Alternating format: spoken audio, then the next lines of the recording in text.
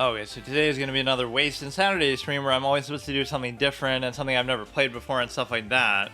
I was almost going to try to do it like, I could do a variant at least to kind of justify that, oh, I'm doing something different, but for some reason, any other variants I find, you can't find players to play against with them, so, you just have to find a bot aside from like the most common one, so like even that Dobutsu Shogi was so funny. It's like Shogi but for kids, so like if Shogi's too complicated for you like it is for everybody, every normal human being on the planet, you play that shit instead. But yeah, I could do this on BlueStacks. I could emulate Lichess and then play it on the phone. Like, will the matchups be somehow easier from that basis? I don't even know. So we were using this background, which was all kind of fucked up. So let me make sure I go here. And it probably won't even work because this one's fucking it up. And so this kind of worked as the board and the piece set. So now we get to use the Botez one, just with them lying about their age and just me hearkening back to my criticism of them and me remembering sort of my catchphrase. So this is unfortunate because what happens is that is a bad sort of losing move, which you should never make in a correspondence game, but I'm clearly not taking my time enough with that. Like, I'm not treating it that way. So if I go on a good win streak, I have to suffer through this art, but the board will be this one. I don't think it affected that, right? But it affected the actual background for some reason, and you could still kind of see the background anyway. But yeah, this has just been weird with the going through all my channel arts and stuff, so. But no, these were all pretty early on clips that I posted, and so many things I talked about in the past, I never posted clips, so it'd be hard to even gauge, like, nobody's gonna remember that or whatever. You're gonna have like this, I don't know, this sort of narcissism to always record everything you do, otherwise it just doesn't work. What we have is Bama Bray, yeah, average chess player, by the way. Literally fans of sub 2000 FIDE players, and you probably have them as your wallpaper and background and poster, and you're like glorifying all these people who aren't even top in the world at what they do. Whether, at least glorify a grandmaster or something like that. So what the fuck was the last one I was using? I can't remember. I definitely used Libra pieces, and that one was actually quite nice, so I kind of sad to see go. Chessboard. Sometimes these will change the thing too. They'll change the pieces as well, but sand, that seems to just change the, that's so weird, right? It just changes the color of the whatever, the movement highlight. But soft gray board, bomb of, oh, that was the one. Okay, I mean, these you kind of would know won't really work when I'm just being like, okay, Neo would, again, I'm sure that I've used these, and these kind of look, same like the chess.com one, right? Like the default. Maybe it just looks a little bit darker, or maybe that's just how. Some of these I've used like a million times, though. I don't want to keep fucking doing this shit, but, right, like I'm sure I've used that throughout the course of this run. I'm pretty positive. Yeah, I'll just do it anyway, I guess, but there might be some slight difference, but I don't know. That seems kind of fucked up, though. Like, how am I supposed to filter through and know every single thing that I have and haven't used? Cap on the right side, yeah, because what is their age actual difference? Like, Andrea right now should be like 22 by that logic. Oh yeah, of course, I should show up just with Andrea. He's like, yeah, she's 22, so it doesn't even make any fucking sense. Chat replay. Oh, here we go again with that one. That's like a positive affirmation, though, that you could read to yourself every day. Like, every time I start, I see myself continuing my current career and playing in tournaments when I can eventually be as good as them all. Whether I'm famous for it or not, I'll be as cold-blooded killer. That's the goal. Hoodie on, not to be effed with on the board.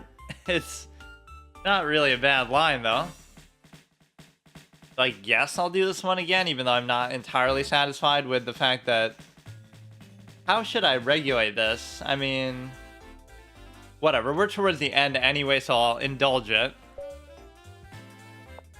Okay, let's just try to be good, but normally what I say is I'll play until I lose one, but I'm not even going to say that. Let's just do what I can. Just ruin this whole Saturday thing, which is okay, but I just don't like it, doing this. He's giving me a lot of free movement. Maybe that's where he wants to go anyway. And I'm getting distracted by the other side a little bit with respect to... I probably shouldn't do this. Now you go here, I go here. You get the bishop there, which is kind of questionable as to what exactly I am doing with it.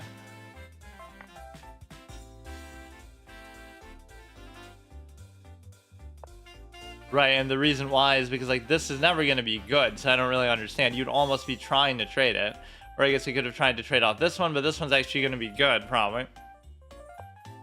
It's cringe, even if it's motivational.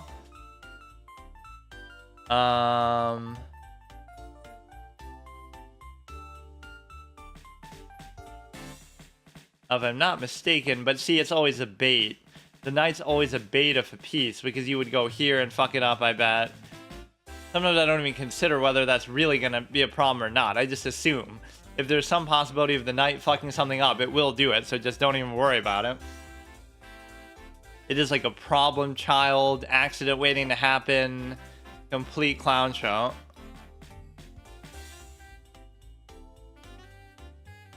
You have this thing going here. I don't see anything really clear, you know, that's good that they're doing. But... yeah, the knights can get pushed around pretty fucking easily, which I'm not really a fan of. You're going to try to go there with the bishop, probably. This is also dangerous. Like, whenever I try to initiate a threat, it gets me in trouble.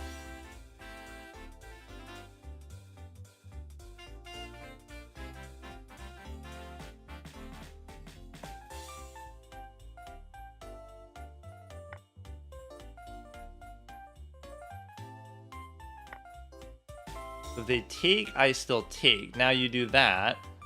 And so therefore that allows you to potentially attack there. So the question becomes...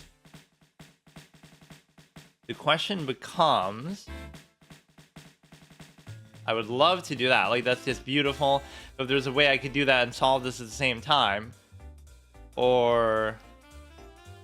you know, because you'd go there, I'm not mated, but then you'll go there, and then I am mated. So what would you logically do here? You could go here and do that, but I don't want to do that. Maybe I go here, which causes problems too. I don't like this because you're putting too much on the knight to actually have to do something in the game, and that's your first mistake, because if you expect the knight to actually do something, you're fucked and you're gonna lose.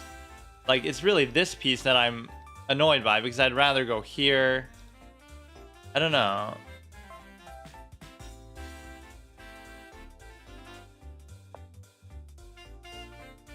I don't like that as a response, but it's the only thing.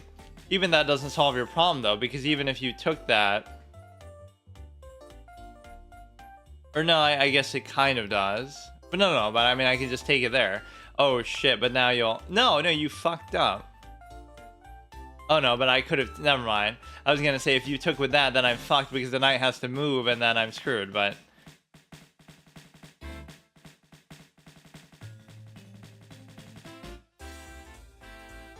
no, the knight is still adequately in a good position, right? There's no problem with it. So there's nothing to worry about.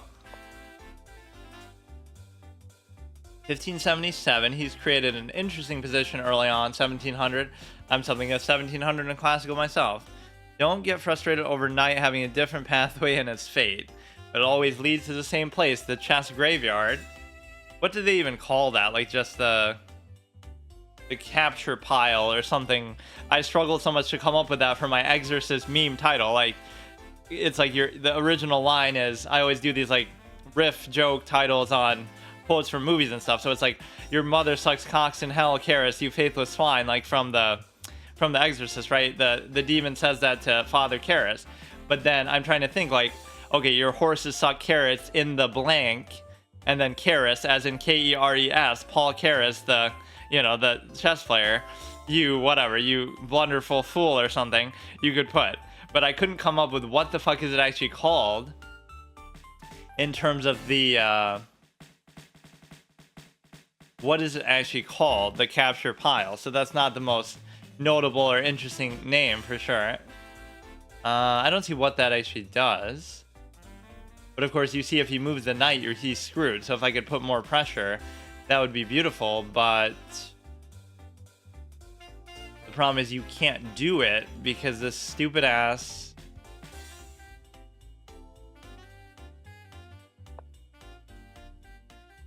You can't do it because this stupid ass knight is in the way and I can't change that. So for example, if you could just move this and do this, that would be a beautiful winning sort of play to make, but it's not going to be that simple. Or a move like this is sneaky because you get to fuck with that. This you can't do. Now, this is interesting too because it would allow me to at least trade the queen. And so if I do that, then I'm pretty happy with it. And also, you know, this is an interesting little bait moment for the knight's existence. And the reason why is because you can't actually take it. Right, you can't actually take it, and you probably can't actually cover it super well either. You'll go here, you'll attack this stupid ass rook here. This is why you're 1500 though, because you're not taking your time, and you should know that being a classical player, even though it's only 23. Oh wow, I could have totally never predicted a move like that. Wow. The point being that whatever, we're gonna win at least a pawn because you have to just give up something. It's not really a big deal, but holy shit, dude, you're being annoying. Now if you can't do that, so you'll trade. And if you don't trade, if you take that first, then I just, not only do I take it back, but I actually made sure dumbass too. So that's fine. Again, there was a back rank possibility, there was an uncovered possibility, but that's just a basic lesson in development. Like, he just wasn't developed correctly, so he got punished for it by losing a pawn, which is really not a big deal at all, but it's just interesting nonetheless. You attack that, you don't have too many options of what to do with it.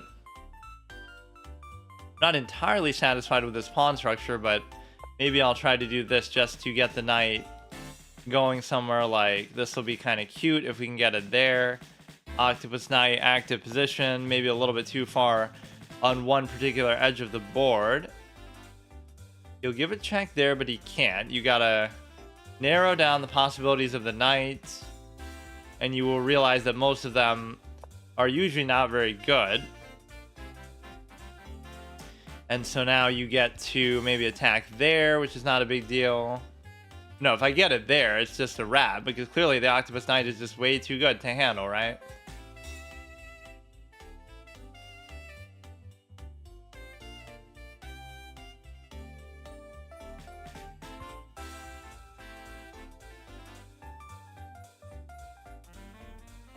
Or there's so many times where the knight just gets trapped by them actually trying to do something with it. Like, imagine that. Imagine trying to do something with a piece in the game. That's just way too much to ask. So now what you can do is he's going to try to... I don't even know what he's going to try to do, honestly. Like, let's use this to display the futility of the knight. What the fuck does it even do? He's going to go... I don't even get it. I don't get it.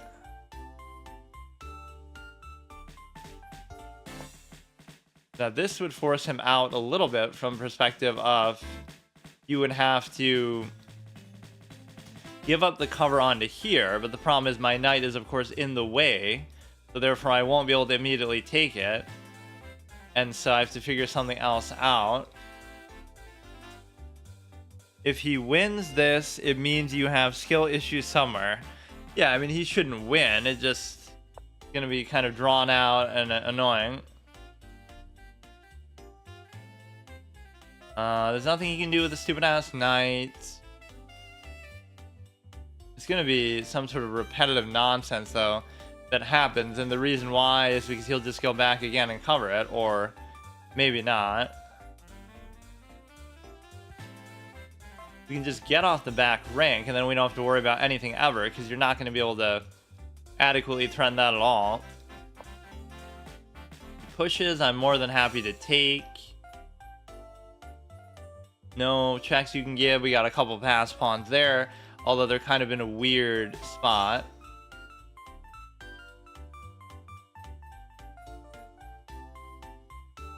Now, not only does this allow me to take here, but you can't even take there. Why? Because of this. So what does this actually mean? But it means you'll bring the king in or some dumb thing like that. Right, you'll bring the king. If you take, I just mate. If you, yeah. There's something more cute that I could do with it, like... Whatever, I'll just let him have it. I'm satisfied with that. It should be pretty much smooth sailing from now on. We'll even put it in here in between the two for whatever stupid ass reason that might solve. Let's see if the king can get there in time, or now you're going to be kind of annoying about it. Oh god. You expect it sometimes to be easy, but it's just not. Like, is it really going to be a problem? Like, in the amount of time, like, I could say, okay, fuck it. You can have both of those, right? Take it. But then I'll take these two, and then it's worth it. It makes my life easier. But now you're not going to do that either, I guess. You're so annoying, bro. You're going to at least have to move these around, aren't you? Like, the fuck, man?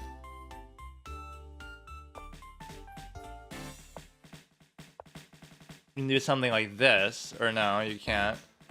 Or even that's better. You just go ahead, you trade. And now it's still not ideal because they'll be able to get to that. But maybe, since my king is so... You know what, we don't even have to worry about my pawns. Like, my king is so advanced here. My king is erect when it comes to dealing with these pawns that I can just kind of deal with it. Like, you're just screwed. Or maybe not. You're gonna have to do something, and my king is so close that you're just done for. Because, you know, you're not gonna be able to do anything. That's it. I maybe didn't do that as cleanly as I could have, but... Whatever, it's good enough, gets the job done.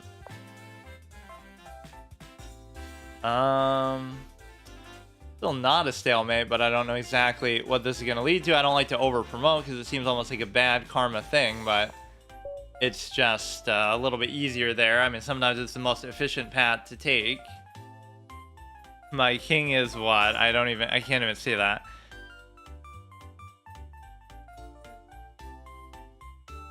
Oh, erect. Yeah, my king is in an erect position, and then I always say, like, ride it like a car. If you got, like, 3 pawns, you put the 3, like, whatever. You got, like, a pawn structure here, the king, and just kind of keep moving it within the thing, so you're covering all of them for one. Okay, let's see what we can do here. And no, by playing that song, I did not at all mean to compare the Bota sisters to Callisto Yu, one of the most badass villains in fiction history. They do not deserve that quality comparison.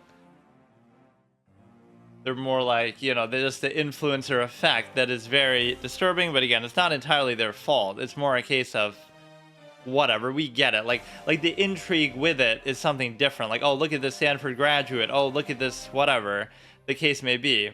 And again, the stimuli acme notwithstanding, meaning whatever sexual stuff that people want to integrate, you know, enter into the conversation. I'm not even saying that's part of it, although obviously face cam, whatever, we get it. But the point is deeper than that. It's the fact that, oh, look, it's these female chess players, and that was treated as some sort of marginal basis. But anybody who knows anything about chess knows that there's thousands of players better. You know, glorify Judith Polgar then, but don't say, and there were articles written, I'll show it. The real Queen's Gambit. Here we go, dude. The real Beth Harmon revealed. Actually, it's not. There was some stupid-ass article written here that's like, oh, Botez is the real-life Queen's Gambit, except she's not even close to as good. Why not say Judith Polgar? Yeah. Oh, here we go, dude. Here we go. Is she, though? The real-life Beth Harmon? Remember when Beth Harmon turned on her webcam and started to stream at a sub-2,000 FIDE level? Of course. Who could forget that episode? Real-life chess influencer, but that's not what she was. She was a fucking world champion. Which even Judith Polgar, as great as she was, she still wasn't that. Like, you know, beating Borgov would be like the equivalent of beating Magnus now. How does she relate? She doesn't. She doesn't, dude. This is what I mean. This is like some sort of media exposure bullshit. This is not justifiable in any way. just because you're exposed. You know who she kind of is like is Robin Scherbatsky from How I Met Your Mother. There's a definite they're both Canadian and everything. I wonder if anybody else has talked about this, actually. They're both Canadian. They both have kind of a... whatever. It just reminds me of her. Alexandra or her sister? Oh, her sister's kind of irrelevant anyway. Debunking internet. Nice to see that. No, but imagine what is this website? What is this website that deserves to be clowned till the end of time? And they didn't even take it down. Eva R. Sachdeva from Marketing Mind is a clown. They're a clown dumbass because what the fuck is that headline? Like, you're not even close. It's just not the same criteria, right? You're just, I don't know. Okay, let's just keep going. 1656. Oh shit, mirror matchup on the nose too. Speaking of Canada, this guy is literally who's the best Canadian player ever. He's literally him because he plays chess and we're aware of him in the public eye because of some viral whatever. You know, like, it's so... That's really what it is. Like, you don't know what you're talking about even in so basic a level. There's this girl and she plays chess, therefore she's literally Beth Harmon. Wow. Like, what are you, fucking stupid?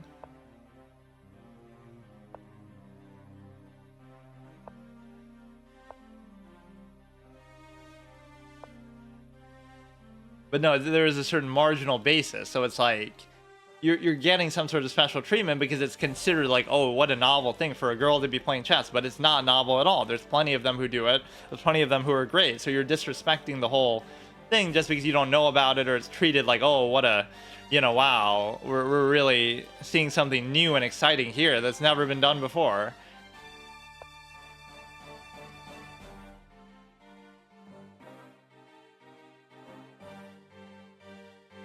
Speaking of a theme of one of the best villains ever, too, this is possibly the best villain ever in gaming fucking history.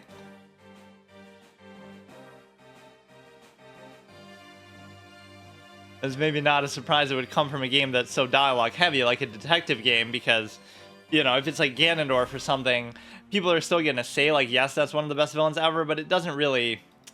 I don't know, he doesn't get enough dialogue and screen time typically to be considered that. Or like Bowser is too much of a cliche, but in like an actual detective story, it's like you can really appreciate it because you're getting into, you know, you get to see all the layers of their personality and everything like that over long passages of dialogue and argument and whatever.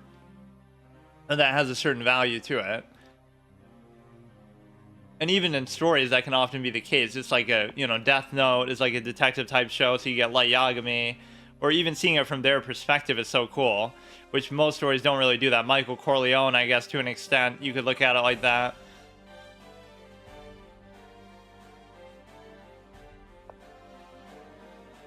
Poppy Pawn. You would have an adequate amount of cover here, to the simple fact that I'm too much of an eager beaver when it comes to just taking stuff. I'll just take it just because. This is not allowable to take, and so it doesn't matter, but... Yeah, like I just did that without thinking, just because I feel like it. Not because I actually think it's that good or anything. You can push this out and you can block off the diagonal, but you're going to give up one diagonal or the other, but I could have possibly gotten both if I was a little more patient about it or something. Be the first person to solve chess. I will not be, but I'll probably witness it being solved in my lifetime, and maybe in a soft sense I already have. And this is, of course, the Stanford logo, Stanford badge. I feel like that's more impressive right there. What's more impressive? Graduating from Stanford or being a sub 2,000 FIDE chess player, or just 2,000 FIDE barely? You'd be surprised to find out going to Stanford is the greater accomplishment, just because, you know, being top 25,000 in the world at a game that you play more than other people who aren't top 20, like, it's just not the thing to be glorifying. And then people say some stupid shit like, well, you know, oh, haha, it's you're not there either yourself, but you could always just do it in a raw game comparison sense. Like, how many games have you played to get there? And it's not always going to be the same for everybody, but it's just... Here's where I get sort of overly ambitious and fuck up.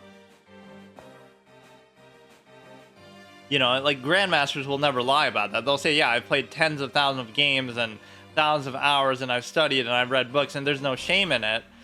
But somehow this mid-level sometimes lies about it. Like, oh, I'm 2000 and I'm just like that. I've never studied and I'm 2000. Said nobody ever, except, you know, people who actually want to lie about it. Like, I don't care if you're Luke McShane even. Like, I'm sure he studied to an extent, although his rate of growth was always considered very impressive and unusual. But that's not typically what's going to happen. You can go here, which is cute. And the reason why it's so cute is because you are able to take the pawn for free at the very least, if not more. Right, and you would have also had a free pawn from a perspective that... Whatever, you could have one... Well, actually, no. There's all kind of weird shit that could happen here, some of which could be good. If you block, I take, you take, I still take. If you don't, you move to there. Which is, again, just weird that you're putting the queen in a very undesirable spot. Now, this is one of those, like, strike while the iron is hot kind of moments. You have to just go for something crazy right now while you have the chance, but it's very hard to figure out sometimes what that is. Right, in fact, these are the positions that often blow up in my face. But if you open this, you could be in a very strong position. And the reason why is because you are able to take, put a rook there, put a queen there, and you go for like a mate or something like that. But look how we box the queen in. It's not really trapped, but it's just kind of, you know, it's stuck more so than trapped. As a trap would imply that you're capturing it, obviously. But there's some interesting dynamics here with this and take, if you're able to, whatever. If they move one of them away. It's a good move. It's a sharp move, but the thing is that it maybe shouldn't matter, but it's probably going to matter. This is honestly one of those sackable moments. It's worth it to sack. I don't fucking know, dude. You've got too many other places to go, though. That's the problem. Like, okay, fine. Let's just put it on the table. You'll take... I'll take and shack, and you're mated, and it's over because you're fucked. But you're not, because you'll still go there. Why is it so hard? I'm gonna let it happen, but at the very least, I should think it through a little further if I'm gonna let it happen. Okay, the queen is there. You take, I take, and check. Now you can't block, and you're there, so you can only go there. And so now my queen is, your king is there, my queen goes there, and then the only spot you can go is there, which can be attacked by the thing, but it can't be. Like, how the fuck is that not enough, bro? I don't give a shit. I'll do that.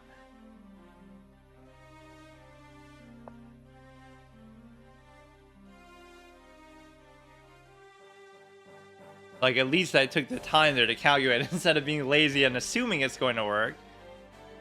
When he did knight d4 looked better. You already saw chess. You discovered the knight sucks 100 years after it was created. I mean, I don't understand why people keep trying to resist that notion, though. When he did a6 c5 was a possibility.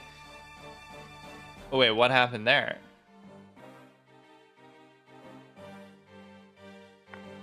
Wait, what? What the fuck am I looking at?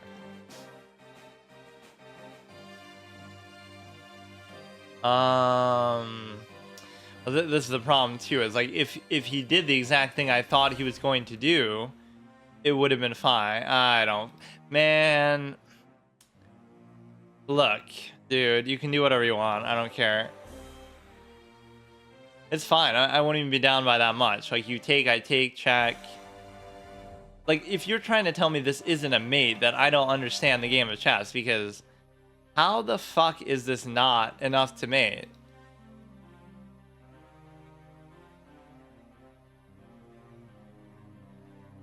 You can't block. You can't do anything, dude.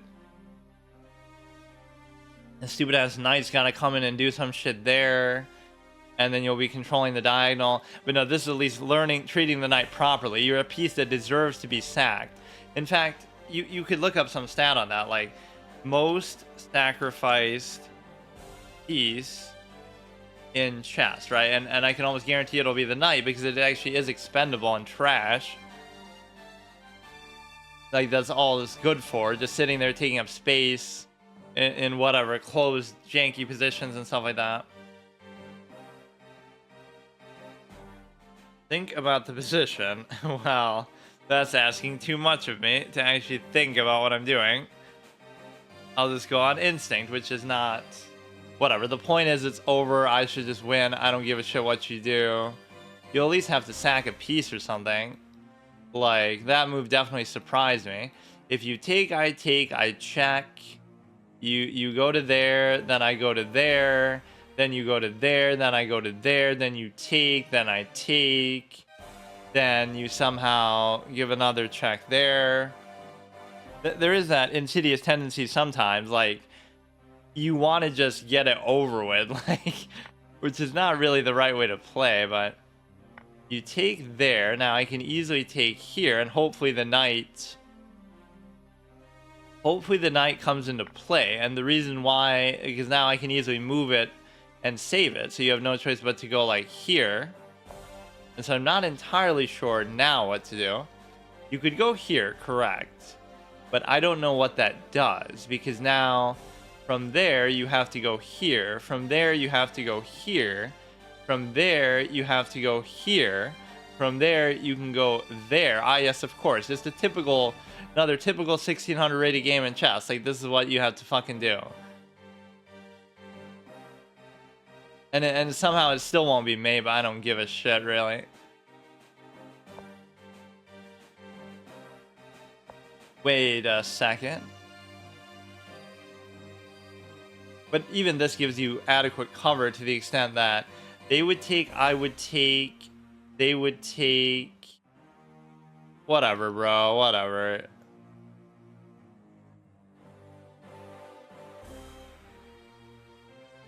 You check, and you don't even have to take, though. It's like... If you take, I take. If you take, I still take. Now that we have the queen cover. Like, that's just bullshit, dude. That's just, like... I try to attack in this game for once, and it just shows you the problem. Like, you just can't do it. What more would you have to do there, man? It makes no fucking sense.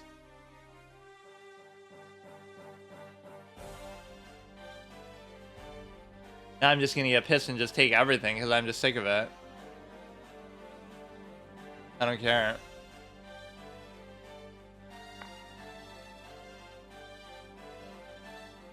If you take, I take. If you take, I take. If you move, take, I take. If you take there, I don't know what I'll do.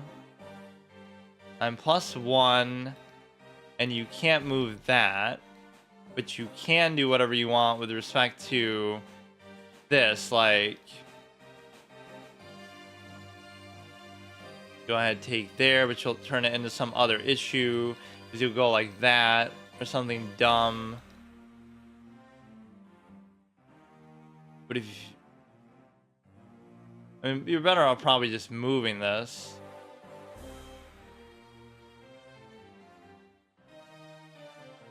I don't know what you would say about that, but now at least you see why I don't really try to attack, because that's just stupid. That is just unironically dumb.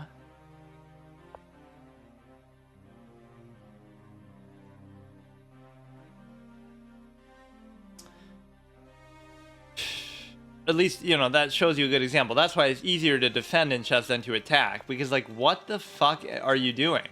Like, what are you doing in the game?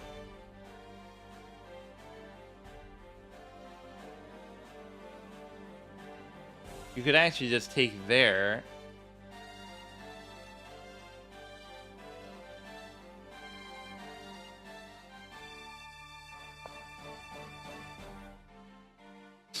Okay, so I'm still in a fine position. I'm just not happy with the way that went entirely.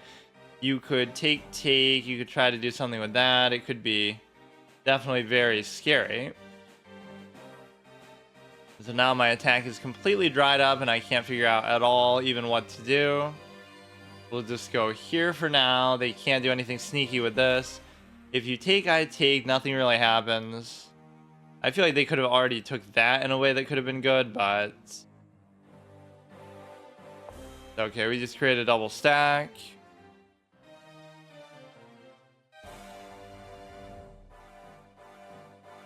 We can go back or something. We can try to dick around with the knights. Create a nasty octopus knight here, actually. But then you're double attacking this, so I can't even do it. You could put it here, and then he can't. This is actually a passed pawn, so of course that's what it's actually going to come down to. I'm more than happy to do this. And the reason why is because they would take, I would take and check and be able to take the other one too, which is still completely fine. Or you can just do that too. You can go like this, or no, you can't. You can go like this, although I'm kind of trapping my own rook in there too, in a way that probably doesn't make a whole lot of sense. In fact, no, but you can't even really do it. You take, you take, I still... No, whatever, I probably fucked up the pawn, but that was a pawn that I'd basically already almost lost. That's not a big deal. You could take maybe this one instead.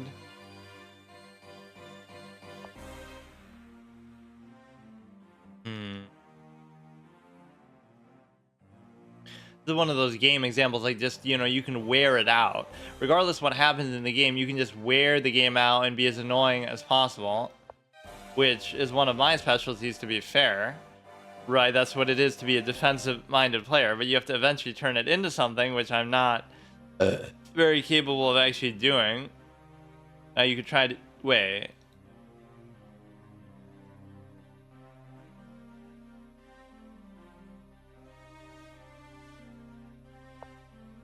Well, good thing they didn't do it, but this is what I was concerned about. Like, I could be trapping my thing in here in a way that... I don't know what's happening anymore. But no, you can drag it out so long that eventually it's just like, I don't even know if I'd call it a mistake. It's just like you're just not even, I don't even want to play anymore. Like, it's fine, dude.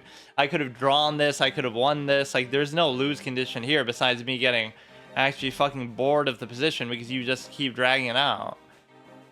But that's the best way you can win in chess, is just through attrition. Just drag it out, be as annoying as fuck. You don't have any plan, you don't have any strategy, you can't win.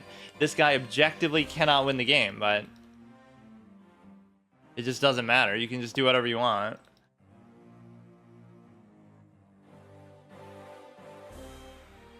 If you take, they'll take there, but I almost don't even care, especially when it's a knight. You could try to attack there. You can't even really do it, though. You know, you lose, like, the octopus knight position, but you also... You create a little double stack here. We have to figure a way to actually maybe incorporate the knight a bit. You could move that, actually. You give a check here. You could potentially, okay, take there. And then you basically get to give a check here.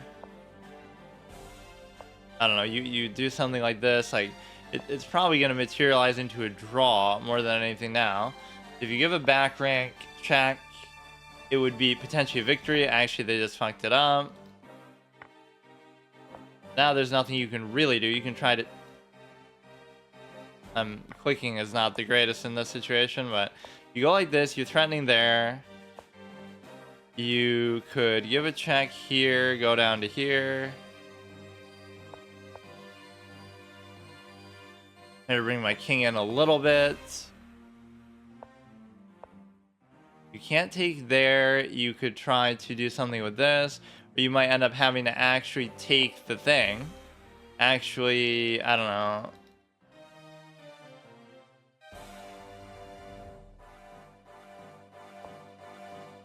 Doesn't matter. You can't do anything with it. You can try to take this one, and that's perfectly fine. I don't really give a shit. You take, double take. He gives a check. He trades. It'd still be fine, even if he does. Or no, you can't even do that. You can't give a check. You can't do anything. You can check here. I would welcome a trade, you know, at any stage. Oh, shit. Okay. You go to here. I don't really care. Give it again. Just go threefold repetition, full on mode. You can try to put it behind here, which itself is concerning, maybe given my position of my thing, but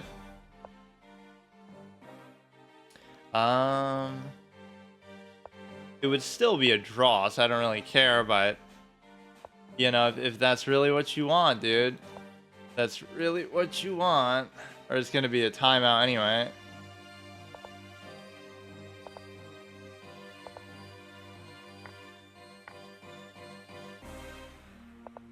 Or he's better off, I guess, not taking it.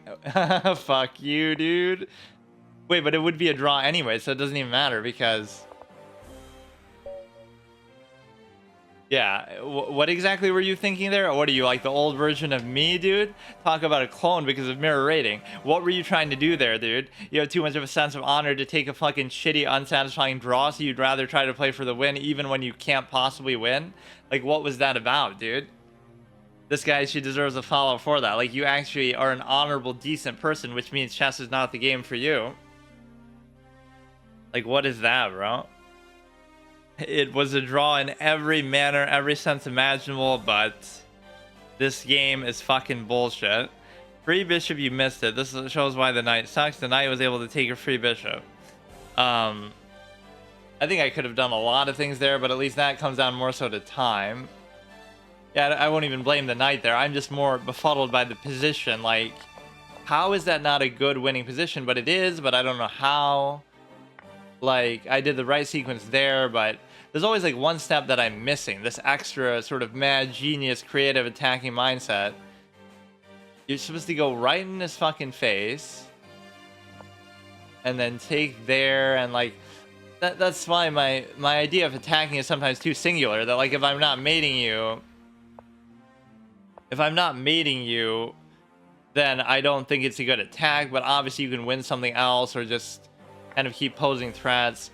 Like it's such a strong, yeah, like even here. That was earlier, but even later on I had all kind of other like these blunders are just like a lack of understanding of whatever the deeper meaning of these positions is. Like I don't care enough to try to think about it. But I did calculate that line pretty thoroughly. I just was kind of missing certain things that they could do, or I was assuming they wouldn't do them. But no, I'm consistently winning despite my blunders.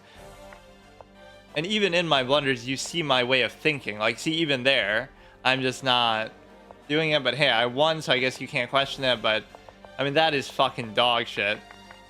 Like, even when I win, I can be mad because it's possible I messed up here too. But it is a draw anyway by definition.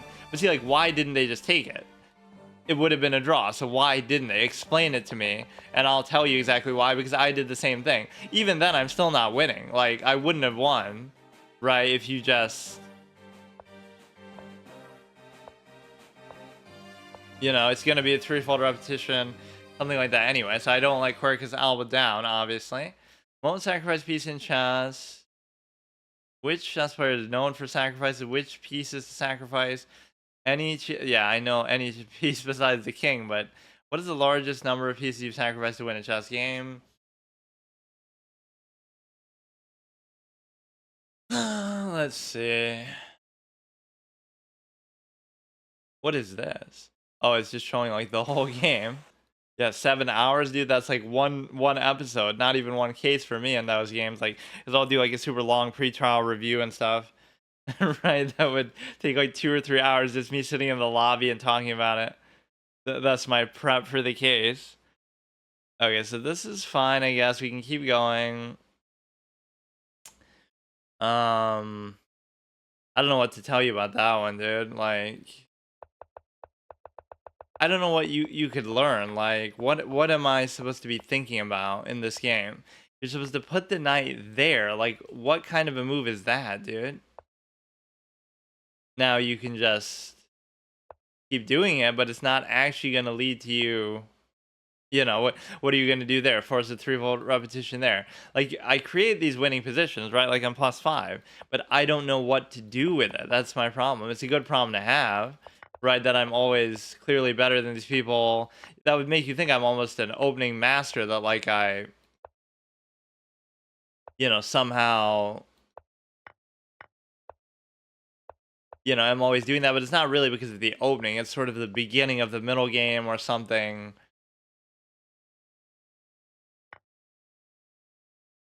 Now, why would you do that? See, even that's a sack. Even that's a sack play, but you get it back, so you got to start seeing these type of things. It's just too much work. Like, you can be better, but it takes too much to show that you're better. Like, you know what I mean? You might think, oh, that's the nuance. That's why people like chess. But at this level, do you really think these people know what they're doing? Like,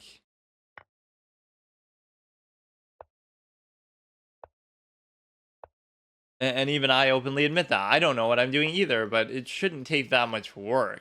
That game right there reinforces why I just don't attack. You can say whatever you want, but like, who would you have to be to have actually made it in that situation? What would you have to do? I mean, I don't even, there isn't even, that's the sad part. Even if you play it perfectly, well, assuming they're playing it perfectly too, there's no mate there. There's just never a mate. Mates don't exist in chess. Even at the highest level, if you think somebody wins a game, they don't actually mate. They just, you know, they resign before they do it. Like, yes, of course, I would have just had to have done this sequence of moves and give up my queen to fuck it. That's actually quite a peculiar move that it does that, but it's obviously going to win, but it's not.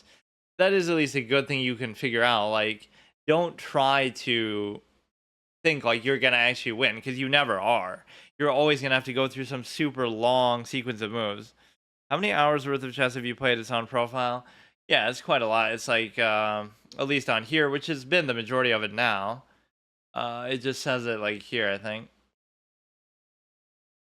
23 hours, 10 days, almost 24 days. And it said it like here too, doesn't it? Oh yeah, 12 hours spent playing in Rapid, probably about the same. 10 hours spent. Oh, actually more. It's more in Rapid now, because of course, even though I played less games there, they obviously take a lot longer. So that's what I was trying to focus on, mostly on the site. But I just wanted this to catch up to the 1700 in Classical, which we're not at 1700 anymore. But that's just kind of besides the point. Let me see another one. What else do I want?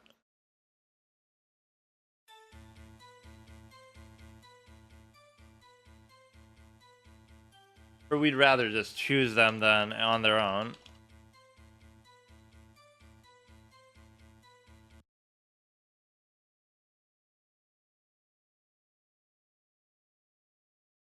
Of course, this is one of my favorite ones ever. In fact, I would listen to this a lot during chess. Specifically, like when I had first come back and stuff. But no, that guy is... That's the thing. Even though I technically won, it wasn't a win. It was objectively a draw. Like, even... He could have just took the pawn, so I don't know why he didn't. It's not even like, oh, he messed up. He's choosing to play the game in a way that it's not meant to be played in. What is all this, dude?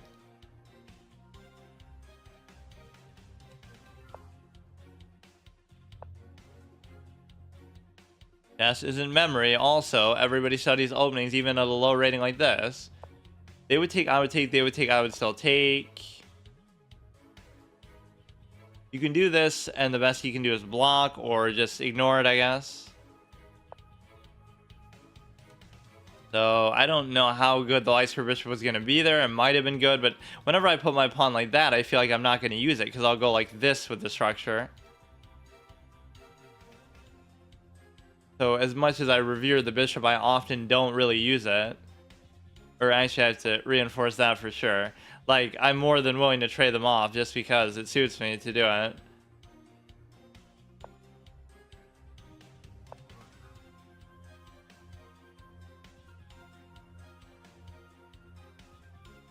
Create the V-shaped structure. It's never failed me. It's never the fault of that, at least if I lose. If you take, I take.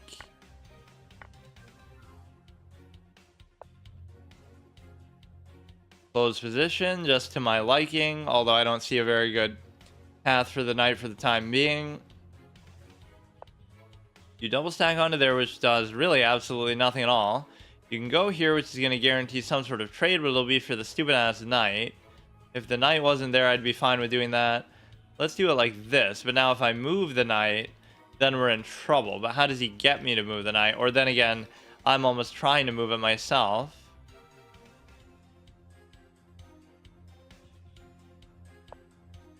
Bring out the queen.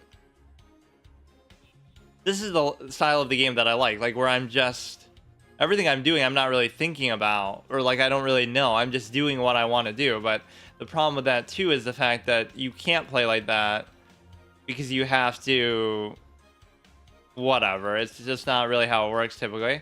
Now if I go here, you can't take anyway, so you would take, I would take, you, wait, it still doesn't work though because the pawn, I don't want the pawn to be separated like that. They would take, I would take, they would take, I would still take.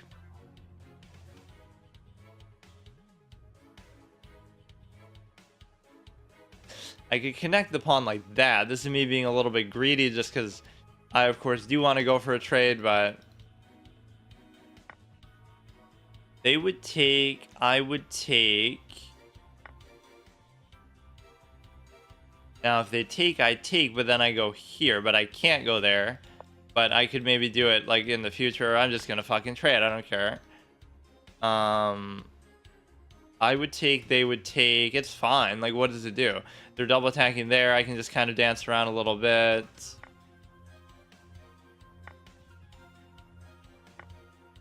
They have what's gonna be potentially a bishop pair of some consequence, but I'm still not really too concerned about it.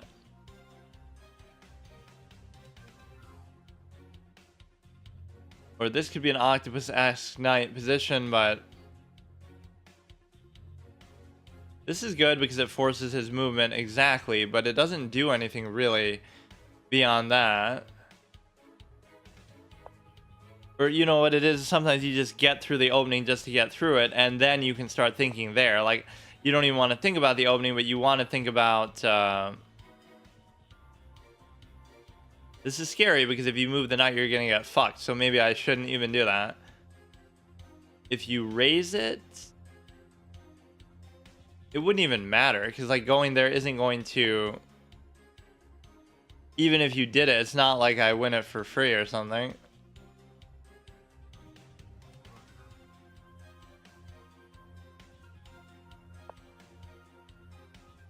You raise it again, I take, take, take, take. There could have been something actually with that.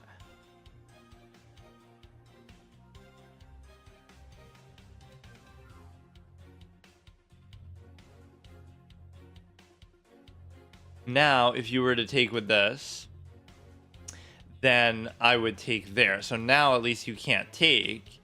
But whatever you do is still going to be annoying because it's going to basically...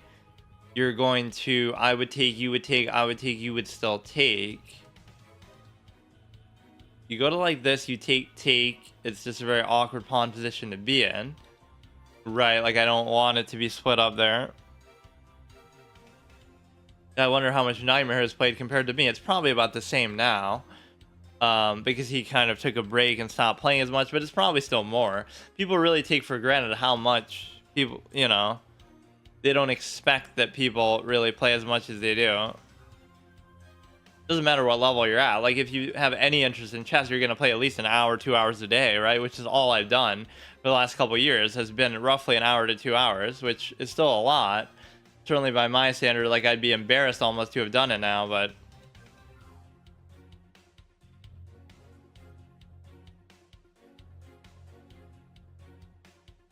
you can't do anything with this. You got to move it back to here. And the reason why is because otherwise you lose this pawn here. There's not much choice in the matter. If I go to here, then you take. And then if you do that, it's not good because that pawn position is weird. You try to go like this maybe. But then you open up the diagonal for the thing.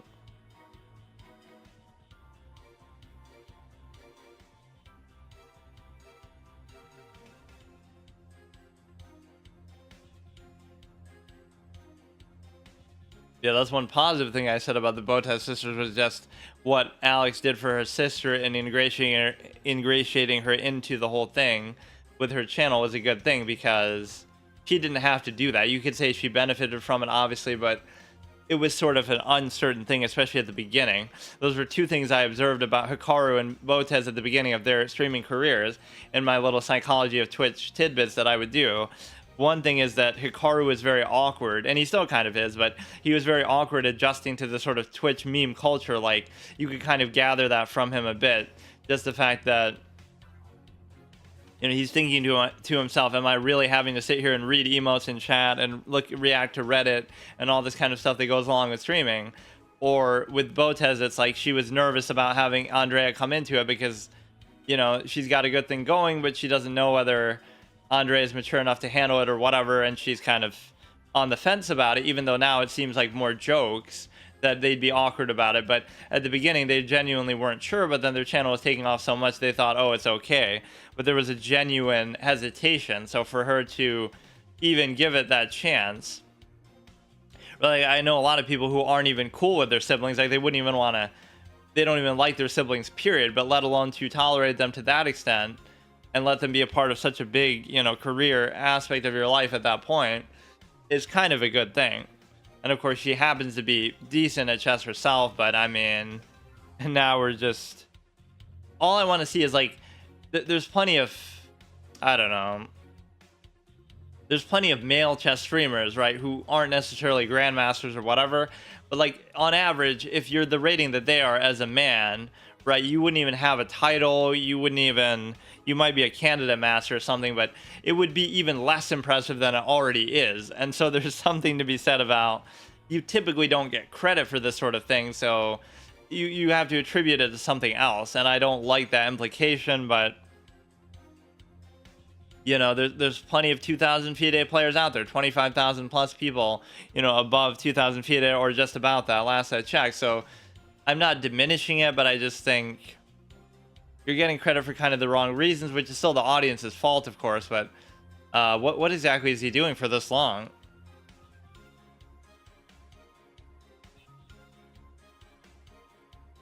I mean, I'm fine with it, certainly. I mean, this dude has taken like 5 minutes on this one move, but he's still barely below me on time.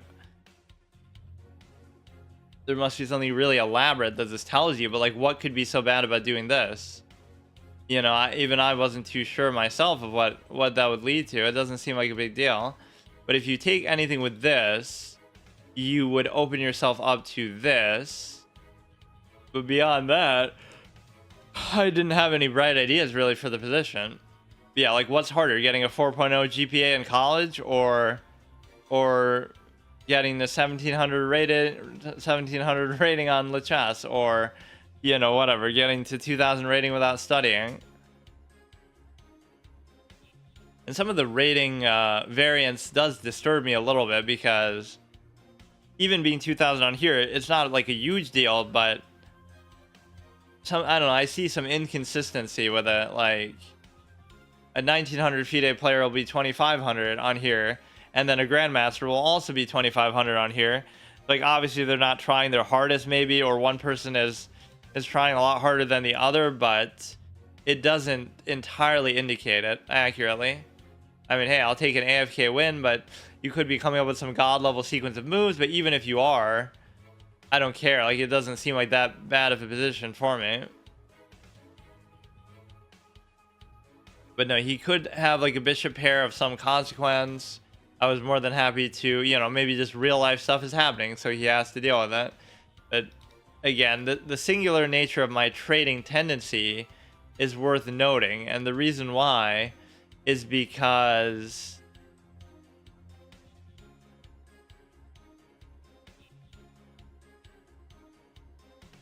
it is just a laziness that's sort of very deliberate, that there's probably something better, but you're not even making an attempt to try to find it because the trade is just easier and simpler, which for the sake of time and for the sake of low rating, it makes sense because it just works. But it's not, in a way, you're kind of learning the game the wrong way, but the alternative is you just have to learn it fully. Like, you're not going to know everything, so it's always a good escape route. But, and again, in Rapid especially, I'm not even going to try to pretend like that's a bad thing, because in Classical, okay, then I'll take my time and try to calculate, fine, but don't expect me to do that in a 10-minute game. Like, how am I supposed to just do everything like that?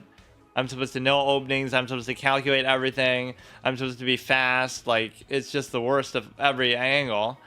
If you want to be fast, play Bullet. If you want to be, think about what you're doing, play Classical. This 10-minute thing is completely nonsensical, but I'm giving it a chance for now. And it's by far the most common, popular format that people do, which I kind of understand, but it's also just not doing yourself any favors in terms of the low rating. Like, you'll think you're worse than you are, but it's only because it'll eventually come down to time. That was always my experience with it. It would be really close, really interesting, I'd be playing really well, and then, oh no, I blundered something because I have like 10 seconds left and I'm panicking. So it would always come down to that point, and that would be the decisive element of the game. So it shows you that chess isn't actually all that perfectly balanced and designed, because of the simple fact that it'll be evenly matched at every level, and it would be a draw at every level, but then, oh no, time becomes the deciding factor. Either somebody flags or they mess up because they're lower on time. So in other words, if you have infinite time, everybody's equal, or to an extent, if you were about the same level, it would, of course, always be a draw because you're losing the stuff you could easily see.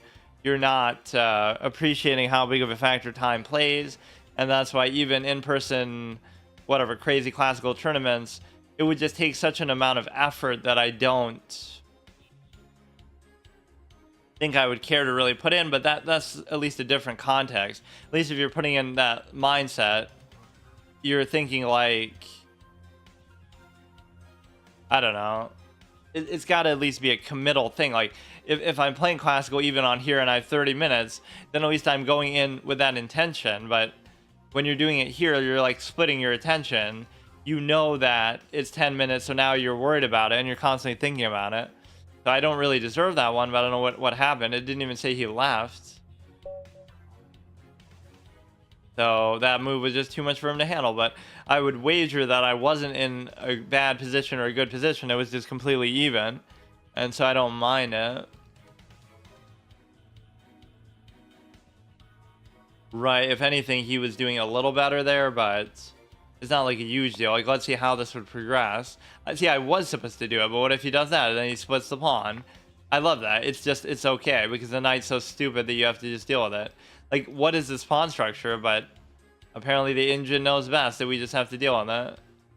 You go to here, you go to here. You cover this. Oh, here. Okay, maybe I'll do a couple more.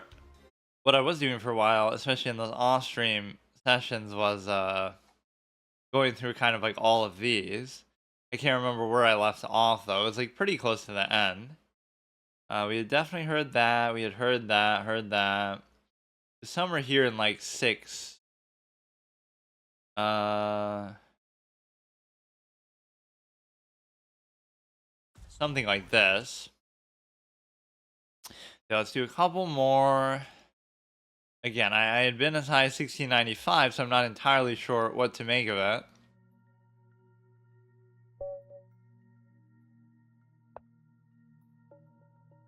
It's just amazing how you can go on such good and bad streaks, but I guess it's very psychologically based. Just because the level of play should be relatively consistent all the way through. Like, you might say, oh, I'm reading too much into ratings, but it's generally like somebody who's 16 or 1700 is not very good. Like, that kind of goes without saying.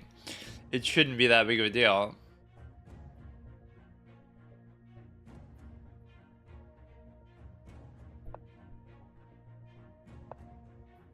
You can't trap the bishop in there or anything, so you don't have to worry about anything. Just go like this.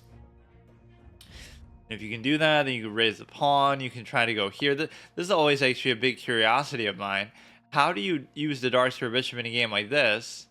And the answer is you really can't, because what is happening here? I would take, they would take, I would take, they would still take. What the fuck is going on? They're doing one of these weird, janky fucking openings. Just doesn't make any sense at all. They're not gonna, or I mean, again, it must be my opening that somehow dictated this to happen. But even if you thought that, then what the fuck? Wait, it's not even an ad though. Like, you can skip though. It's just like, what the fuck happened? What didn't I hear? I'm actually trying to remember it. I can't remember it.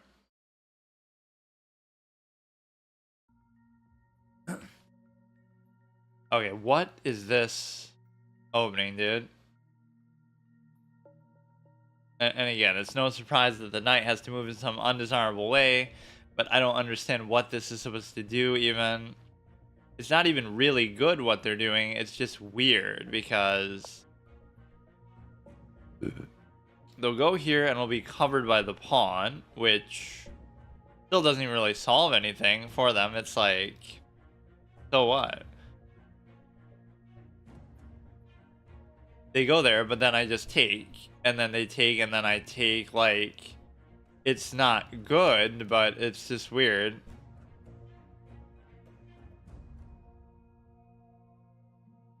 This would allow you to take there, but it actually wouldn't because of the unusual placement of the knight. I mean, clearly this is all just according to their plan, and they know exactly what they're doing, but I somehow doubt it. They go there, I would take, they would take, I would, wait. I would take, they would take, I would still take even. And I almost want to go like this. This is just weird. You're playing Minecraft. How does it feel not to play Minecraft when I can? Brokey. I mean, I could play it if I really wanted to. I'm just sort of saving it for a special occasion. There are certain games that I do that with. Kind of a weird tendency. Or even like movies or whatever. I'll be like, I'm not watching this or I'm not playing this, not because I don't like it, but because I do, or because I think I'll really like it. So I want to save it for like a very special moment, like Fallout 4, or even, I don't know, certain games I just kind of hold back like that. What you're going to see here is you're going to see the simple fact that 8,000 games, but in what? He's played mostly Blitz, which again, I'm not saying that doesn't have certain skills that are valuable, but I just think they're not valuable at the low level. That's usually my contention. As if to say that, I don't know actually what your response to this pawn structure should be. If you keep going, I just take, right, even with the knight. So maybe this makes sense. Because either I'm going to take, or either you're going to take and allow me to take with something else. But whatever cheeky little thing they were trying to do just simply didn't work. As always, the liability the knight can be, but even here you could just raise it. It's not like you really have to do anything there. Right, it might be a little bit awkward, but it's still fine. Because of the simple fact that you raise and I'm not going to take. That's the key thing. Right, you don't want to take. When you give them the benefit of the doubt that they kind of know what they're doing, but I mean, it's just way too overly aggressive that if I had attacking bone in my body, I would be able to, you know, kind of punish them for this a little bit. You could also go like that. Actually, I don't see why that would be bad. And the reason why is because what can you really do now? Right, like there's nothing you can do. What would be the thing. Like if the queen comes into the dark square, that could be good. Like it could actually be very good, but this is covering here, so you would have to like make a way. I don't know. Like if you come to there, that would be the concerning element. And you could never come to there because the knight's just going to sit there probably the rest of its entire existence. Yeah, it seems like Nightmare likes Minecraft more than chess even. Okay, this is a little bit concerning, but you would think this should be pretty much open season to try to take, but it's not going to be that simple.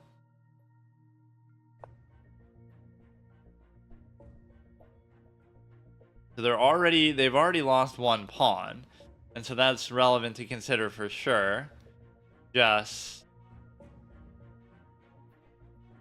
you could come into here with the cover of the thing, right? So if I move this, that could be a problem. The other knight is interesting to me that I can't do anything with it. The bishop also I can't do a whole lot. I mean, if I could just move that one, I'd be very happy with it. I just can't do it. Nothing crazy I'm seeing that they can do with it per se, right? Because I would take, they would take, I can't take, but it's okay for now at least. I would take with the knight first, or now you're really loading up like crazy on there. Now would there be some problem? Like they come in with the bishop, then I would take, they would take, and then like I lose the rook maybe. You're not going to trap the queen because if you come in with this, you could just move the rook and you don't even have to worry about it. If you, or it could be as simple as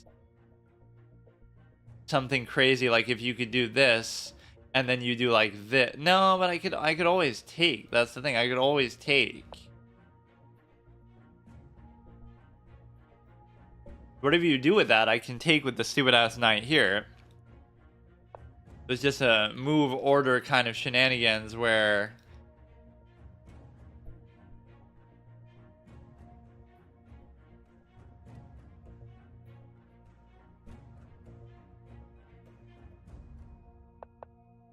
you're certainly loading up a lot in this perspective. You can try to maybe come down to there, but it seems like I'm putting my queen in too claustrophobic of a spot where there could be a problem. In fact, even this would recreate the problem of sort of blocking everything off. I'm not entirely sure. I'm not really too happy with this position overall, actually. You could go to here, I guess. Then you create like a forking position that even though it's not actively there, it could potentially be there. Like why would you want to walk yourself into a threat like that is the thing. This could be a cute move to make. I really don't see what they're doing, but it could be just too good for me to figure out.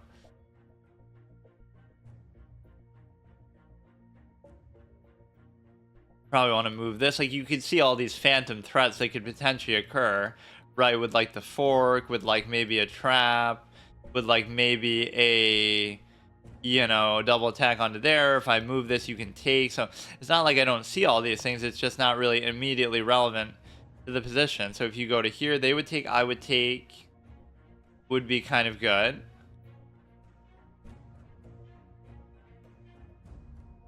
I'm willing to just do it because I'm getting sort of fed up with this position a little bit. Because I would take in check, and then I could still be fine. Or even that's perfectly fine too, because I don't see what the problem is. There's going to be a trade that occurs right away. Right, and I'm more than happy with that. And the reason why is because what can you actually do with any of this now? And whatever threat you might have had with your overly aggressive style of play, not even kingside castling, not even castling at all, not even doing anything properly in the game. Now we can try to double take onto here. Just, well,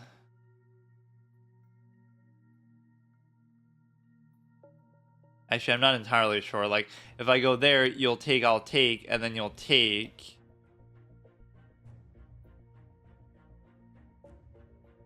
I mean, this should be easy enough to take in the long run. Like, why should this even be a problem? You go to here, and then you go to here, and then you take, but this is gone. But this is such an awkward spot for that pawn to be in. You take, I take. So all the, whatever attack they were trying to do sort of evaporated, which also favors me because the time is really sort of dwindling down. This one is not really too bothersome to me. I would take, they would take. They'd give like a check there. If they go here, I can take. If they take, I can also take. So let's ignore it and go here.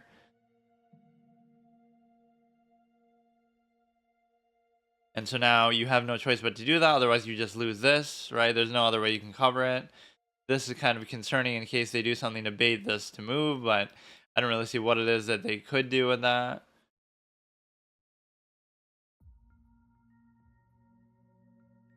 But it doesn't even mean that given the circumstance that I would win the game. It just means that,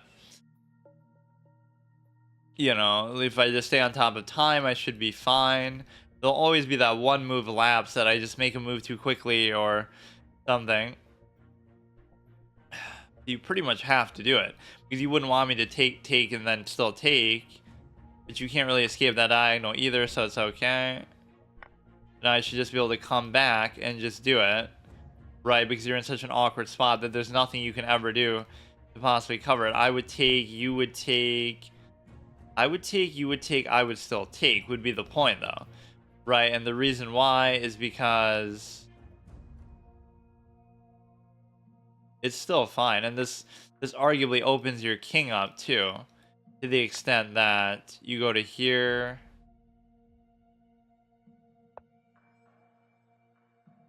So now not only can I take this, but I can also take this too. There's nothing you're going to be able to... Wait. Oh, did I maybe... No, but that was always there. But like I could have... I would have wanted to go back and attack it there, but you have to watch out and not actually do that. The light square bishop isn't doing a whole lot. Let me try to...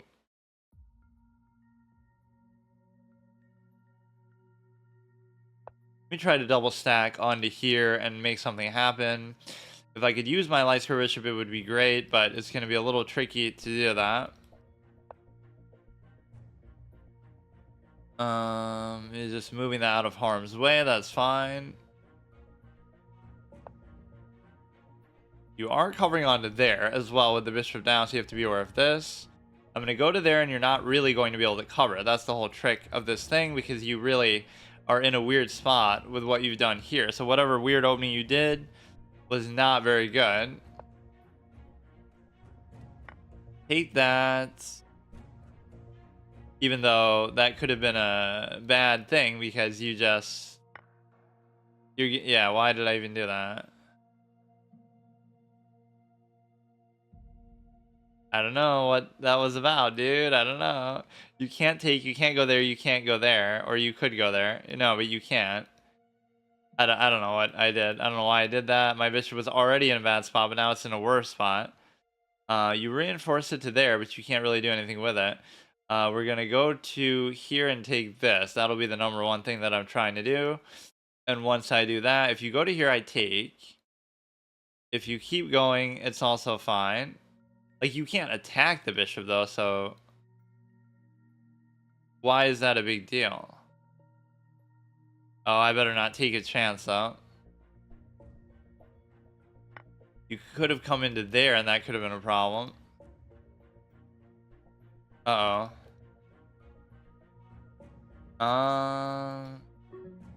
Fuck. You go there. We could do like a lot of back and forth shit, but you go to there, you go to here, you go to here, you're attacking there. I could cover it like this. I don't have to worry about the pawn. Just don't even worry about the pawn. Because if you give a check on the back rank, I could be fucked. And the reason why I could be fucked is because of the simple fact that you get mated on account of that. So again, this is still easily takeable, but it's just going to take me a while to figure out actually how to do it. So I don't know what I'm doing with this either. You'll keep going back and forth. So, I don't know. Would love to trade, and even the ability of doing this is not going to stop the trade. They go there, I would take that could be interesting actually. If they go like here, for example. Now this covers in both senses, right? You cover, you attack. You go there now, but so what does it do? You still cover here, although it's an awkward way to actually do that. You would take, then I would take, then you'd be able to take potentially.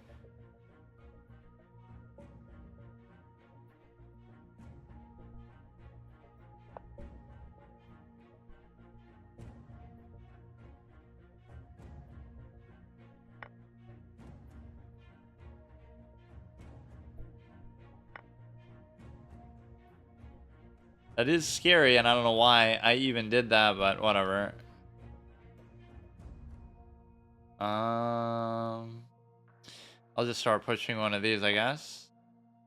You could take a pawn there. I'm very low on time, so I just kind of have to make this happen. This is not the best idea because you're kind of splitting your rooks in a way that could be intimidating, but as long as you have this one there, you can't possibly give a check. I'm just going to go all the way with it, and I don't even give a shit. Let's just keep going with this one, too. Like, just fuck it. Put the pressure. That's fine, too. Can't do anything with that. You'll push this one to there. You'll try to move around with your own or something. I only have 14 seconds left, though. So, like, what do you expect is really going to happen here? Like, I'm just doing it kind of blindly. I certainly shouldn't lose, but this is sometimes where that does happen. Anyway, it's just, like, fucking stupid.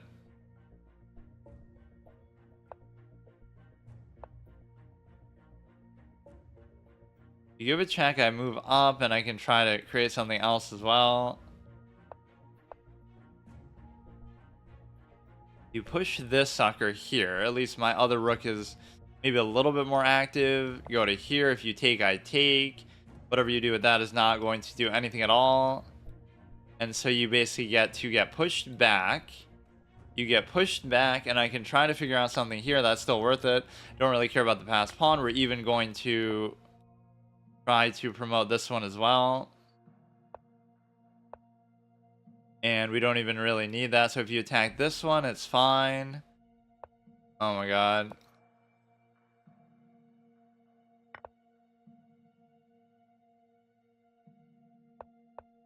I don't care. I don't care. Take. Oh, fuck. Okay, okay. You're a really good player, dude. You're really, really good.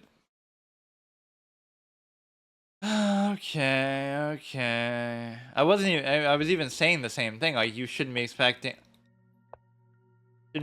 to try to win, but you could try to, um, oh my god. Oh my god.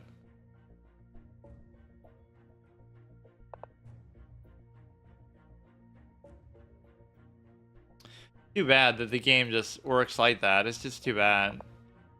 Like, it's fine, you know, just play a longer format. It's fine.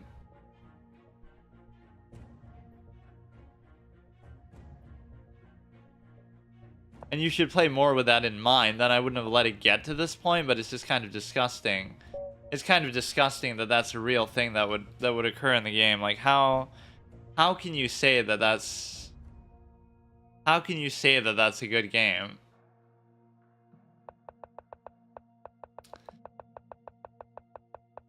But if that's the only way that I'm losing, which really, it really is the only way that I've ever lost a game, because it's just not possible. I mean, it's just garbage. It's just garbage. Time is the most garbage mechanic, and I don't know what low-rated players try to prove when it comes to time, but all this stuff is fine. So, I mean, I should have been able to promote. I should have been able to mate. I don't know how it actually didn't even happen, because I guess it is a little more difficult than you would think. Like, let's see how the engine would even play it. You go there, you just take it. You know, like, it's not that hard to figure out, but it's just kind of dumb. You just keep pushing. And again, that's not even that complicated, and I could have totally done it. It's just, It's just the simple fact that where is even the fucking playlist if they change like this whole UI of how this works. Um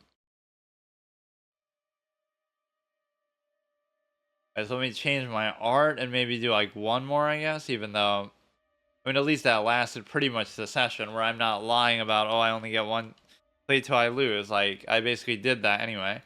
But I mean, again, those kind of losses are fine. That's actually par for the course of what I actually now it's showing me a different one. Like the Jess Castle thing, I thought I already used. So, 1, 2, 3, 4, 5. I can't even remember now what I used. I'm pretty sure I didn't use this one. This was like my first brilliant move on chess.com, at least during this website usage or whatever, like this new account. And I don't remember to what extent I even kept track of stuff like that back then. So, what is this, dude? Yeah, I'm gonna print to show off my rating and shit. Why is it fucking showing that? Let's go. We'll change the set again. Neo wood, and we'll do the board. We'll do this one. Yeah, that's okay. If I lose like that, I don't care because that's just the way time is gonna work, and you're not really gonna be. Because again, any sort of compromise, like if I had been faster, I might not have been in as good of a position, so then I would have lost some other way. So at least I'm losing for the right reason, I guess, kind of. But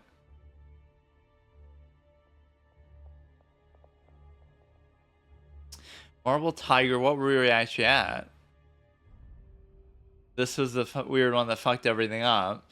Neowood ICC, which I'm pretty sure I've used this as well, and I always have that joke, ICC as in Internet Chess Club, like help us create better puzzles, but I don't even like puzzles.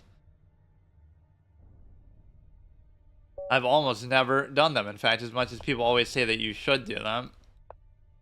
To go here, go here. You could pin it down, so I'm gonna go here. Bring this, like, you could actually do this. Right, I typically put it there, but this is okay too.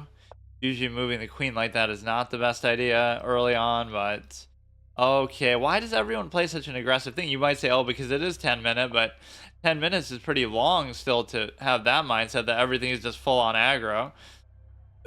I don't know exactly what to do with this. I mean, we should still do the full on bishop pair, even if they're not gonna put the king there, but I don't know. One player was winning, but then gave it away. Or yeah, like I got it even in a loss, didn't I? That's a great way to introduce your first whatever, your first brilliant move, but you still somehow managed to lose despite it.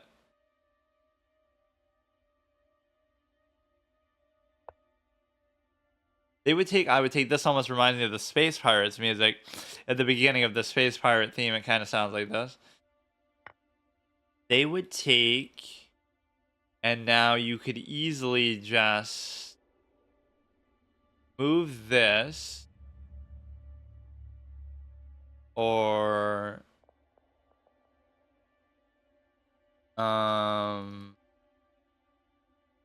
you want to move that, you want to move this, but then you won't be double attacking.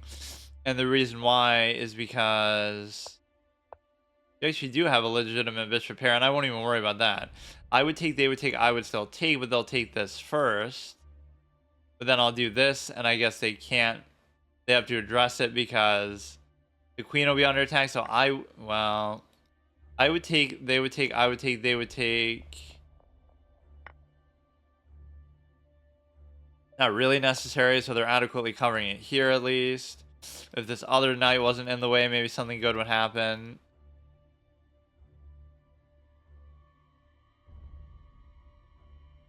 I would take, they have too much cover, definitely on account of the other thing.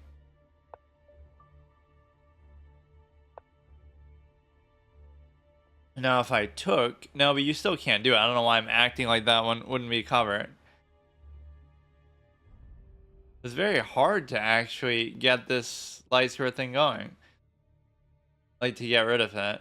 This is like an Octopus Knight-esque position that you would be very happy to see um, play out like this. But yeah, it's very difficult sometimes to do that. Like you could still reinforce it again because you lost the Dark Square Bishop there.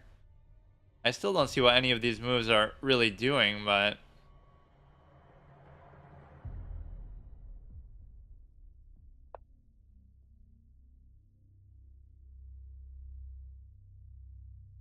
I guess you could have tried to add an additional attacker there.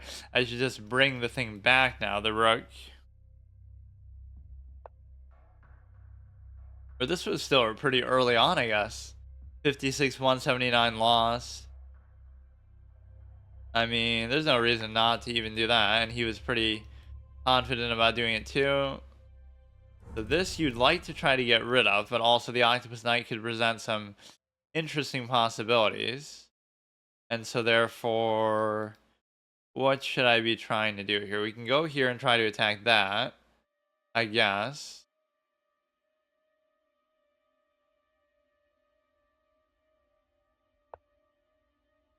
And the reason why is because there's no opening that you can actually do anything. Right, I could take it right there. Now I could take, you're going to bring the bishop itself. Here's where it becomes sort of just aimless, meandering threats that you do, where there's no real rhyme or reason or substance to them at all.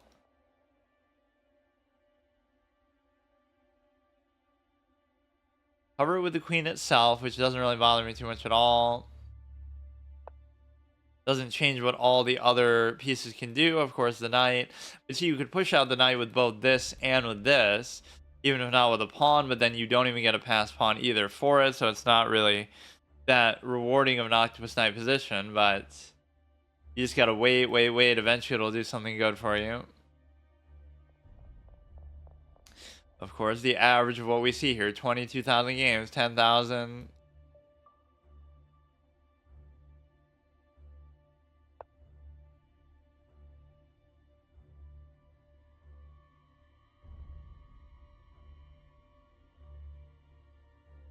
So there's nothing you can do with this. You can try to move it here, but then you would take to there, but you can't. So it's almost actually trapped. It's at least like trapped for a trade, or maybe it's still not. Now I'm just gonna try to bully the knight and just, it's gonna get me in trouble that way.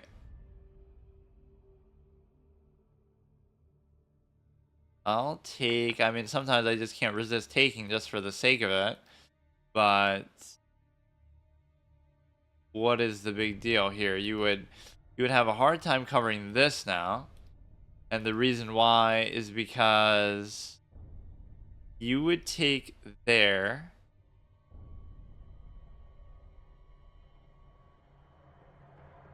You would take there. It wouldn't be a fork or anything.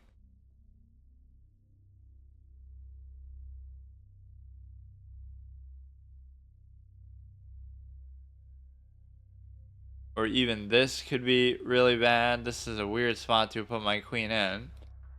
Right, where just everything is fucked up.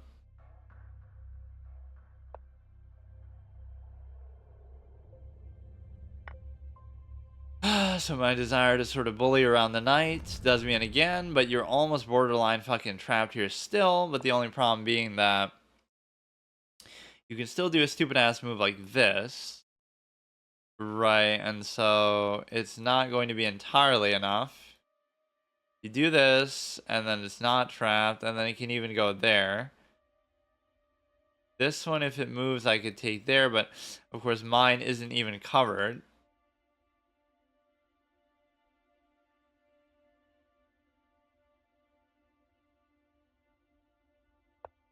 You can create that sort of threat on this side of the board, which is cute, but for the time being, at least it's not going to do anything.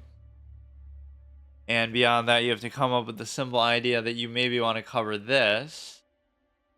And there's no easy way to take care of this unless I do it with an actual... Unless I do it with an actual... That would be even worse, actually, right?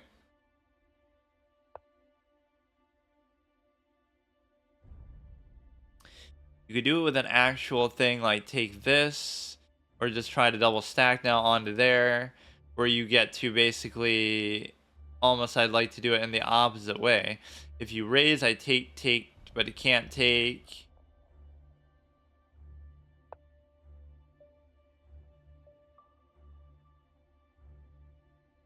Not really seeing a great thing you can do with it there, but you really would want to put the queen in a position where it can do something like that, but it just can't.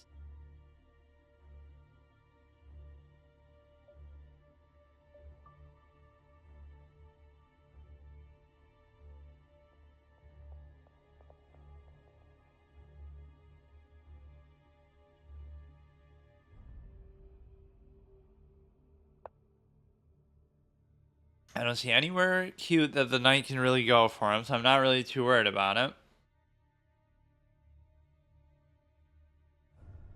You see my rating maybe on there? Like, what rating was I when I did my first brilliant move? Probably like 1200 or something shitty like that. So now this, we have the ability to... I would take, they would take, and I would still take. But you can also do this, but you also can't do it. They have kind of a threatening... They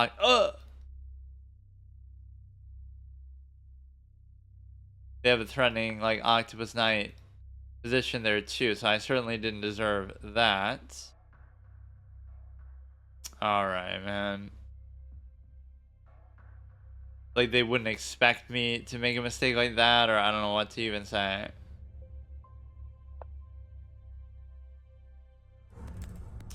I could take, they could take, I could still take, they could double stack. You can't really double stack because of this. That's just one of those moves where you kind of let your guard down, or you're not really thinking. It's just like all it takes is one move to fuck it up. Again, this is sitting pretty the whole game, but it's not really doing anything. This you can't really do anything about, so they did a pretty good job with their own Octopus Knight, but they're both kind of not really doing anything, at least for now. There'll be just that one move where it actually makes a big difference. You could almost try to reorient your knight to come to here, if I somehow think that that's better, but...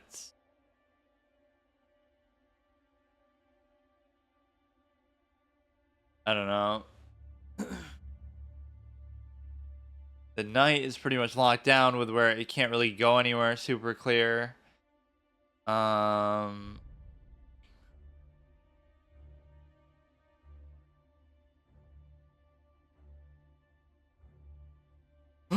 know. You try to do something like that, but it's not going to be really open for me. I could try to do this just to get the rook maybe up there, try to get the bishop off the back rank. I could try to go back there again.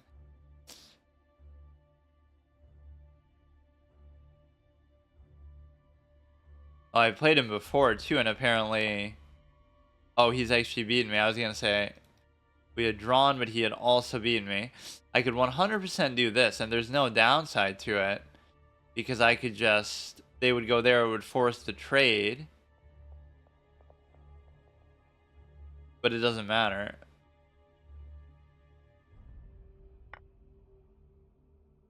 I mean, arguably, at least the Octopus Knight does something there from the perspective of being able to basically, you know, you fork, but then I just take, or more to the point, you would basically be in a position to,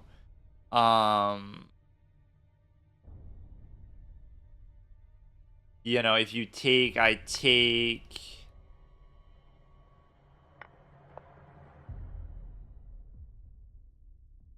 Now, there must be something here that's part of his excellent master plan, right? Because you wouldn't just make a move like that normally.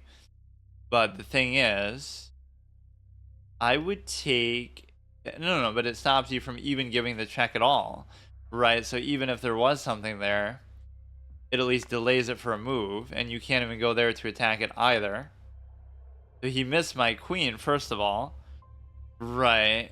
I would have gotten a rook for it, so it was not like the end of the world, but...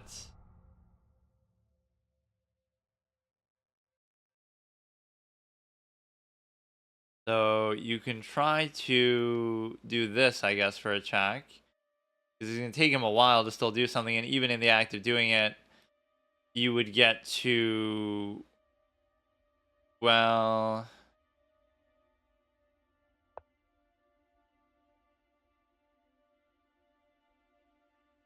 yeah, that knight came in sort of clutch, and you couldn't even go to there because it's still covered by the simple fact of the actual whatever.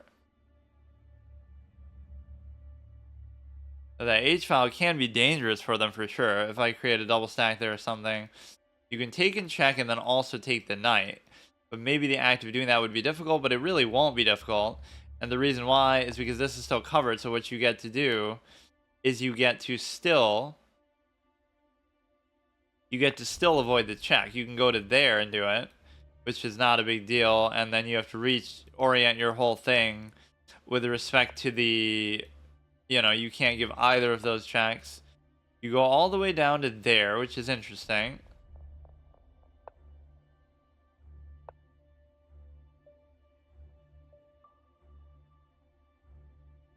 And this knight is actually kind of coming in clutch. So what you're doing now is you come to here, let's say. Or let's say we don't. Let's say we close this out. Now you can't take the rook even without it still being covered by the knight. And so that's still good. And then this is covered. This is everything's good. And so therefore I have to figure out a way to move this. Well, the knight actually got pretty high value in this game. I can't deny it. This is covered. Everything's covered.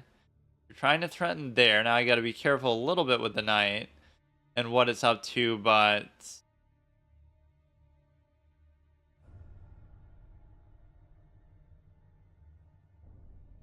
you would come there and give a check finally. So I have to maybe try to stop that a bit. So for example, even going here, they would take, I would take, just trying to force their hand there a little bit, and they can't give that check there either on account of the bishop itself.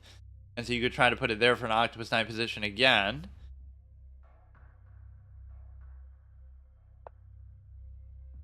You go to here, everything is fine.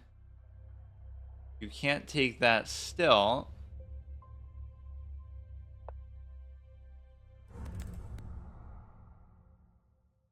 Everything is covered together. It's just kind of in a bit of an awkward way. And you would think there's all kind of checks and crazy stuff I can do. In fact, even that alone would be a mate. Maybe I already had that, even without anything else. Like, where can you go? Fuck. I mean, it's easy to miss ones like that, but it's such a weird cluster of pieces that you wouldn't even really be expecting it. So that is a simple situation where, why is it always 1668? Why can't it be 1669? So I got a little bit of progress there, but I won like maybe 3 or 4, and I lost 1. 1, 2, 3, 4. One of those, the guy just AFK'd out the whole game. One of them was objectively a draw, but he just didn't take the draw. So I'm not going to be super, I guess we could do even like maybe one more here quickly.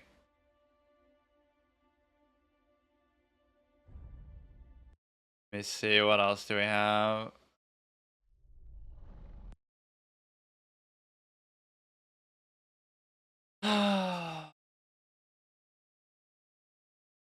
Yeah, we'll go for one more. I'm always just like not satisfied. Whether I win or lose, I kind of still feel like it's an unsatisfying experience, which is just chess in a nutshell.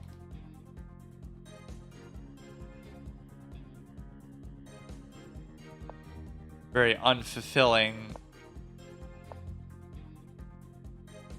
You know that every game is objectively a draw, not even, at a high level that people try to talk their way around it. It's just, it's so easy to see that because, if you're evenly matched, it's not the kind of game where the difference in a player is as clear as that, right? The differences are always very minute, assuming that you're relatively at the same rating and everything like that. Even when I say that, people will be like, oh, I bet I could be, I could draw every game if I really wanted to 100% of the time. And then a 2400 will come in here and say, well, ha ha ha, I bet I could, I bet I could beat you, but that's different because obviously if there's that big of a rating disparity, then there's nothing to worry about. But you try to open this up.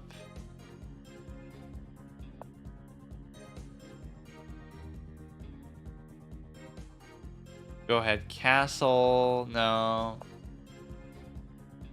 Where everything is like sometimes seen in a literal sense, like nerdy chess player mindset, which applies to plenty of other things too. In fact, I'm sometimes like that too. Like everything will be taken on a literal level. Like, well, technically, objectively, this is the case. Like this is better, this is worse, whatever. But actually,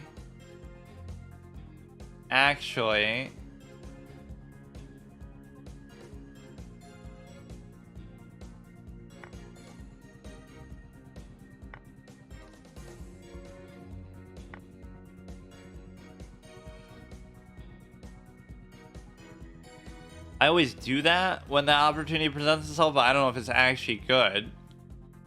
Like, maybe they had another way to punish that, but I don't know. You're threatening this. Nothing's really happening. You're trying to basically open this for the...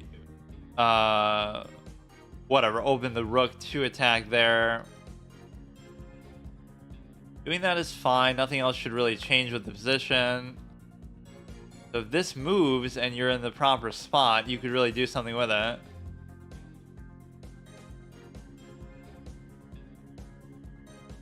You have to be aware of some weird spot that occurs now. And that weird spot is the simple fact that the bishop is not covered on there, which is very unusual. You could almost do this, but it doesn't work because obviously you can block the dark square diagonal. Or you could also just bring the queen for a trade. Okay, now this is kind of cute because, you know, there'd be one simple single move that you could do that would be awesome, but I can't do it yet. You come into there, very cute. It doesn't change what the knight can do. You do that there, but you do this here. And now you should always be screwed from a certain perspective that you do indeed have to move the knight. And now it'll be covered. Wait, what?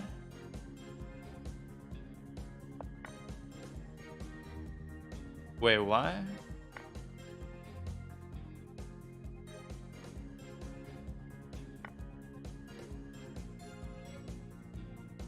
You check on the back rank, take the thing, not a big deal.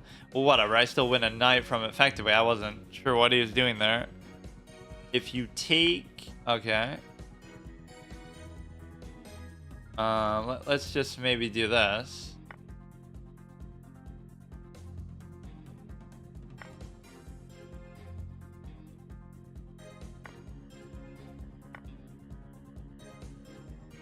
Now this is very dangerous for you to allow that, so I'm kind of curious why you are doing that. It is covered here.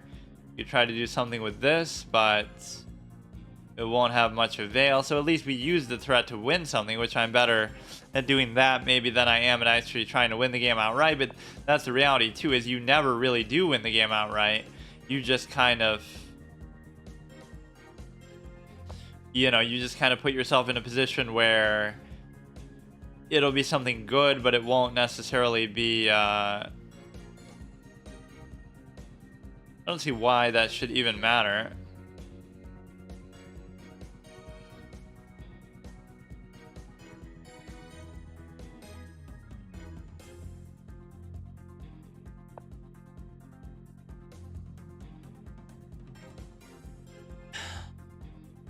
You gotta give like a light square check or something there would be good, or you could double stack, but that kind of scares me a little bit.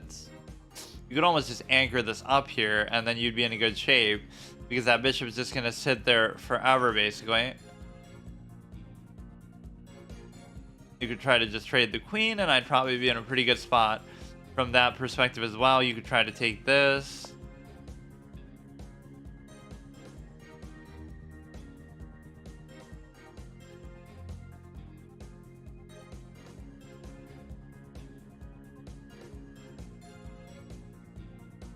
You could do that. Like, I'm trying to see what he's exactly going to come up with, and I can't figure out exactly what it is. You could do like this, just try to attack, you know, if you open that, that's itself a very winning, strong position. Not really seeing what's happening, but you got to double attack one of these squares that could be potentially good for you. You're attacking there, which it's already covered, so it doesn't even really matter.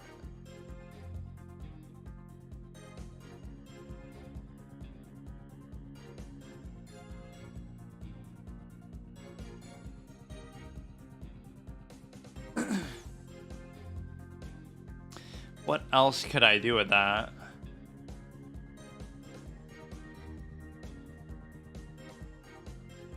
Can't do that. You can't take that.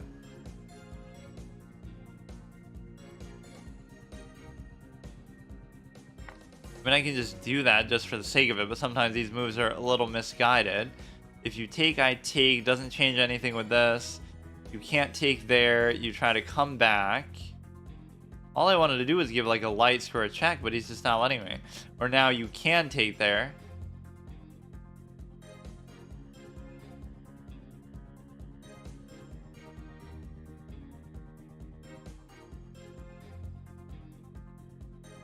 There's nowhere good to actually bring the bishop back to. That's the problem with this position a little bit.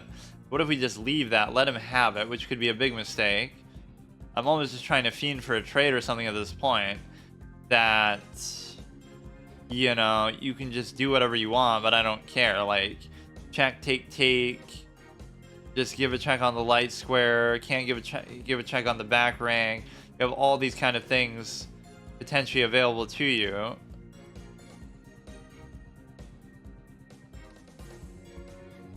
If you take, I don't care. If you move, I don't care.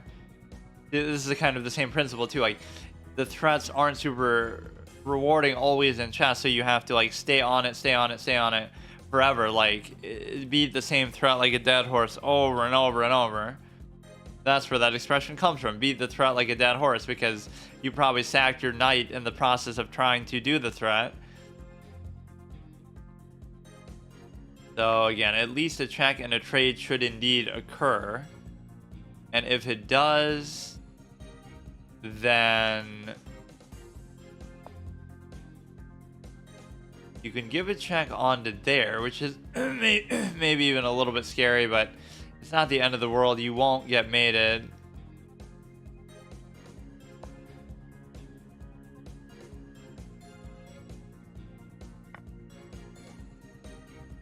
Right, so I'm surprised that check actually isn't coming here.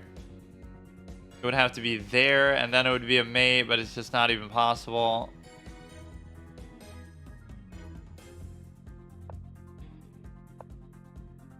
You raise, I take. You can't do anything with that.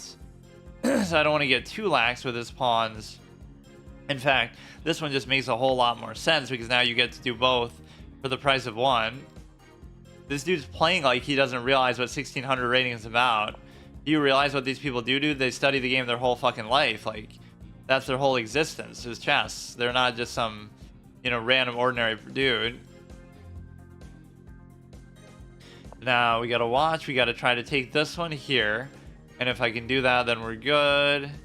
We try to maybe take this one.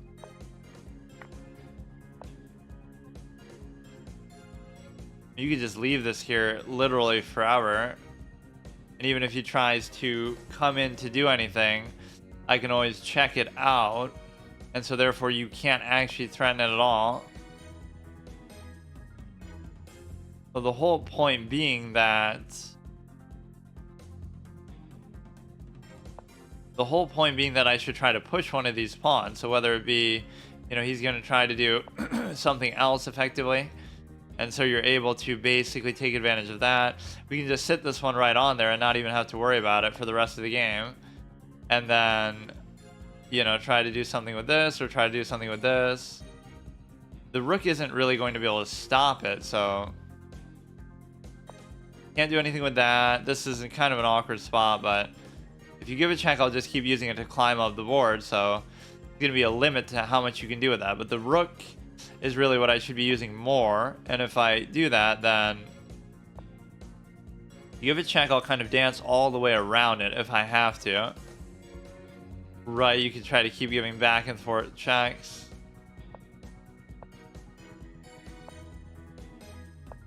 You'll always be covering it, and then you'll just move it like this and then do it from behind.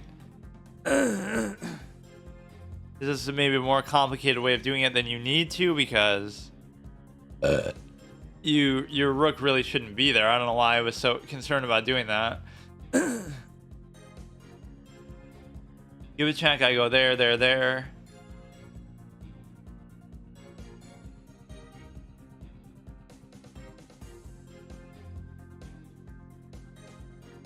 I don't know why it seemed like I outclassed this guy so badly. Like, I'm not even flexing. It's just, he seemed completely just terrible. Despite the 2,000 games or whatever else. What we can do here is we can give a check. And we can also try to...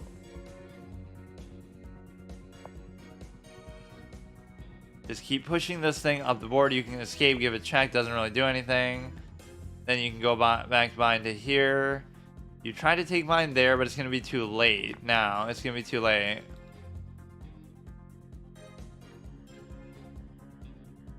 Right, but even giving him that possibility is questionable.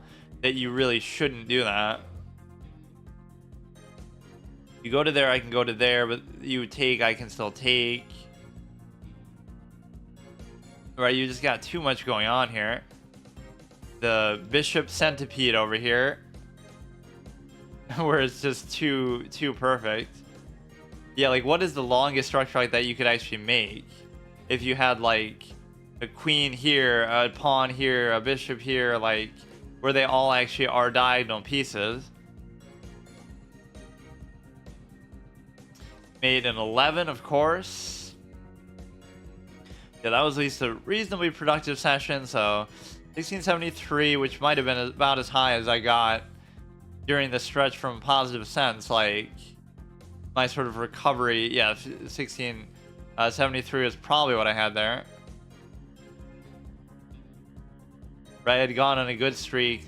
Oh no, maybe 1675. What am I now? 73. So yeah, and then obviously 1695 was my highest ever in Rapid. Okay, see you tomorrow. Okay, so here, let's try to continue a little bit. So these are always like my bonus sessions. I'm, making a little ways back to 95 is where I had gotten to. So let's see if we can get to 17 actually. And that'll at least be a good checkpoint. Then I would want to go back to doing classical, or, I try to keep those two within 100 of each other. So I'd gotten to 17 in classical a while ago. I can't even remember when. It might have been almost like a year ago, right, towards the end of 23. So then I, saw, okay, I should try to catch up to that. So if I was only like 15 in Rapid, but I'm 17 in classical, so I try to keep it within 100, but I should just keep it the same even. So we'll get to 17 here. And the real goal is to get to 2000 in both. Then I can unlock my chess.com account again and try to do another permadeath challenge there. So our previous one was to try to get to 1500 on chess.com, but actually that's not even why I failed. Because I also have that 50 increment thing. So like I get to 1350 and then I fall back below 13. So whenever I get to a 50 mark with that one, or even with classical on here, with Rapid on here, I don't really have a failure state, right? Just aside from me getting frustrated and annoyed, it's not really like a permanent challenge in that way. So maybe that's why I've been struggling so much. So this dude's 1800, but because he's provisional, okay, he's only played one game, so it's hard to. It just means he made an account and he just won one game. But it could mean he's a lot better than 1800, or it could also mean that you can do this, but I don't feel like it's good to do this. But I also just want to develop, so how can I, like, why not do it? And then whatever you do, but no, it could mean he's a lot better. It could mean he's bad and he's just like, yeah, I don't even care if he takes it. That's the thing. I don't even care. Or in fact, I'd rather do like this, but that could fuck me up too. Or how did he know? What you want to do with this kind of move is you want to slow whatever attack it is that they're doing. And the reason why is you pin it so you guarantee the trade. So whatever amount of problem they might cause you here is going to be, you're at least slowing down what they're doing. Is the logic behind that. But no, the problem is the fact that he's provisional means that I would still lose a lot of rating. Whereas if it was an actual 1800, right, that can be a big problem. So I'm pretty much obligated to take. And now you realize how much the knight really sets me back. Because see, I don't want to go there because he'll pin it. And then even if I go there, he can do some stupid shit with the pawn. So like it makes you have to make so many moves to acquiesce to it. I guess it makes up for it a little bit to the extent that um it can jump over stuff, so whereas other pieces wouldn't. Look at that, look at that. I mean, this is still fine. It's kind of what I wanted to do anyway, but that's really fucking stupid.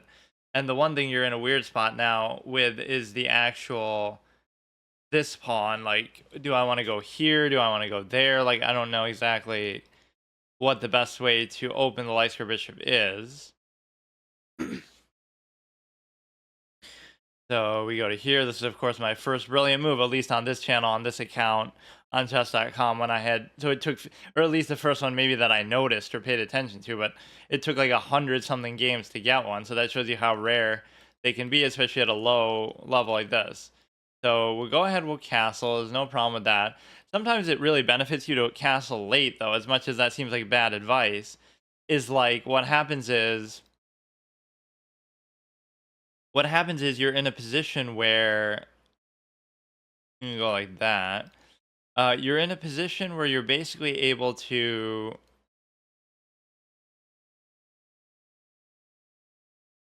there's a lot of shit going on here where like you could sack something and possibly fuck me over. So let me think. You won't be able to move this anywhere is the problem, right? If you just go simply to there. So the best way to deal with these kind of things is sometimes to threaten something, but I can't actually do that. And so right, you won't be able to move it, so you're just screwed, or you could do that. So I'm somehow compelled to do this. So then if nothing else, he gives the knight somewhere to go. You could go to here to try to pin this back down. You could try to double attack on there, create a fork. That doesn't seem like a very good move because, again, the threat that I was doing was not that consequential. They probably had something much better there. They would take, I would take, they would take, I would still take. This isn't good, but I have no choice but to try it because this light square bishop has to come out. Right, I can't just sit on this, so I don't care. Even if I lose a pawn because of this, I just have to do it. They would take, I would take, they would take, I would take. They could unleash, right, and potentially they would take, I would take, they would take, I would take. Yeah, you wouldn't even be able to do that. So, or how come, again, this sometimes takes a delay to actually show up that I'm streaming so they can snipe me at will. That's not a good move, and I can see that it's not a good move, but I'm desperate to get this out. Even if I pin this down, right, that could be potentially good.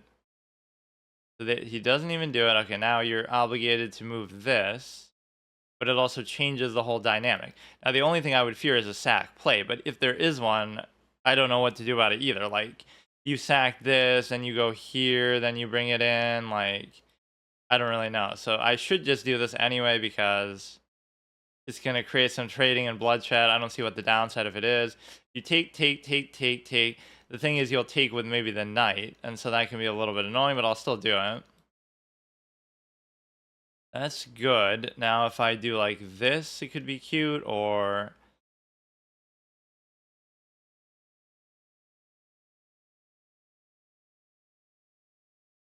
This is okay, right? So you can take the stupid-ass pawn there. This sort of light square structure is not the greatest. So this is kind of open to their potential...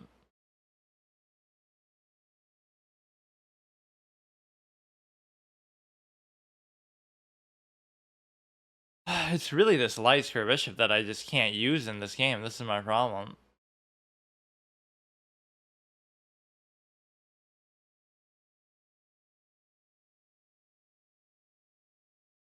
Going like that wouldn't even have that much impact if I was trying to give it up to do that, like give up the pawn.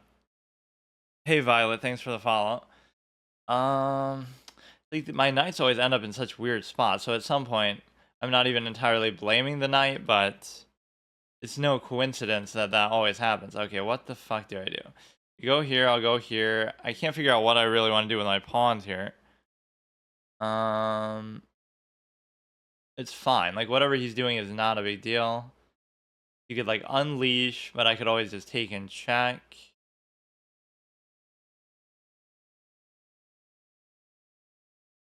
Okay, that's fine.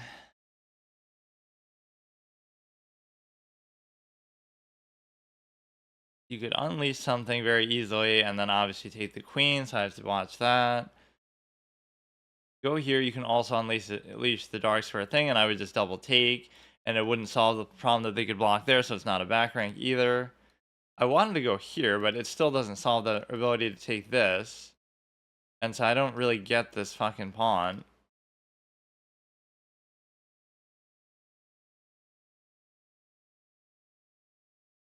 One of those instances where it's maybe not even worth the trouble to try to save it, but everything else here is fine. If they just check, I can just move it. I can even take because of the knight.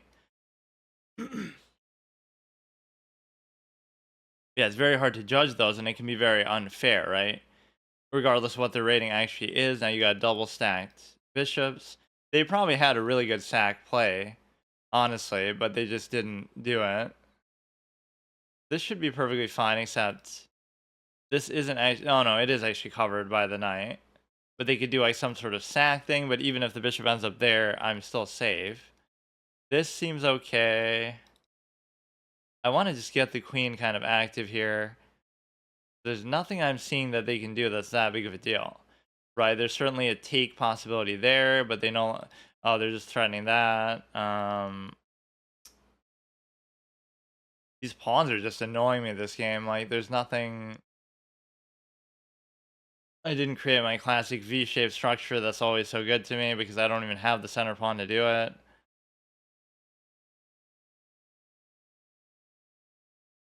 But yeah, it's like I'm using the engine while playing because I can see the previous review of some random game that has nothing to do with this, obviously. Or all the time I would used to do that too. I would be looking at some other game while playing because I was always playing whatever, but then I would, just be distracted like, oh, let me look at this game that I lost earlier today. So it's not really cheating, but it could be construed that way, especially if it happens to be the same position that occurs, and especially at the low level that's kind of true because you don't even, if you don't even know openings, then okay, what is this?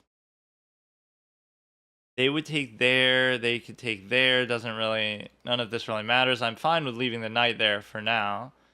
This pawn is also not going to be covered, so they could keep going back and forth like that. My queen's a little bit out of position.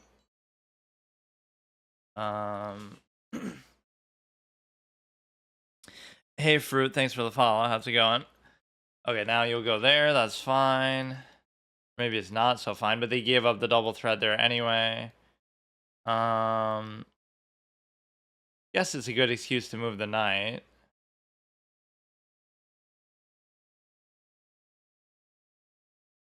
This is my kind of position because we've traded down enough where it's actually pretty simple.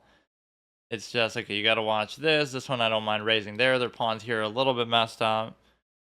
But this is the problem. Like, I always create these kind of moments, but you're not really winning this game, nor should you win. So it's still a draw, and you just realize that whatever rating you're at, it's always going to feel like that because that's just how... Even here, it doesn't matter. I don't have to worry about that. You can't do this because they'll take there, so I have to move the queen first, which is kind of irritating. I almost want to go here and then somewhere, but I badly want to do that as well for some reason. So no, I don't have to worry about that. I can go there, and then in the act of doing that, there's no real good follow-up that you can do.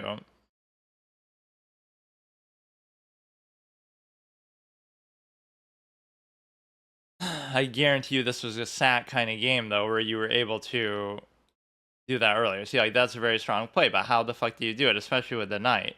You could sack the rook for the knight, and then you need the cover of something else still. And of course, this is a weird thing where you can just trap the bishop in there too if you really want.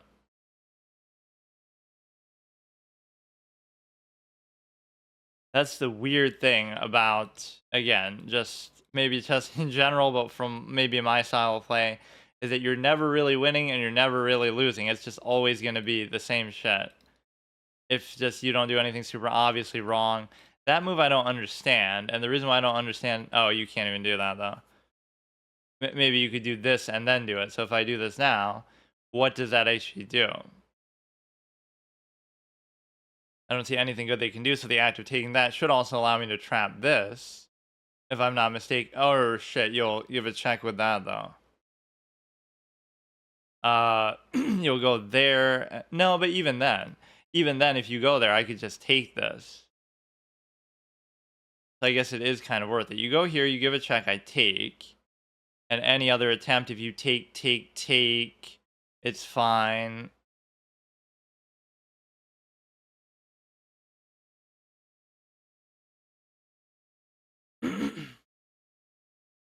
Yeah, this is like the little incomplete yo-yo thing that I always try to do myself, like where I, the queen's here, the bishop's here, then you hit this, and then you keep going with it. But in this case, there is nowhere to keep going, so you could like bring the queen back or something. This is fine. You take there, it's no big deal. Even that is no big deal.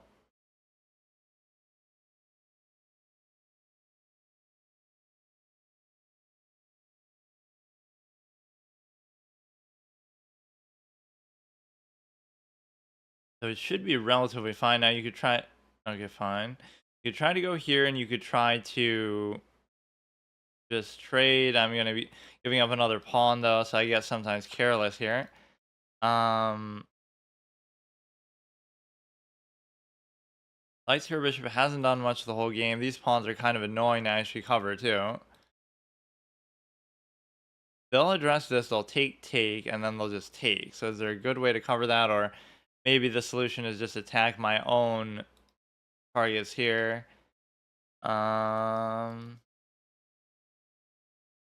This is just such a tempting move to do. But it's gonna fuck me up. Because I still feel like I would win, because okay, I have the bishop. I'll just do it. I don't have time. Or no, I can't even. No, I could do it though.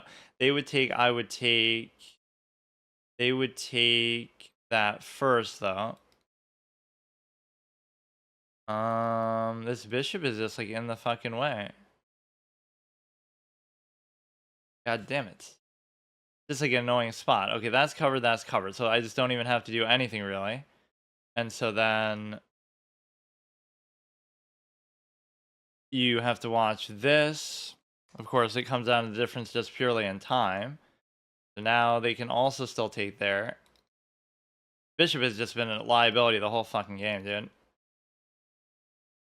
They take, I take, and then at least I feel relatively comfortable. The bishop should be the difference, even though I just gave up 2 pawns in doing this. You could take there.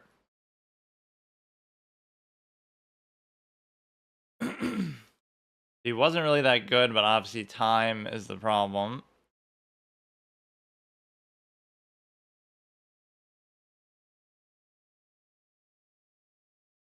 Whatever, like that's fucking stupid.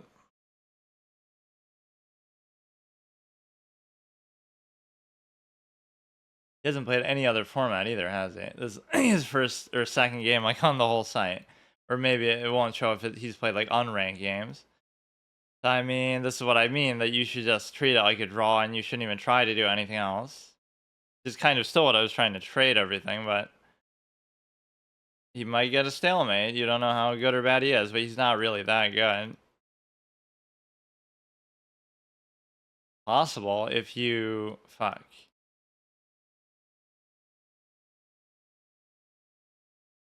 That is like my average loss though. Like nobody is actually capable of beating me in a proper time format game. So I don't know why I keep even doing a rapid, but just for now I want to do it.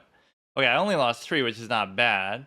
I was even worried that provisional sometimes is treated differently, but I guess because he's 1800. Hang on. Let's actually see. See, like at no point are you actually winning, so then it just gets annoying.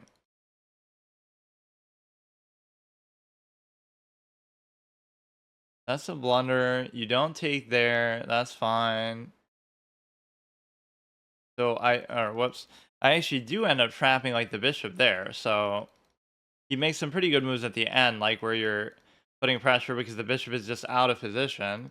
This is again another reason why I like trading so much, because whatever this bishop was doing, fuck, I keep misclicking that. Whatever the bishop is doing is just nothing. Like, it's not useful the whole game, and it's maybe my fault for my whatever bad positioning, but it would have been better off if you just traded it for either whatever one of his knights, or just trade it for his bishop here.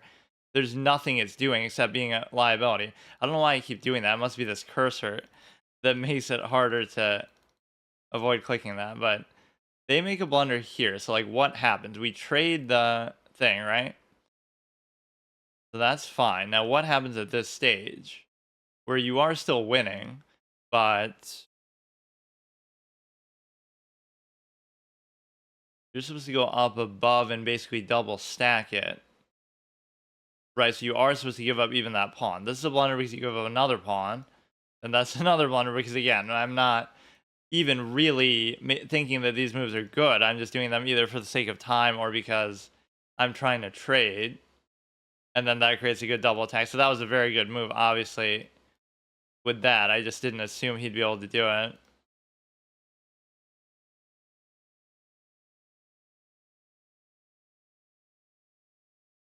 But here, like, let's understand how the engine thinks. So you're going here just to cover it. So now there's nothing you can do, really. You're covering the pawn. Like, that's just pretty simple thing. And now you go here, which is a little bit weird. It's just like, this is in such a liability spot because it needs a constant cover and it's not really doing anything. Now here you sort of trap it in that you would have to trade it, but you still don't have to. Or yeah, I guess you do.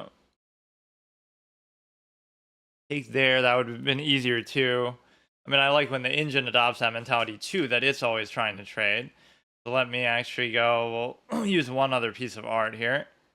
But no, I mean, that's a good example of just, you know, my typical game that it's just, if I'm going to lose, it's going to be because of time purely, or could have easily been a draw that I should have just tried to rush it for that sake. So this is why Rapid actually teaches you the game totally the wrong way, because you're not really, you know, I'm trying to play it kind of the right way and think through what I'm doing, but you're not allowed to do that, or you can't do it because you'll get punished because you flag, and that's just totally not instructive and useful, right? Like, why are you trying to show off that, oh, look how fast I am, when I barely know what I'm doing in the first place? It's such a stupid thing. But this, and of course, Blitz and Bullet even more so. Even higher rated players will still kind of acknowledge that it's still not as good of a standard as, you know, classical, but they just do it to show off or whatever because they play so much. It's just a bonus for them. But to do it like this at this level is so nonsensical. So many people do too. Okay, so this one is like when I died in LA Noir, like on the fucking chandelier. So it's one of those that's kind of hard to see in the actual thumbnail. So it's like, what is it? Shootout, but like, of all the possible causes of death that you normally go through, acrobatics. He's going on a tightrope like a fucking clown at the circus. Shootout, botch case, like meaning you just lost the case, so that could be a failure state too. And a first playthrough permanent death, not just like that you're actually dying, but you're just like getting fired from your job almost because you got like an F grade or however they do it. Lost his serial killer, like the werewolf or something. You get in a car crash, civilian penalty. So those two would be more like losing the case. So let's see what I did one like this for Adrian Evanici too in my for one of my Skyrim thumbnails. In loving memory of a fine detective, a recipient of the Silver Star, we honor his passing this 25th day of January 2022. Rest in peace.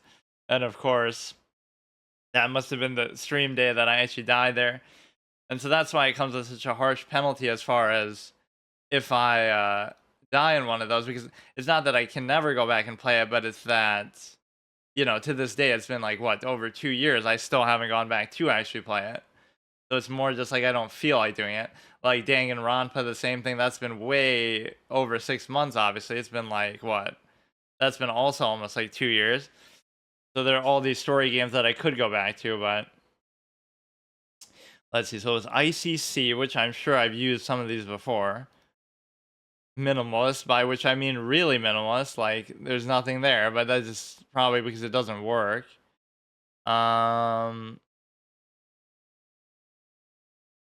can't remember. We had seen Libra pieces. We have ICC here, but that's not the one.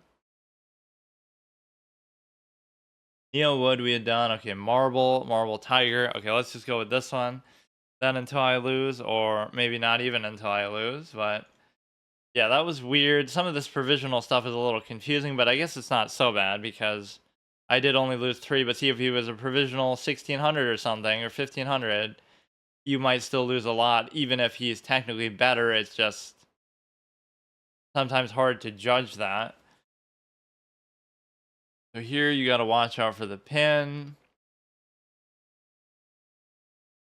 And you can try to trap this in there basically, but not a big deal. You come out to there, it's fine. You go here. Yeah, you really have to look at openings like, it's like vegetables. They taste bad, but they're good for you. Or it's like some kind of a, doing your homework in school or something. Like you want to do it just to get it over with. It's not something that anybody really will enjoy. And then even at the high level, it's just some sort of redundancy where you basically feel like, everybody's going to have studied and known it. So it's not really that satisfying, or that it's just an equalizing factor that everyone's going to do it. So it doesn't even really feel like it matters. Doesn't mean it's easy to do it. It's just kind of like, what's the point? So that's why chess 960 is better. But see, that's not even a fair comparison because, you're comparing, it's still the same thing. It's just you're comparing 960 positions to just one position. So by that logic, you could take any one position of the 960, like take position 450 and just say, we'll just play only this version from now on. So this is okay, I guess, to try to bait a trade. But you see how my mistakes are always like a trade move too.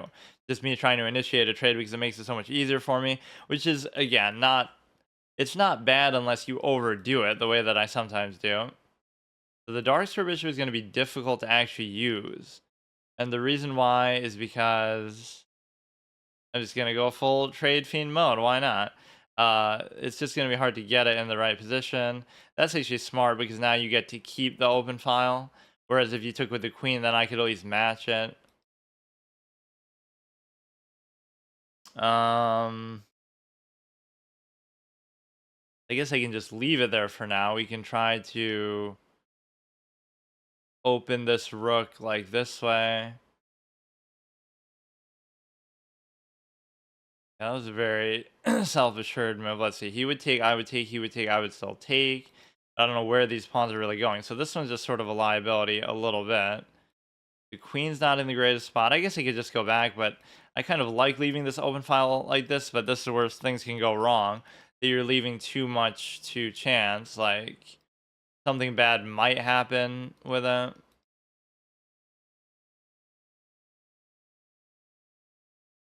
If I do that, you could double attack it or something. Maybe I just shouldn't worry about it. It won't be a big deal. You take, I take. You can't come there either. You come here, take, take, take. But it's the Darkstar Bishop that's a little bit out of place here. The purpose of these sessions was like to just do it whenever I have extra time, and then I'll say, I'll play till I lose one, but then I just never do that. Right, even if I lose, I'll just keep going.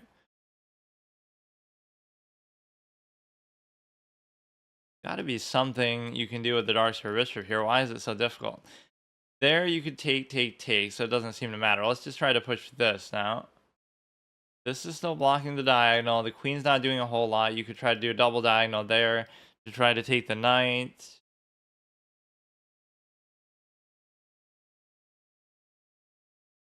You could take that, and you almost feel like you have to. And so I don't really care even, but now you could bring it down like to there. But now I don't have to worry about it because I can just do this. And then further, I can also put the Darkstar Bishop now here. And that could actually make it valuable. But even then, it's probably just best case you're going to get a trade out of it anyway. You're threatening there, which doesn't seem to really have a ton of impact. And so therefore, you get to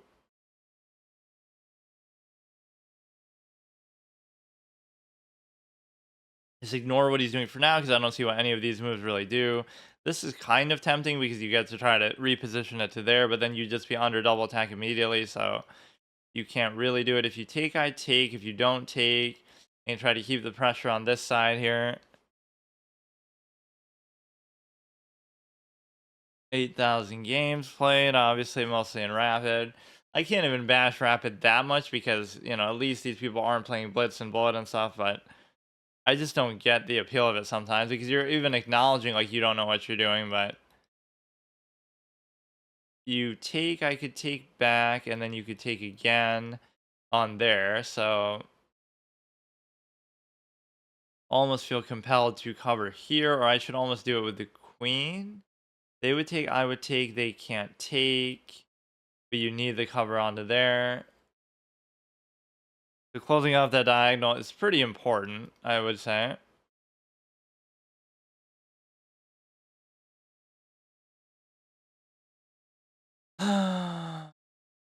That was a comical, stupid death in LNR because, like, it's a mechanic that you're not using at any other stage in the game, like where you have to balance on a thing. And so I don't even know how it works control wise. So this is the kind of average mechanic I lose to in a permadeath run, like something that you're just seeing for the first time that doesn't work in the context of the normal scope of the game, like like in the case of staying in Ranpa, the same thing, like where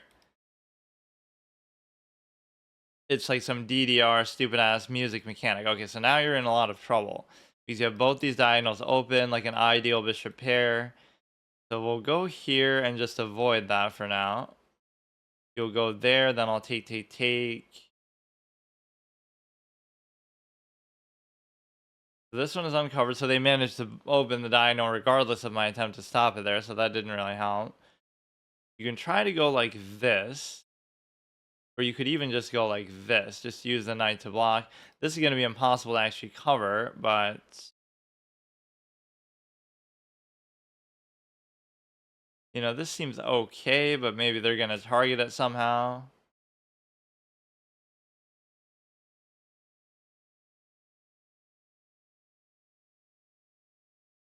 They would take, I could take, they go there. This one is really the odd one out that I can't cover. If I go here, you can try to push it out with the bishop.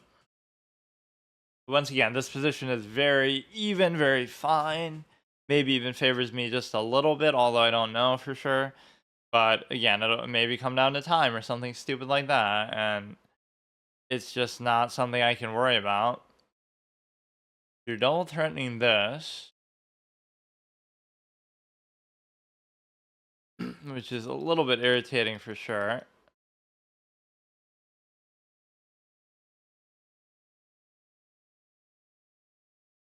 You're also still threatening there.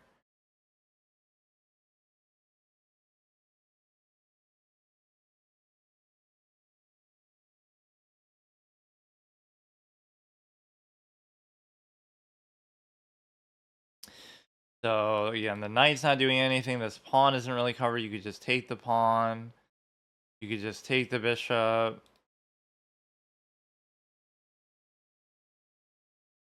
This dude's 1680 legit. And so... Fuck. Okay, so the point is you can maybe cover it here. Like, why couldn't I have done this just in the first place? I'm accepting that that pawn's gonna die. Or I would, like, still do it anyway, just because I want to trade the thing anyway. But let's do this.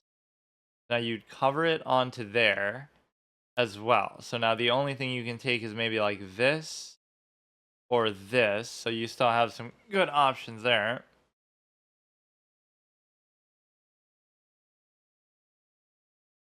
In these last two games, the bishops have actually been a bit of a liability, I must say. I'm surprised.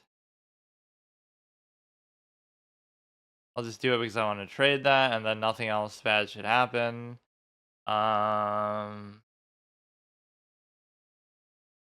This just doesn't quite do the job. I mean, what is he thinking about? Like, you're just not going to take it and just let me take it for free? Or I guess it wouldn't have been for free, but... Create a double stack here, but you got the Darksphere Bishop under attack as well. And so you would have to just basically go back. And if you were to attack it again... that could be trouble too. So let me think. You go like here, maybe. Darks for bishop comes out.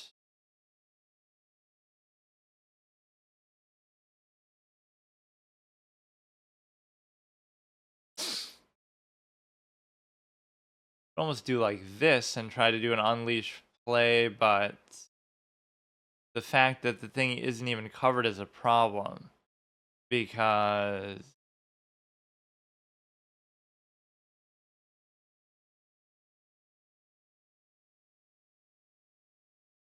there's just too many things that I can't cover right now. He'll pick up a few pawns out of this, which again is not enough to actually be a decisive advantage, but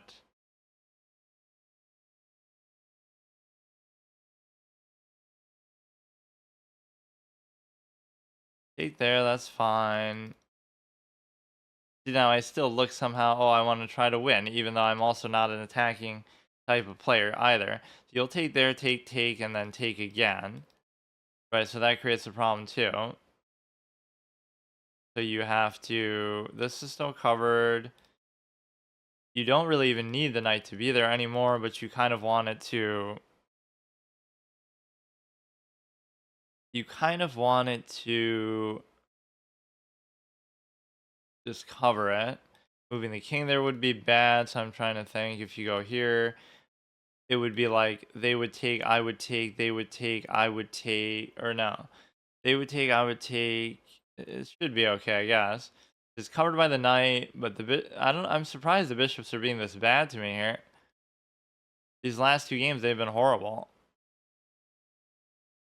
So if you take, I take. If you take, I still take. But I would like to move the bishop, and I can't even figure out where to go with that. The relatively open position. They do have the bishop pair themselves. Go like this. They could just take. Or it could be kind of weird, though, because whatever they take with, you'd be taking this for free. So you almost can't take. Right? If you take, I take. If you take, I take.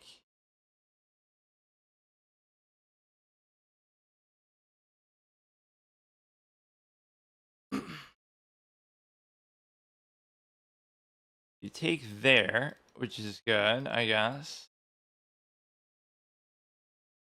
And maybe I shouldn't be too surprised by that because now you'll take this.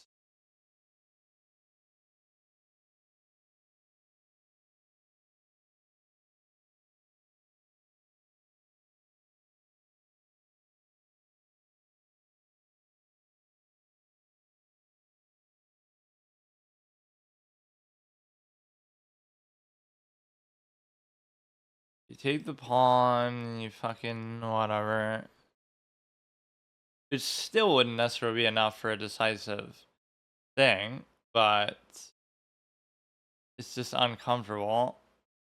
Right, like it still would be super annoying for them to, well, maybe not.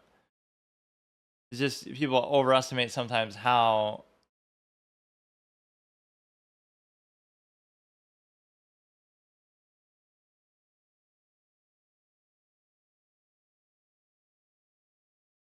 good people are at actually finishing games or using their advantage properly. And the thing with that is just, I especially don't do that. Like I'm up in every game or everything is usually fine, and it doesn't actually mean it amounts to anything. This is fine. You're double attacking there.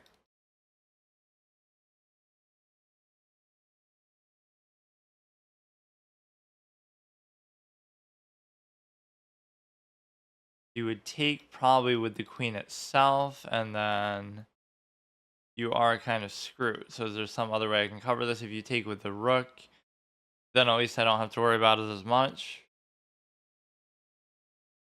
I mean, that's fine. So now it's the difference of the bishop itself, right, which I can't do anything about. I can go here and try to cover this, and also threatening that.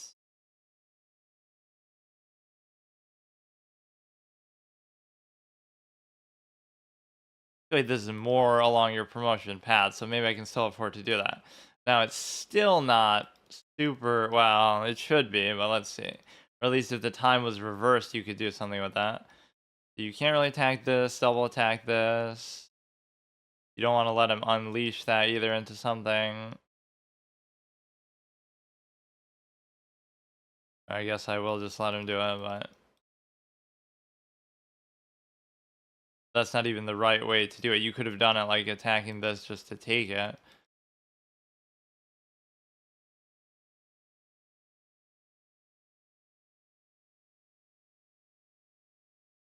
You go there, you attack, you trade. Okay, now it should be pretty easy for them.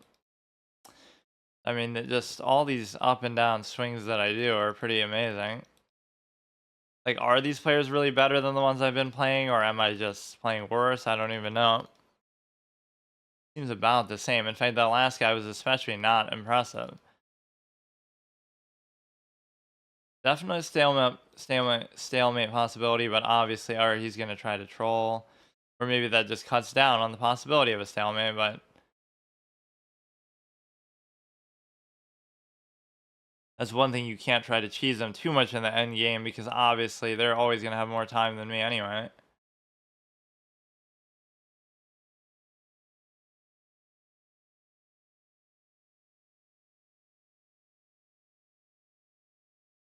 This is just how I should play the earlier stage of the game, apparently, according to the lose condition and what's important. You should just pre-move the opening, pre-move the whole thing. And that's why studying openings is so incredibly important, because you are going to realize that it saves you so much time, if nothing else. So that could be the core difference right there. Right, I spend sometimes 4 or 5 minutes in the opening, and it is worth it because since I don't know them, it can be super annoying. But it's worth it because if I don't do that, then I'll get screwed even worse. You're not gonna mate like this, so what the fuck are you doing? Or you are, okay. Like what is it's hard to even understand their criteria. BM, why not over promote and mate two queens and then do it? What was satisfying about doing it like that? Or he's just practicing how to mate with a rook, which evidently I don't even really know. Or I don't do it like that. I do it more so in the corner of the board. They were winning most of the way, or it always just looks like this because the end game is so repetitive and drags out for so long. Um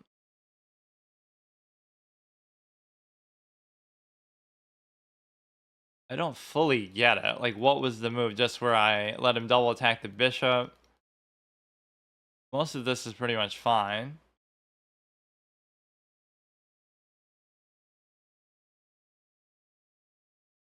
Like, all this is still perfectly okay. There's the take there. And then I don't really even get what's happening with this. You're kind of in a fucked up position with the pawn. You take there, take there. It doesn't even trade. Nothing really seemed that crazy about the position, though, anyway. Like, it might favor him a little bit, but let's do even another one because I somehow am glutton for punishment here. This might be my last piece of art. So let's do one more. Fucking go from, one strike rule to a 3 strike rule. Let's see. What would the last piece of art be? Probably something to do with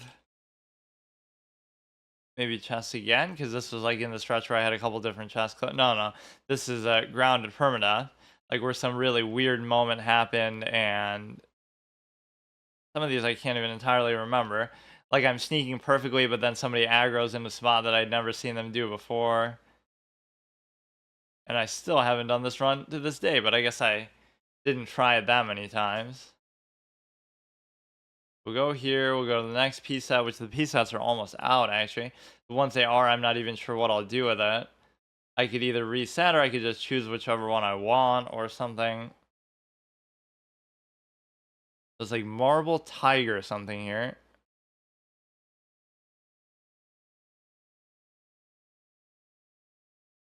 Minimalist, I can't really remember now where I was at. We done the Isaac one. We had done. I don't remember using that Monka one with all the different emotes from Twitch. Marble board, gray board, minimalist. Right, I didn't get to this one.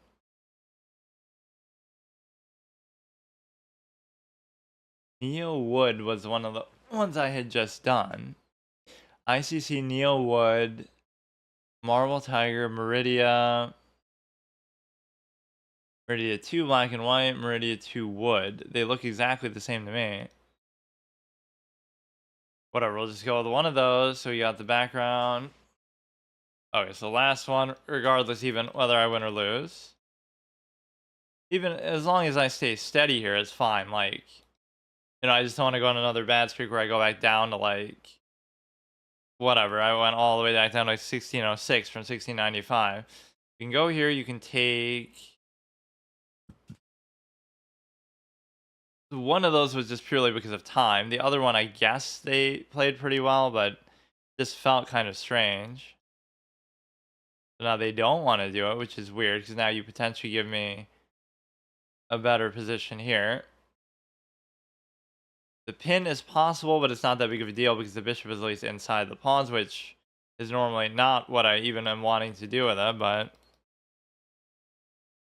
somehow that's just the way that the opening went.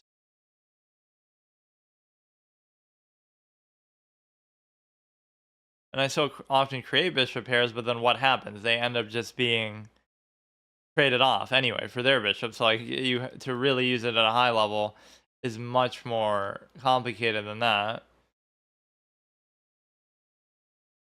Or you just so often won't get them. Even when you get the Octopus Knight, they can be so often easily traded for. Right by another knight or a bishop or something else. You try to go through here. If you take, I take. I could even take with the knight. And so, let me see. I mean, I can't resist sometimes the temptation to just trade, but you go here, it's good. If you attack the thing, or no, I can't do it like that. Just where the knight becomes a little bit annoying though, because it's just constantly getting in the way. See, you could make a ballsy brazen move like this. They would take, I would take, they would take. There's just no need to really do it, but here you can't do anything. If you raise it, I could take in to trap the thing, but it wouldn't really trap it. Or no, I guess it would. It would just still, you could trade, but that still doesn't solve the problem necessarily. If you go here, you're threatening this. It's just like, this is the problem with the knight. It's so hard to find a spot just for it to go, period. I would take, you have adequate cover there. I guess I'll just put it here. It's just the most aimless, meandering, annoying piece sometimes. So that's kind of cute, I guess. You would just have to, do something like that.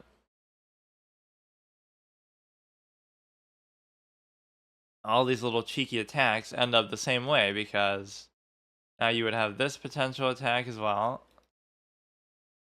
which is interesting. You take there, I could take there, but I don't necessarily want to. And so I could just go back here and also cover that issue. This also covers here, so I don't see much of a problem posed. Even if you sack, you still can't take.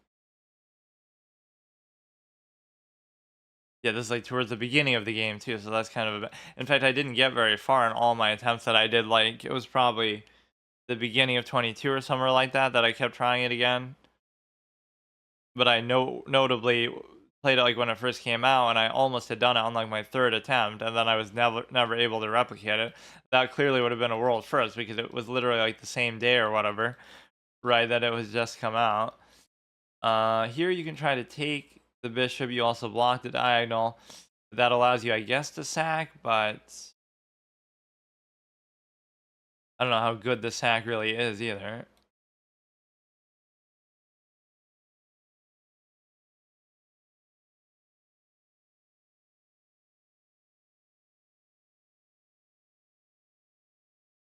You could do this because then you're forced to take, and then I can do it like that.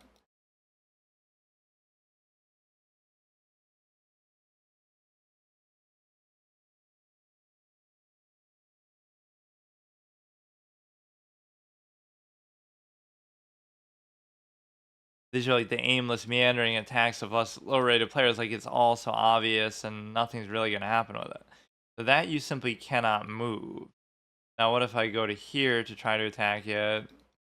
Nothing is really going to happen. I could just do this.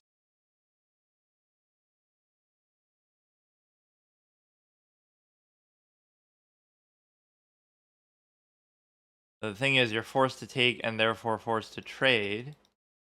And therefore forced to potentially here open the king, which isn't as impactful now as if the queen was actually on the board, but it's still okay. What is that?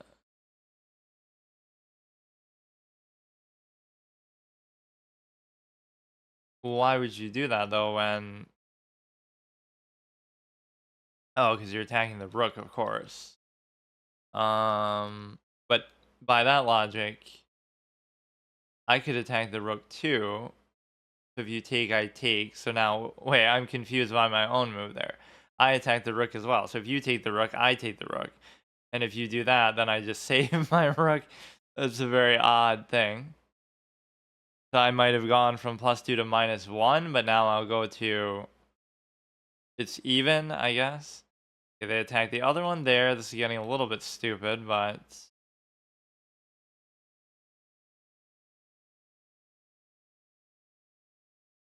I'll go to here, attack that, I guess. My position is perfectly fine, as it usually is in these games, but it just kind of drags on. As much as I complain about the opening sometimes, I also feel like you should... I should concentrate more on the middle game to try to make up for that, but I'm just sometimes too lazy. This pawn is kind of an odd one out for the time being, so you have to figure a way to just target it.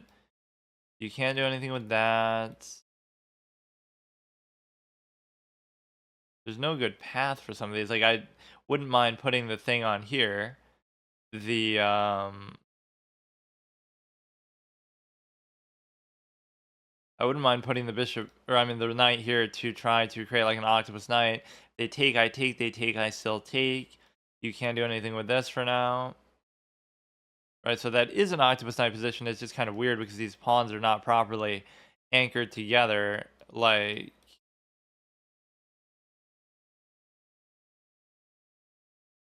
that is a passed pawn, but I mean, I guess it already was a passed pawn, so... The best you could do there is trade. If you try to go like this, I could just take it. The other knight isn't doing much, but I guess it's stopping the bishop from at least going there, which could be a little bit annoying. And so what you can do now is you can try to attack it there, which you still couldn't do that double pin of the rooks.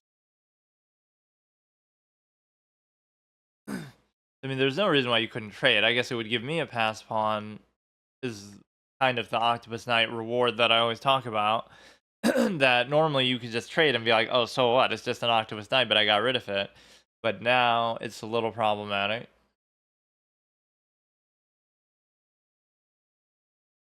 You can try to go like this. If you go there, I can still double take because that knight is expendable potentially, but maybe not. You go there, I would take, you would take, I would take, you would still take.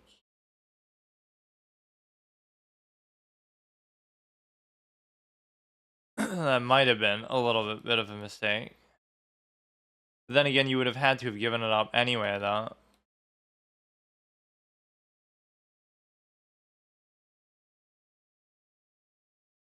You can always block it onto here, and then you won't necessarily be able to do anything with it, or you're going to double take onto there. I can't double cover it. I could raise it. You could raise this. Like, it might be worth it just to effectively exchange this. If you go... you'll take that, I'll take this, I'll take. It's almost worth it if they're, they might have been better off just trying to push it. They could double stack on there, but I could still just probably deal with it pretty easily. I don't know. My king is reasonably close too, so you get to Okay, you don't want to move the knight because it's going to fuck everything up with that. This you could just take there anyway. What if I do like this? Then I'd be double attacking. You have no other way to cover it, so you have no choice but to give it up.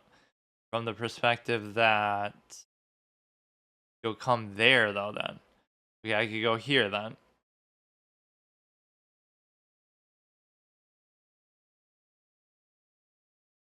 I have this cute little unleash idea, so there's nothing to worry about. If you take there, then I can take. Even if you don't take, I can still take. I could take. Okay, that doesn't seem to make much of a difference because now you'll take, I'll take. Or you could do that too, I guess. It's fine. So the knight finally can maybe try to do something here. You could put it there as well. Going here is usually a pretty good move. And the reason why is because you're attacking right in line with the king. Right, these two can be a pretty good target. You go there, you cover the knight itself, I mean the bishop itself.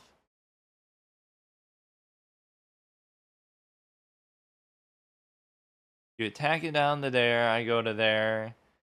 You know, because if you move the knight, then you lose that, potentially. That's not a bad move, but you can always just go back. Is there anything good I can do with this? Not really. You could go here, and then you can't even give the check. So maybe this isn't a bad square to go to. Right, because if you give the... If you give the check, the knight just takes it. Yeah, I wasn't necessarily expecting that. You would think there's something you can actually do with the knight itself, but I guess not.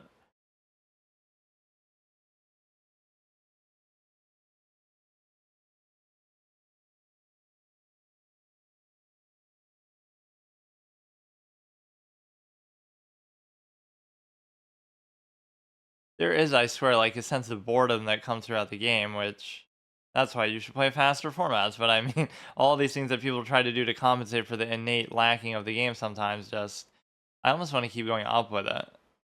It's probably a stupid idea.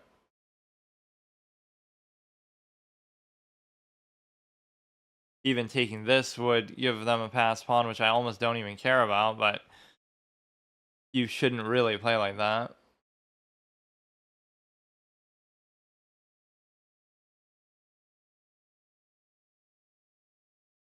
Recovering with that, so I can't even still do anything. I would take, you would take.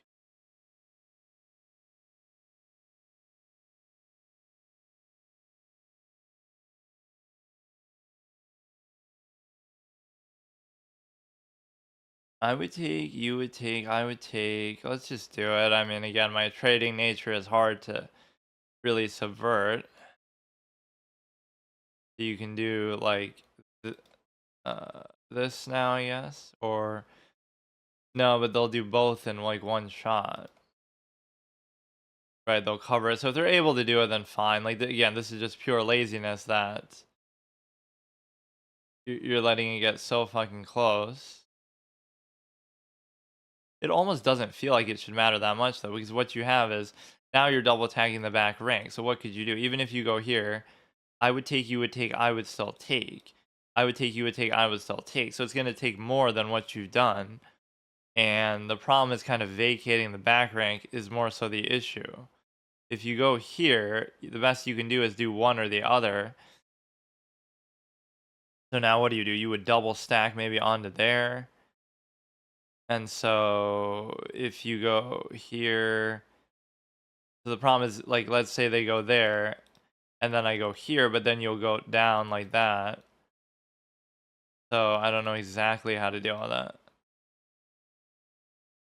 It's more like if you could get the king off of it, that would be something, or, you know, like if you double stack, then do it, then you might have something.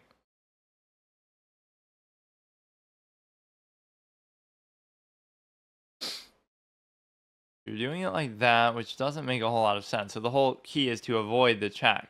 Because if you avoid the check, if you do the check, then I'm like forced to take, and then you can't take. So you can't really do anything with that. So let's see what he does.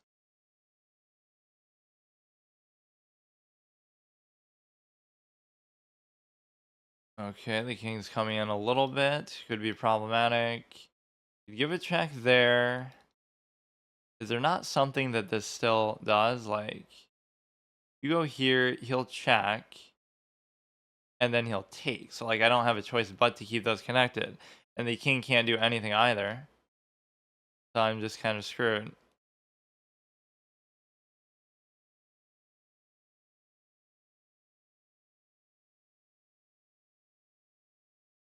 Let him do it, and then I'll maybe figure something. I'll try to spam check.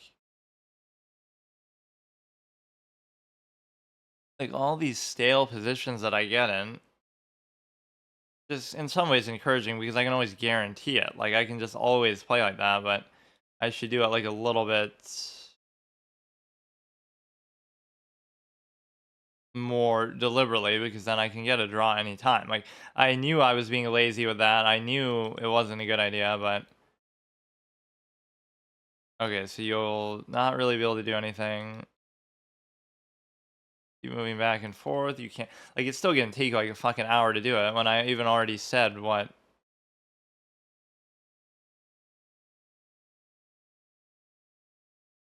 Yeah, you can give a check there now at least.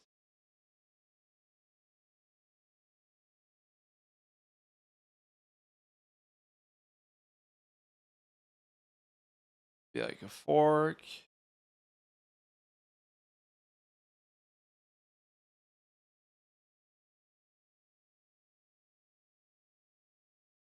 It's like such a stupid thing. Like, I could have easily done something about it.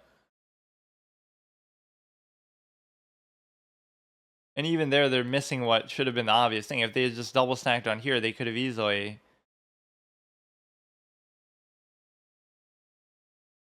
What would this even do now? You could just give a check there. Give a check. You're going to try to promote that one. Like, they made it a lot more difficult for themselves than it had to even be.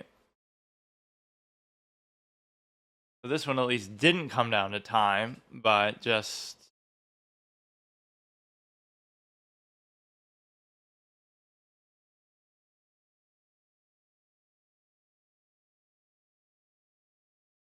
Okay, so now what does this change? Just. They'll give a check there, and it'll be a mate.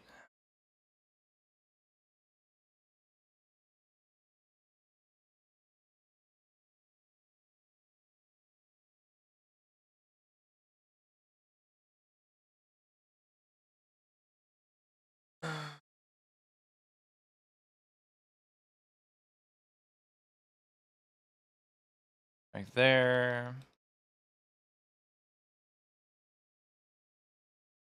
Okay, this is maybe why I shouldn't try to force them to play this much, because it doesn't do me any good.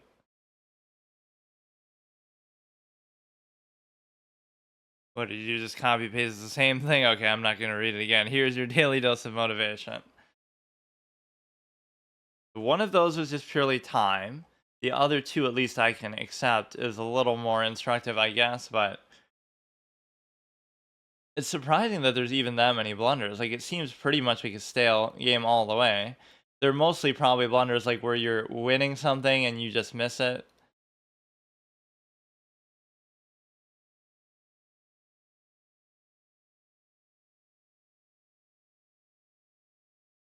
Even that's not a blunder. Like, what are you even supposed to do? Put the knight there, I guess? Putting my faith in the knight is always a blunder, though. Trading there, I can't really argue with that. That's a blunder.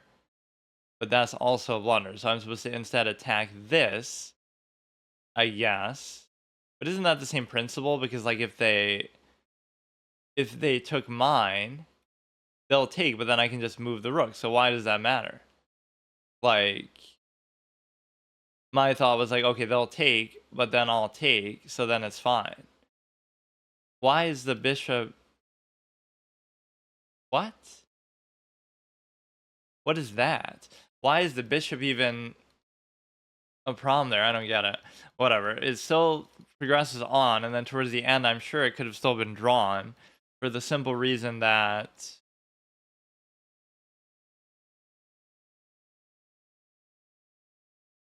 it could have been drawn for the simple. Okay, that's even stupid. You just go back to there, and again, you're trying to basically do a trade, which you could at least do, and even that's okay too. So I'm just like giving up a pawn for no reason. But even then, I bet.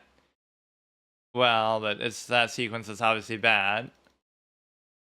It's just like pure laziness that I don't really care enough to ever do anything. Do you care for a game? No, I don't have time. I gotta go. Maybe later. I'll be on later tonight. No, I don't know if he'd be offended by it as much as maybe happy that he has a fan that, you keep quoting his quotes like you're his biggest fan or something. But Nightmare's almost as obsessed with that quote as I am with chess itself. But no, in another wasteful session here of, this doesn't even sound like the right normal theme. This sounds like the one that plays towards the end of the game in like more of a triumphant, positive way. I feel like the one at the beginning was a little more draconian or like harsh because the whole narrative obviously changes. I always use this game as an example of like one of the first like really good narrative written stories in a game because this was so like, when did it come out? And of course it didn't even come out in the West, but it might be one of the yeah, of course it was called Final Fantasy 2, which is one of the most confusing things ever because they like skipped 2 and 3, so 2 became 4 or 4 became 2. But yeah, in 1991, I'd have to go back and look like what game before 1991 had a better Miyamoto. Probably no relation to Shigeru Miyamoto, but it's like yeah, one of the best like overall written narrative stories up to that point in history. But what was I saying? Like just another wasteful session of chess because I haven't been putting forth very good effort, and I did lose with this one. This is the grounded permadeath moment that was. I should almost react to my own clips as I'm going through and doing this. I don't like doing that though because I feel like I'm view botting my own shit. But whatever, like just my own. Like I died in a very unusual way early on in the run that is sort of unbecoming and almost unnatural.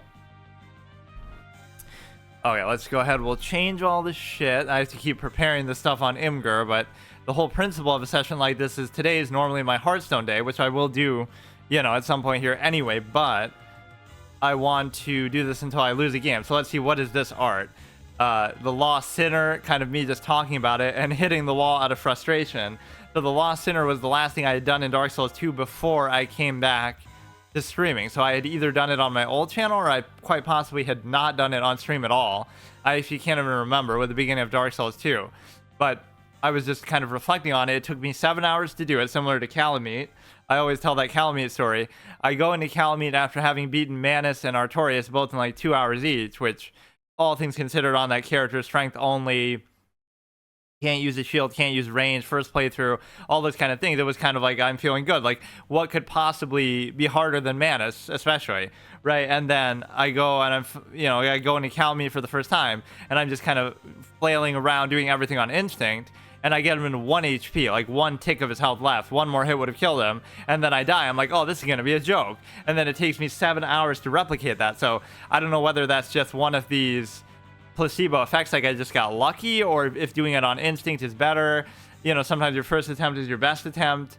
Maybe you're kind of overthinking it. Maybe that's my problem in chess too, but like you're overthinking it after that, and like you're trying to, so it ended up me actually having to learn the attack pattern and do it properly. But the first attempt I didn't have to learn anything, and I didn't know anything. I just kind of somehow I just did it very naturally. I really wish I had that on video. That was something that I did do on stream, but I just didn't save it back then. And at the time I thought stuff like that was stupid, but now I kind of see this is the kind of stuff that people like, is they'd want to laugh at my dumbass failing to Calamite for, like how people want to laugh at your blunders in chess, haha, Botez Gambit. But no, it's like, watch me fail on that for 7 hours, like, and just get absolutely in a state of disbelief and shock and saying like these passive aggressive salty things every time I die, and like it was pretty interesting now that I think about it, but it's more just a failure. So the Lost Sinner was kind of similar to this with the 1 broken hitbox. 75 plus attempts, I kind of just approximated probably true, I guess, because the run back wasn't too crazy. One fully busted hitbox, because it's a no ADP run, because I'm only doing another Twitch emote too that I don't really use as much now in my thumbnails, but just at the beginning I was using them a lot, I guess. One fully busted hitbox, like where she has like a very narrow sword and she strikes straight with it, but it hits like as if it's a harpoon or something. There's not even a question of, oh, it's too overpowered of a hitbox. It's just the visual representation of it isn't good. Like, just make it an actual harpoon and then I don't mind, right? But yeah, the whole ADP mechanic is like what makes you get the iframes properly. So if you don't get it, it was a dexterity only character. And yeah, that was a very frustrating boss. And everything after that I've done on stream, right? I did like the gargoyle, bell gargoyle stuff. Is that even what it's called in this, or what was it? Bell fry gargoyle or something. So we fought that. Then we did obviously smelter demon, all kinds of crazy crap. And so I guess I technically lost the run, even though there was no failure state, to Ava, the invisible cat bitch boss in the fucking DLC. But whatever, I didn't really lose. Am I getting through to you, Ava, was my little Nicolas Cage joke, because, you know, instead of Alva, it's Ava, but, and that's how crazy it was making me go. And am I getting through to you in a literal sense? Like, am I hitting you because I can't fucking see? Meridia 2. Now, there's like 2 Meridias back to back, but I'll skip it because I always say Meridia like it's from Skyrim, right? Statue of Meridia, who gives you like the Dawnbreaker.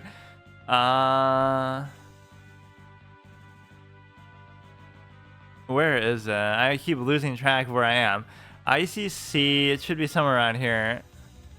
Yeah, these ones look almost identical, so I don't think I really care to do it, right? Maybe, you know what it is? It's like a different shade, I guess.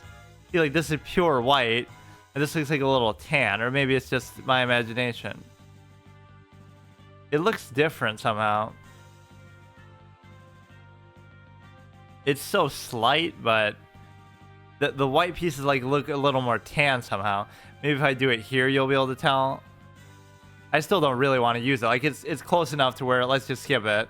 We've already used enough duplicate ones by sheer accident, or it's very hard to keep track of them. So we're almost done with this permadeath piece at round robin. But even once I'm done, it's not like I'm going to stop playing. But I should have certainly gotten to 1700 before then. And I've been sort of struggling a little bit here. So let's see. Neo Dark Wood. Neo Darker Black Pieces. Now, at least this one is very similar to one that I've used, but at least it's a little different. Like, I don't fucking know. This is like a little darker white pieces, I guess.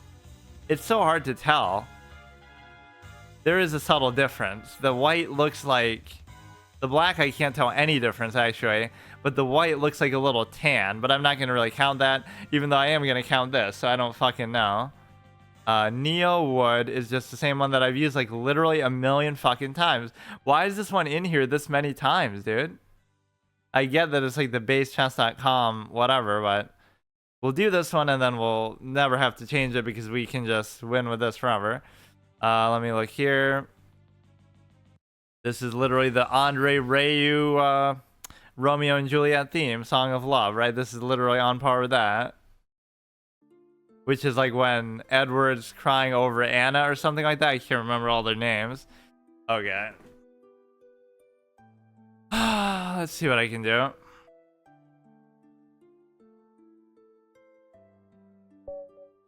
I'm just not happy with what I've been doing because there's so many times where I just deliberately do something lazy. And I know it's lazy and I say it, but I still do it. Maybe because I'm worried about time, which is why time teaches you like the worst tendencies and habits. I'm kind of self-pinning here, like I'm Ding Liren. He's been on an awful stretch lately, just like something that I predicted very much on point. This is the whole value of posting clips, actually. See, I never thought like this cynical way before either, but it's like, well, now I could just move it, even if I have to move it back to where it already was, or I could move it there.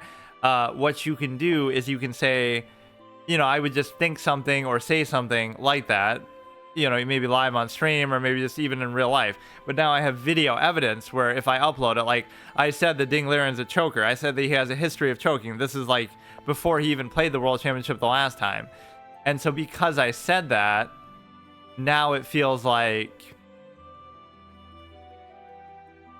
very validated, because you're able to, look back on that and say, wow, look how right I was, even though everybody might act like, oh, what a shock, and who would have thought. But I said it like right on the nose that he would choke in that championship, which it would have made it better if he had actually lost, because it's a little hard to explain that. He technically did choke in dramatic fashion, like in Game 7, but he didn't lose, so I don't know what to make of that.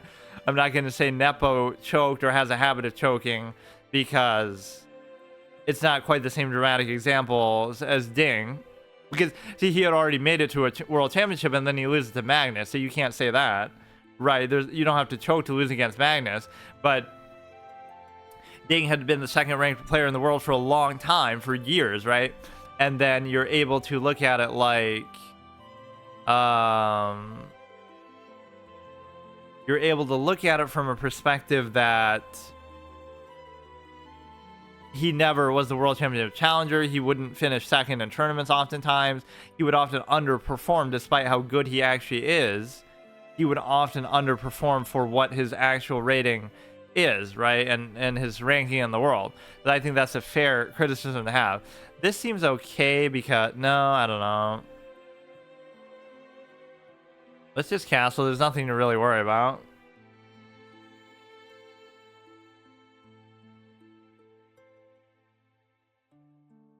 I don't know if I'm more impressed by Nightmare's insistence upon that quote, or just him being there, like, literally immediately ready to post, like, within a second. It's one thing if he just does it every day, but he has to make sure he's, like, in there. Or maybe he's even posting it just 24/7, just waiting for me to go live. My schedule has been even more erratic than usual, but I guess at least I've been streaming a little more. But, again, just to be clear, it doesn't mean I always have to do chess, because I can do other things in these sessions, but I really just want to get to 1700. This kind of move bothers me because I feel like I'm just going to get fucked around by the pawns a lot. Even if you're not, it just kind of annoys me a little bit. So you'll go there and you'll double attack onto here, which isn't that scary, but now you can turn in like a triple attack somehow with the stupid ass queen coming in there too. Right, there's some kind of crazy sequence. Like, you go there, I go there, you go there, and you let me take, and then you mate, or something like that. So even if I take there, it doesn't even help. Not a fan, really, of either of these knight positions. Like, I just don't even understand what I'm trying to do with them. If he takes, I double stack the pawn, but it's worth it because, the knight's just kind of irritating anyway, and I'd rather take it for a bishop.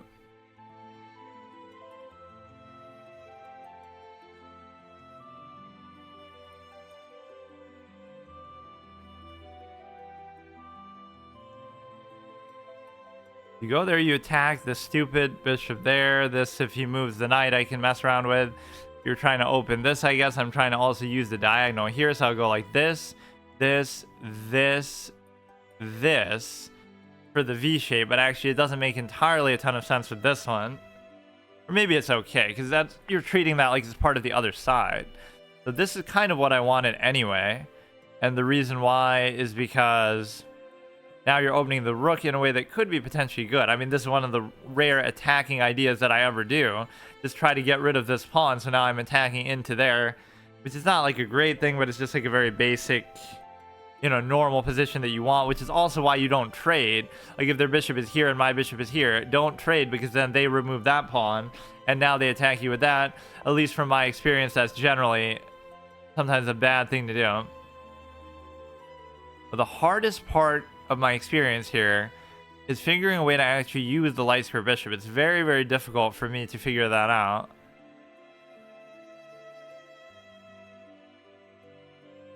Right, I have to just give it this diagonal. This might be a little bit too elaborate of a setup to try to do that, but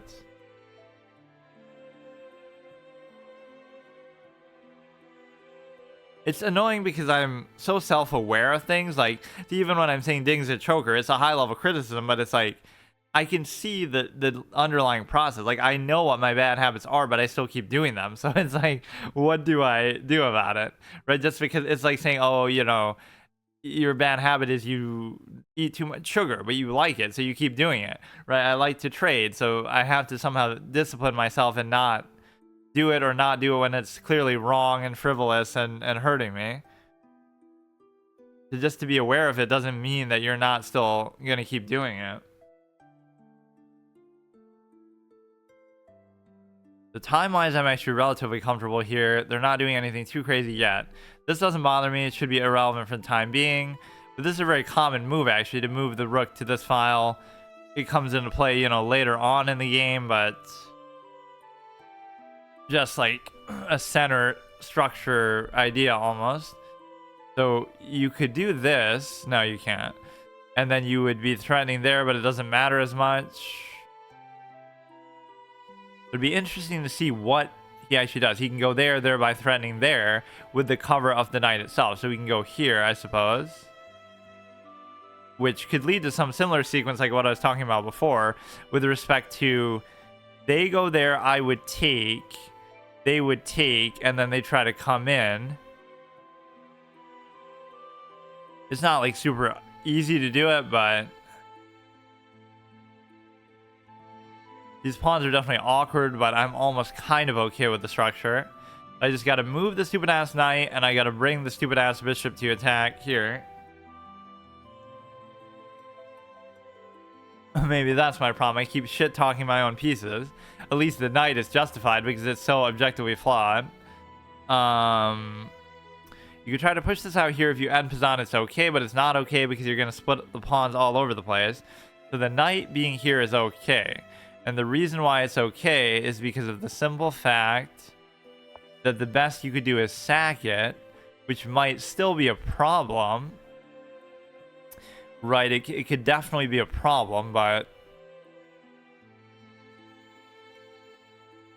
you have the double attack on here, so that would at least open the king. So if you move this, then you get a little bit in trouble. If I go here, you can try to push it out like that. There's some of these moves you have to just assume they're not going to do because they're not good. Like, you could do that, but probably you're not going to. You want to expose your king that much. So my knight is probably safe just sitting there. And I don't want to take this knight if I'm going to do it with the bishop, but I do want to take this one if he gives me the opportunity. Let me see what else he does. I will happily bring him below 17 himself. But look, he struggles on time almost as much as I do. Now this is covered by here, so I don't even really have to worry about it. But I don't know. So doing this would be actually okay too, because it blocks that effectively. And the reason why is because if you move the knight, you're no longer threatening this uncovered pawn.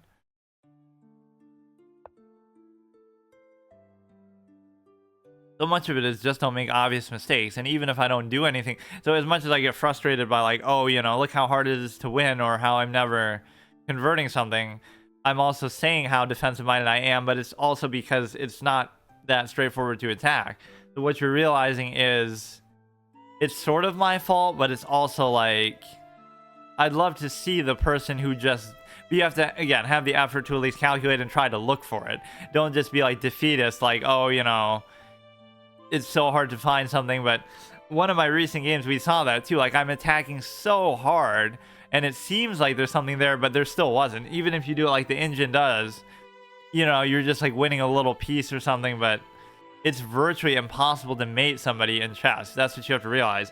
Even if you're gonna theoretically do it, they'll sack something and then you'll win the game later. But like, you know, to outright sack somebody in the opening or the middle game is virtually impossible, and nobody ever does it at any level.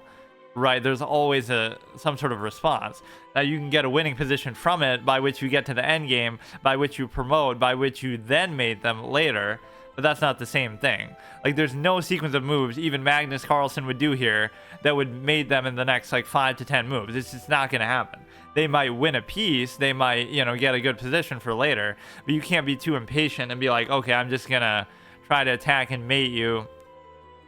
That's not even what attacking means, actually. Like, you don't say you attack as in you're gonna mate them. You say you're attacking as in you're going to create some untenable situation that they have to give up something for, whether it be in position or material, and then you turn that into something later, right? That must be the better way to look at it.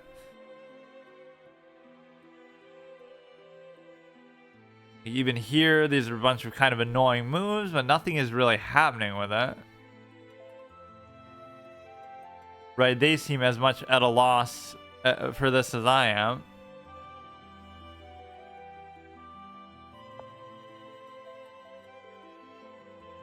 But I'm definitely always a fan of safe moves, and I'm usually pretty good at making them, but the ones that always fuck me up are the trades. I'll initiate like a trade on a silver platter for them that's not even a real thing. Like, I'll just do it, like, just, you know what I mean? Like, whatever, pretend the pawn's not there. I would just go there and be like, okay, please trade it.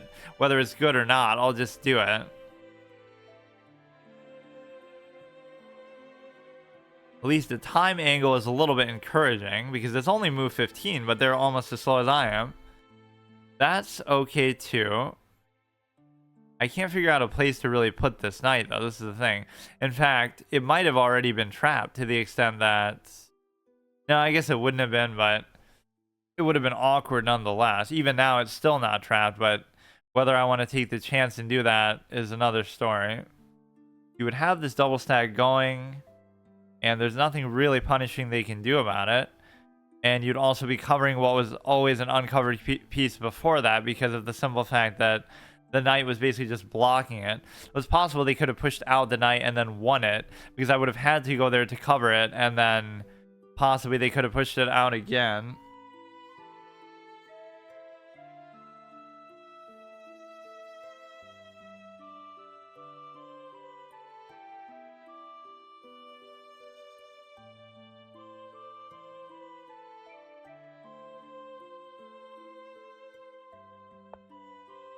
You go there, that's perfectly fine. And there's just nothing happening so much of the time. You have this here, and you have the double stack there. So I'll move that. Their knight moves are not really doing anything, so now I'll just win on time. And I won't even really feel bad about it because it's just the way that it works. I mean, how are you? I guess you see his weakness there, though. You can always, you know, psychologically analyze your opponent. He's really bad at bullet, you know, as bad as me, so he struggles on time. But yeah, he's actually not that bad here, like in rapid or maybe even classical. He doesn't even play classical. You can just keep going back and forth with those. Now we're gonna try to just go for a trade, but whatever, it doesn't matter. You're more than adequately covered. I can't say whether this is really a good move to do or not, though. You could almost push, and then if he takes, then I take. If he keeps going, I could take. If he takes, I could not take. But if he takes... Wait. He would take... I would take... This actually kind of helps him, too, for the sake of time, because it'll make it easier for him to calculate the rest of his moves. And so therefore, you know, you kind of want to get to an end game and trade everything off, and then...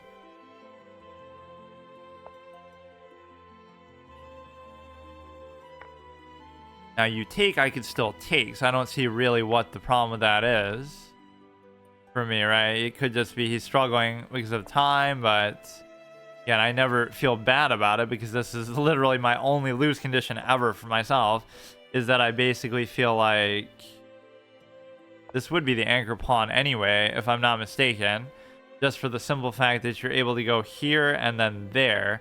But the problem is that this pawn would then become a pass pawn, which I've shown like a lack of adequate fear for pass pawns in a lot of these recent games, to the extent that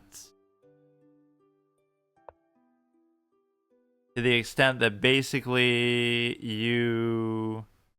I don't really even want to do that. I'll kind of let them have it and not even care, but...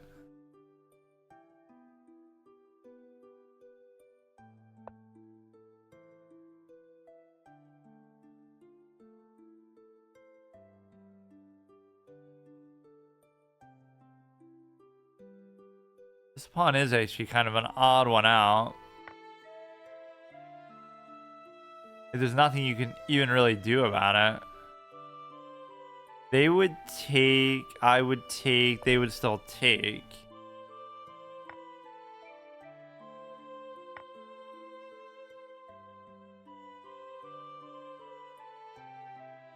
But again, what do you hope to accomplish? You know, you get like a little dinky pawn out of it. This is actually kind of cute because now you would compel the trade, at least to the extent that you trade the knights. Again, all this might be actually benefiting him to the extent that you get to save time on the clock, but they're not really even doing it. Now this becomes a pass pawn, actually, because of the fact that, or I mean, it's already a pass pawn. You're not really going to be able to promote it, but you can just try to kind of squeeze it a little bit. Is because the knight isn't really going to help you enough. Like, even this, I'm satisfied with doing it. What's he going to do? Get it down to an actual fucking end game and just... You go here, ideally, or... Yeah, I mean, again, I'm not going to feel bad for it, but it is a little bit strange. So let's see what we have here. My chat's kind of lagging, but I don't think anybody's in there anyway. Yeah, that was a solid game, I guess. I mean, he was just slow. You have to realize he's a legitimate 1700, which is, as you can see with me, very hard to do. So how is he that good and bad at the same time? But I guess he wasn't even really bad. He was just slow, you know. He didn't really even lose positionally. Like, I'd say the same thing. Not that he was in a winning position, as I often am myself, but it's more just like you're in a position where basically, let me see, ring of bomb. What do we have here? I always like to take breaks in between games, but when I'm already spending so much time doing this, then it feels bad. But you never want to feel like you're playing in a rush either. That can always get you in trouble because, you know, if you play in a rush, not even in the course of a single game, but in the course of, like, you know, oh, I'm trying to get 17, so let's just rush and try to do it as quickly as possible. That's obviously going to have bad effects on your game. So, whatever, let's just do another one.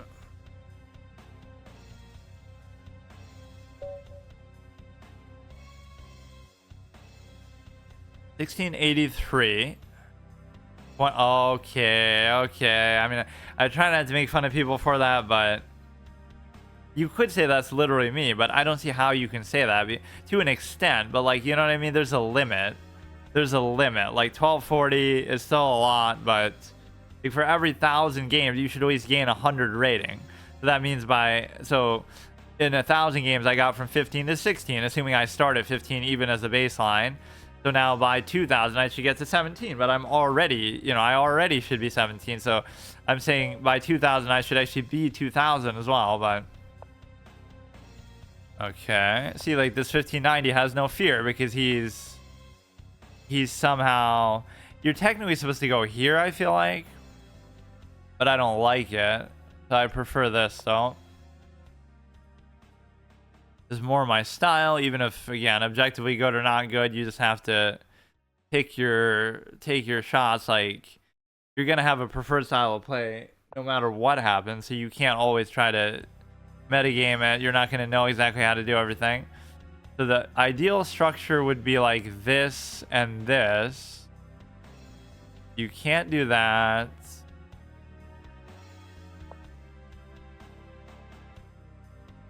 Got to move the knight. I get sometimes distracted by these other ideas that I shouldn't even worry about. You go to there, take.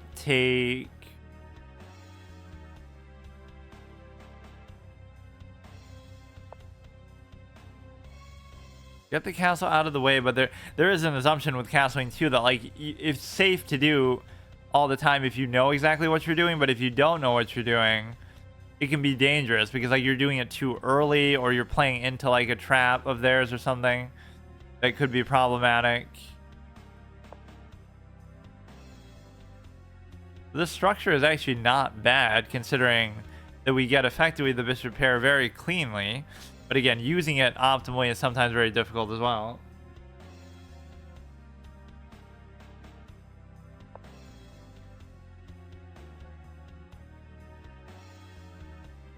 This is pretty much where you want the pawns to be, even though this isn't exactly the best structure.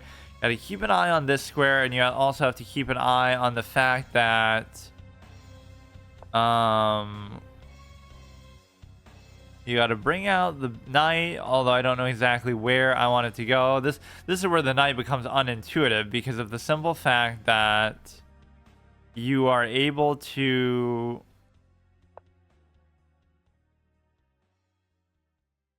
you don't really need two of them at the very least, right? That can be a big question mark. Like, why? There's no such thing as a knight pair. There's no reason to ever try to do that. 4,400. I mean, look, dude, it doesn't make me feel any better, you know, but just it's strange, and I always make fun of it, but I always make fun of myself in that context too.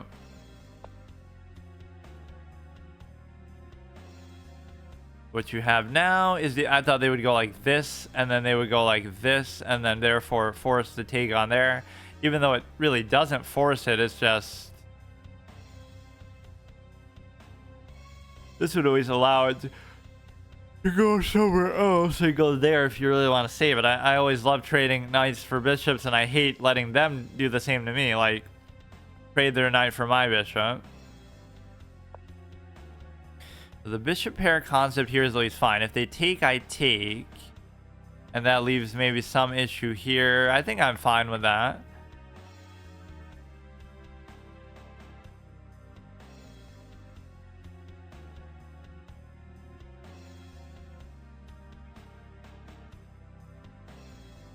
Let's just try to continue our development. There's nothing really crazy going on with it, I don't think. There I could take so they could do like that into something else. Maybe some sneak play I could have done, but I really wasn't even too confident in it. So you go like this. I really can't figure out, again, what to do with even one of the knights, let alone both of them.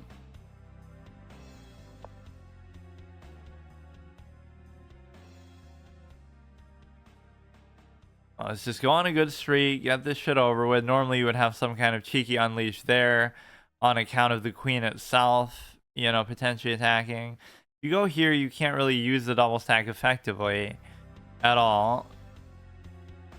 You could go here, try to almost compel the trade. And the reason why is because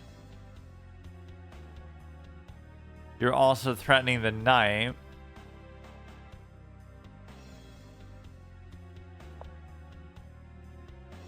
But again, I can almost guarantee you that's not a good move, and it quite frankly possibly could be a bad move. And the reason why is because of the simple fact that it's just like you're sort of forcing a trade that you don't need to be doing. Right, like it's not an organic move to make. There's no need to do it. It doesn't mean it's terrible, but sometimes it can be terrible and you won't know exactly why. You just have to have the will to calculate a little bit more than what I do. Not that I'm not capable of doing it either, but you could do a cheeky thing and then just do what you got to do. But you don't need to do it like this. You can just...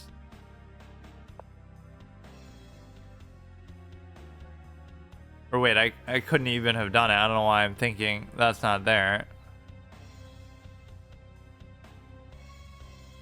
But you could easily push this out. Too. This knight's just sitting there pretty with no cover, and a lot of the time you got to realize the knight is the easiest piece to trap and the most common piece to sack too. So you got to be weary of it in that regard. If this was here, you could go like there, and then I can't take. For what that's worth, you're trying to take there, which you won't be able to, but what it allows you to basically do is then you could move it in such a way that you can take this. But where are you going to move it that's going to really make me do that? You'll go back, and then I'll go back, and it's like...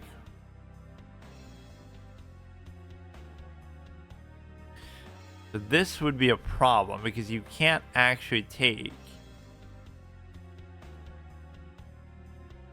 But for the most part, it doesn't really matter. Now look at the knights just kind of sitting there and clogging up space. as is their specialty, but you mostly want them to clog it up on your opponent's side of the board at least. With that last guy, I was almost embarrassed of how many games he had played. Like, what, some 20-odd thousand? You can just do that. That one I almost don't even want to do right now.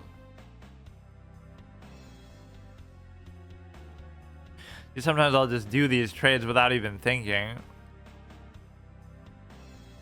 If you could move this, you'd be in potentially a very good spot. If they raise, I take. If they don't raise, I take.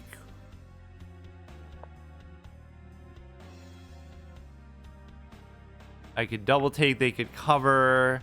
I could take with the knight, or I could take with the rook.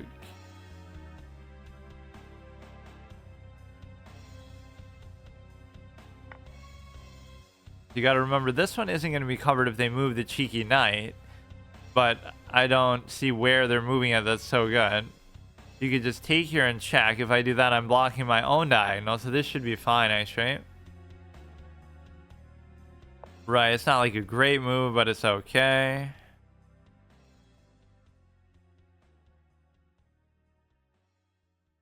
I'm just like always missing something in my attacking ideas. Not that I'm even really trying to attack much. This is going to be a problem. This is actually pretty well anchored, but it won't be in the long term. So the knight is what I really want to be active here.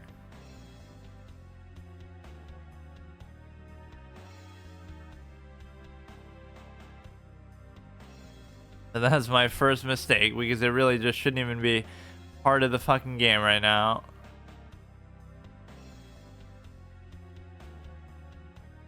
So hard to even know what to expect with it. Like, I want to give a check on the dark square, but I can't do that. We can try to just take this, but I wouldn't even want to do that either.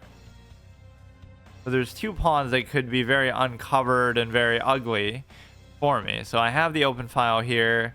This is genuinely a move that I have no idea what to do on.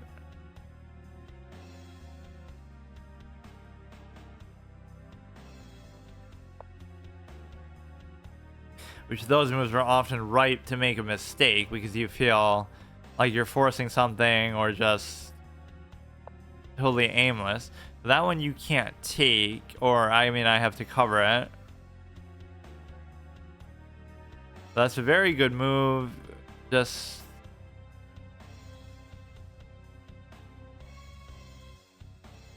see, my move had no purpose. Theirs had actually pretty good purpose. But now in doing that, you can try to take this by pushing this. Right, and there may not be very much I can do about it. You could keep going back and forth here even, in fact. But it's okay either way. You could try to go here. I could just give up the open file. They're not even doing exactly what I was saying there. Or I could try to have done this. They would take, I would take.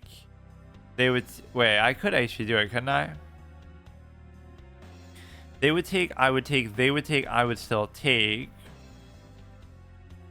And if you don't take,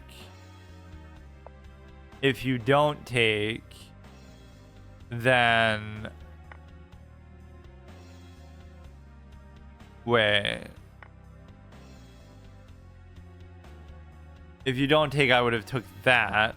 But see, instead of trying to come up with a more creative winning idea, I just do it in just a raw sense because I'm so lazy. So even this is still covered, right? So there's no concern there. This is a question of a dark square bishop. But this is a pretty even, comfortable position to be in right now. And so therefore, it's okay.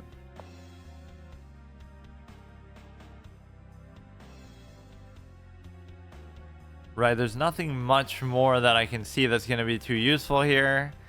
You go to here, maybe something. It's still covered. I can't figure out anything super great. In fact, this is kind of bad because you somehow are in an awkward spot where you can't get out of there very easily. I could just surrogate with the pawns to try to do. Like, if you take, I take. If you don't take, then I could double take as well. Oh, that was a good move. But is it though? Because it's still effectively a trade.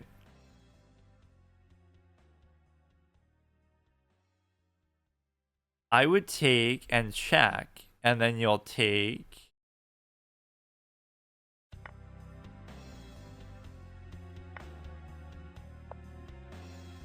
I can't really say for sure what that was about, but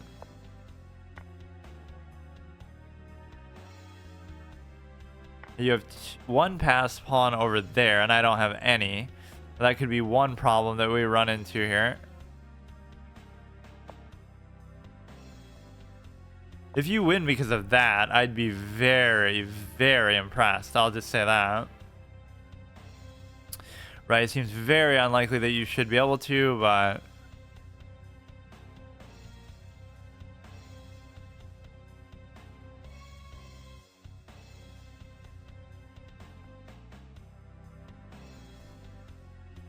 Not really sure. Like, I want to move this, but I can't figure out exactly how.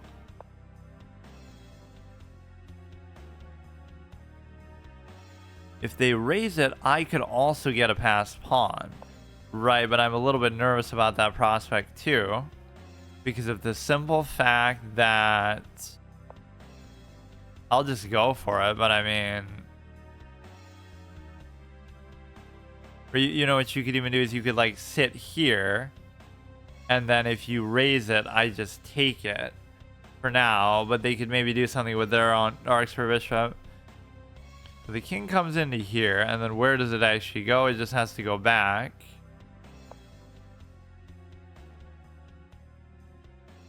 These are fine for now. At least they're on the light square.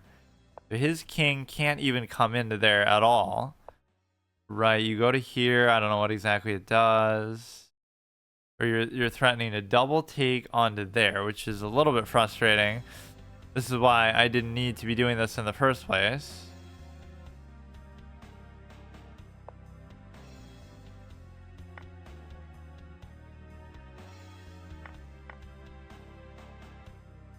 Well, now it's probably pretty easy for you, actually. Sometimes I'll do these trades that I probably don't even need to do.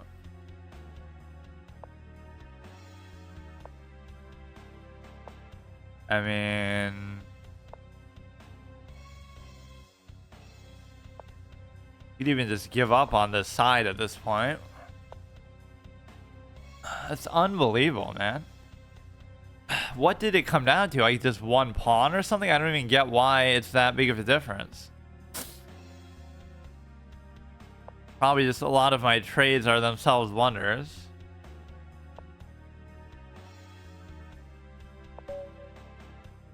Wow.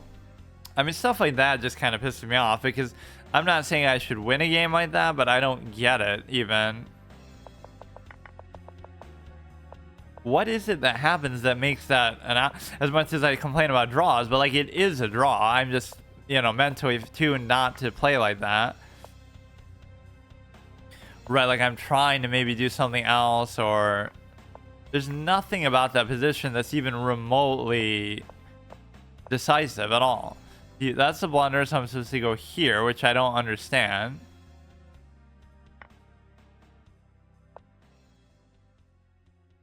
I mean, as if I should have to rely on something like that. So we both make blunders, then again, this is a trade bait blunder move that is my most common mistake.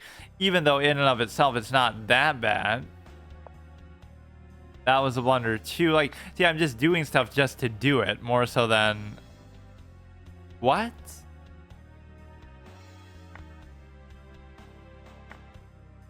I had the right idea maybe with this pawn to put it there, but I don't get why.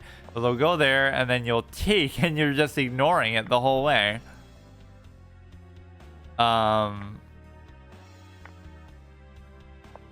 What the fuck? I mean, that's a little bit of a complicated sequence, but even without doing that, obviously, there was no need for that. Like, I don't know. See, that's just one of those weird games that you certainly shouldn't. But this is the other Black Knight theme, like for Nightmare, that he likes the one from Fire Emblem. It kind of suits him because of how much he likes knights in general. But this is a different kind of knight, not one that rides a fucking horse like a clown. And of course, you don't even get the representation of the knight in chess. You just only see the horse. Or my other interpretation is like it's just a horse wearing a helmet. So that it's still a knight, but it's like... Alright, so it's changed to the other art. This one is like... a couple of these are to do with Dark Souls. In fact, almost all of them are. This one is like... do-it-yourself hard modes, like some of the hard modes I would do with the bosses in Dark Souls 1. Like, I can't even remember what they are, but like... You're not allowed to, like, you have to aggro all the skeletons. You can't just stay on one side of the room or something like that. And remember, a lot of the stuff I was doing, or at least trying to think about with the first playthrough too, on top of everything else, like, you know, that's hard mode Nito, is just aggro all the skeletons. But you might think, oh, you know, just do that anyway. But a lot of people won't do that. And I'm trying to think what other, there were a lot of good ones with that. We had done Neowood Darker, so now let's do Ocean. And I don't know how long I really want to even do this. Maybe till 9. This just ends up being such a waste of time, but the real reason is because I'm not playing that well. Like, it would be fine if I just focused a little more.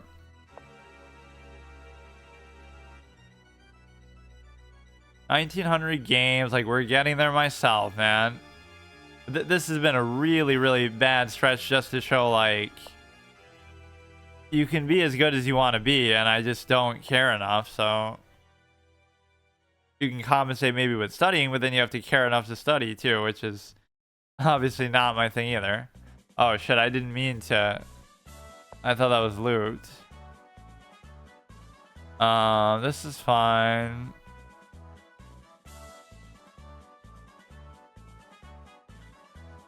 Actually, it's not fine, but I'll just do this then.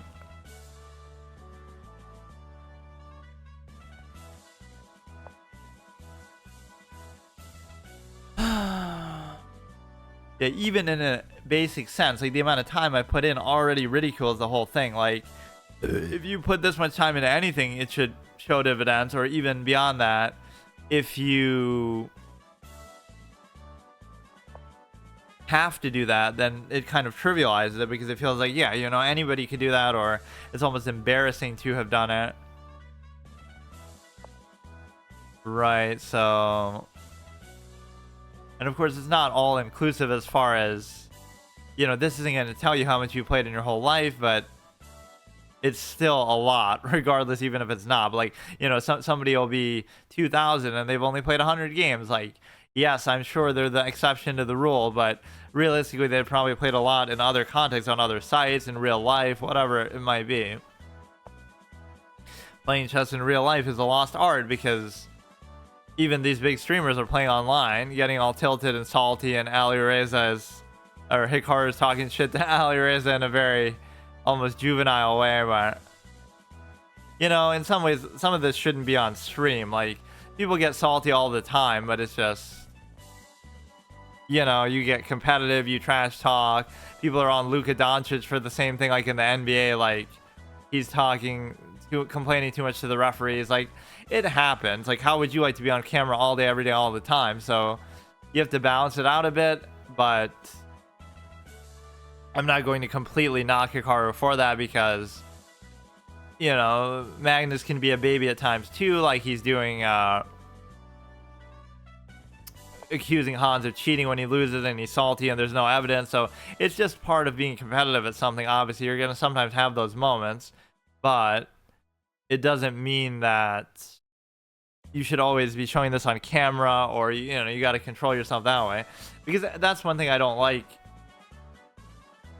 It's sort of like a modern, maybe cancel culture type of thing. The idea that, you know, things that you know probably are happening all the time, but you see it once on camera and, oh my goodness, now it's the end of the world. It's like, it doesn't have to be like that, where, I don't know, see if that's good or not, but I just kind of do it. If you take with the knight or the bishop, I'll just take, but you don't.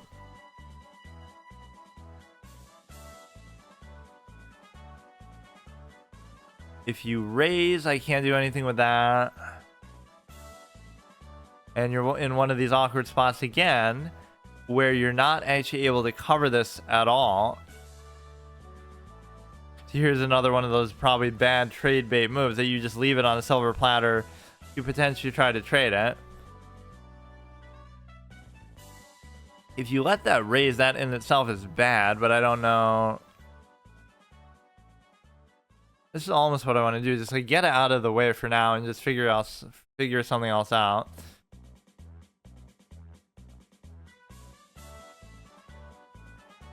At least I recovered a little bit because I had fallen all the way to like 16. I had like two vastly different stretches. I go from like 16 to 1695, maybe in a reasonable stretch. Then I go from 1695 back to 1606. Then I go back to like 1670. So now here I'm about the same, but the first guy at least let me off the hook with time. So the first one, my opponent gets flagged when it's relatively even. The second one, I lose when it's relatively even, but I guess I have to accept that. I just didn't fully understand it.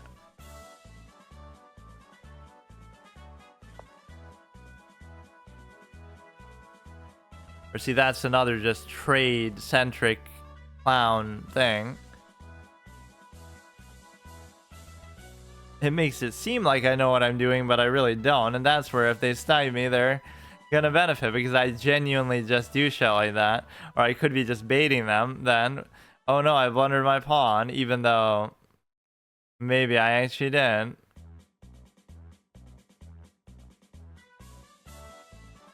And that'll be the difference in the game. Just one fucking dinky pawn. But that's what happened in the last game. It was like sort of an unusual structure where there's like one here, one there, and you have to do all kind of other crazy crap.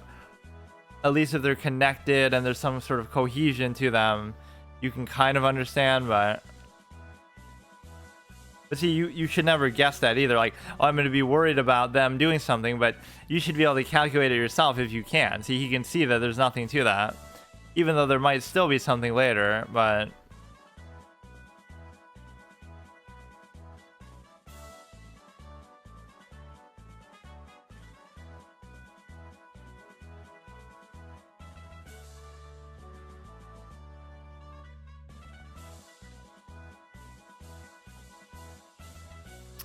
I don't know even what to do with this. Let me try to go here. Dark Square Bishop can't do anything, but the act of even doing this would allow you to take then that pawn too.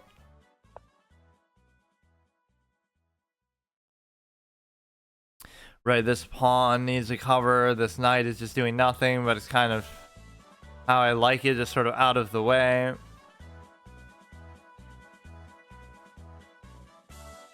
Yeah, I just gave that pawn up for no fucking reason. Now, there might not be really a good way to cover it, but you know, or you're gonna like expose the king somehow. You block that off, but you at least allow me to take it now.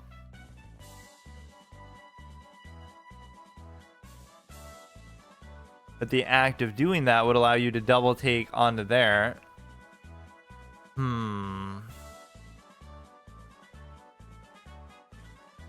That is very interesting, actually.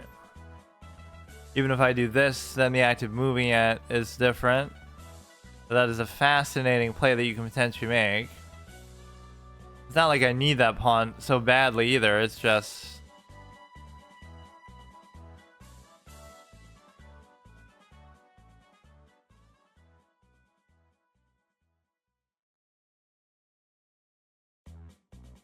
I really have no idea.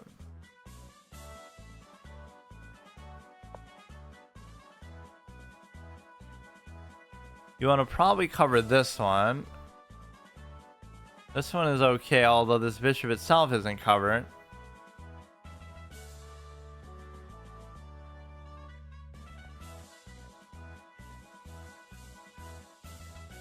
You try to rest it here, but the knight's like, this is the problem though too. It's like neither player is really doing anything, but that's just how chess feels sometimes. And you might say, oh, that's just because it's a low level, but even that's the point. Is like we don't know what we're doing, but we still just kind of muck about and act like it's actually meaningful. I even openly admit that when I'm winning games, often it's just not even a satisfying, impressive outcome, but you still just have to take it. it's just not a game that feels like very natural when you would have to basically study it, or that's just the only point.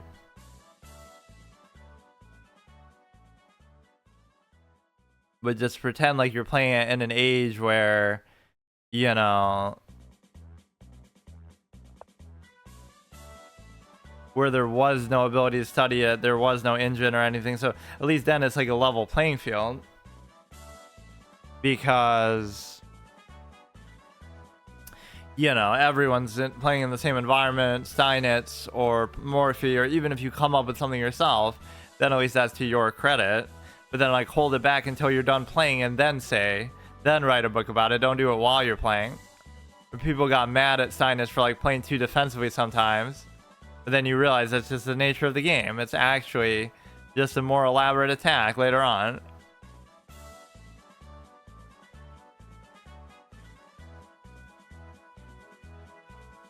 Now, is it mathematically, factually, objectively impossible to cover this? And the answer is it's actually not. And the reason is that you can cover it like with the queen, for example. Yeah, there's just like so much time wasted. Like, this is my biggest advantage if people are slow, or if I somehow become faster, but I'm usually the one who's slow. So if they take too long, even compared to me, then I feel very emboldened by it.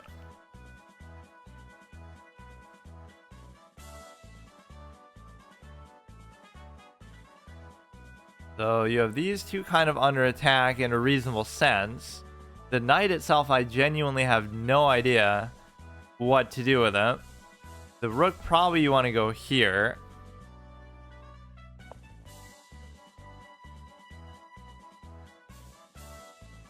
This one is easily takeable. There's nothing to even question about that remotely, right? Just take it.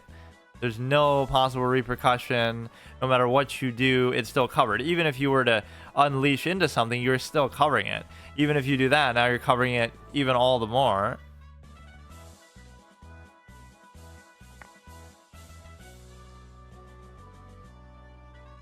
Right, but it was already covered by the queen too, so it just doesn't matter. You bring the knight. I could take here, but I don't really want to. You really do have to have that discipline. This is my one big weakness, not to always just trade everything all the time. Now, this should allow you to potentially take here, but it doesn't because of the knight itself getting in the way, even though the knight covers and therefore allows you to do that. I think better off going back.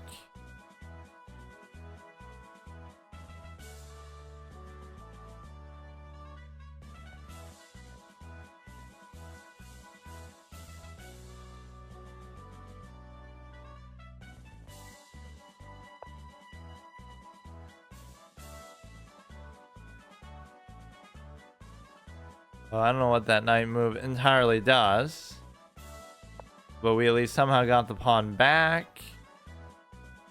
If you move this, then what you get to do is you're double attacking him, but you're covered by the stupid ass knight.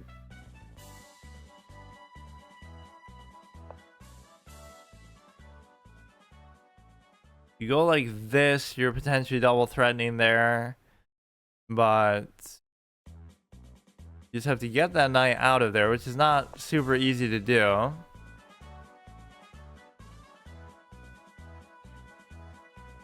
Okay. You don't really even have to win this one. Like, let's just ignore it, I guess. Right, this at least prevents it from moving, so unless they somehow offer up a trade that's interesting. Right, that doesn't do a whole lot.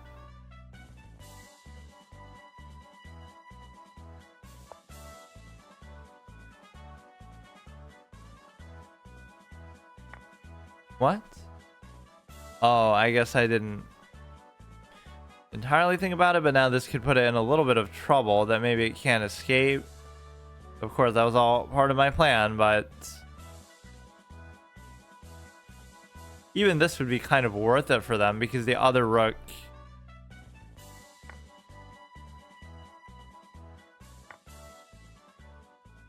you know, they took both rooks. I took a queen and a knight. It's not perfect, but it almost, their delay there makes it seem like, but no, I'll be only really like +1, so it's not actually that bad.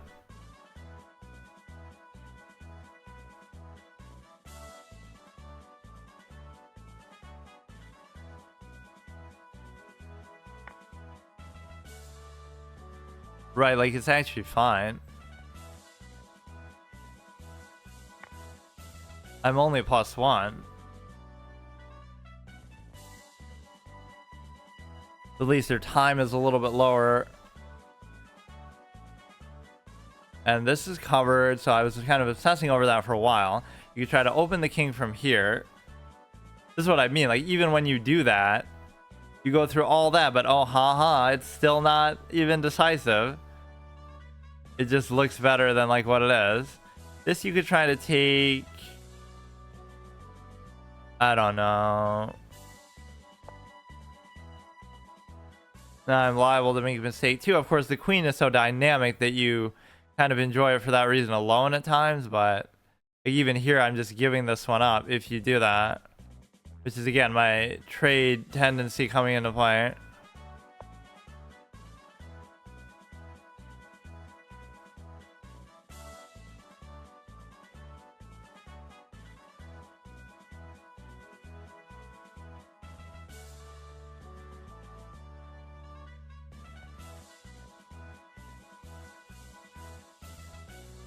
Part of this almost sounds like a Pokemon song.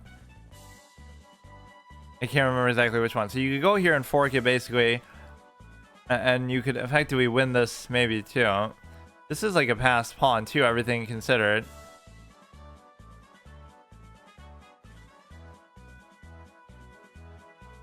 You could just take this one, period, but oh shit.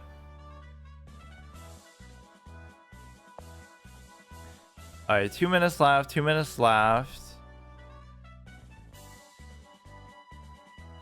This one is easily takeable because if he had just traded something, it would have been fine. Like even here, they would take, I would take. But if I take, then they get a passed pawn because this isn't going to be enough, right? Like, I would take, you would take, I can't take. But look at just how hard I go for trades, man. It's actually kind of doing me a favor.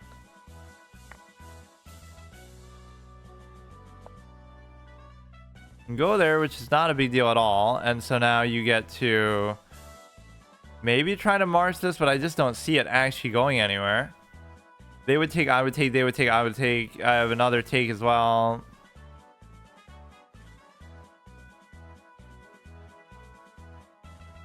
This is like an Octopus Knight positioning.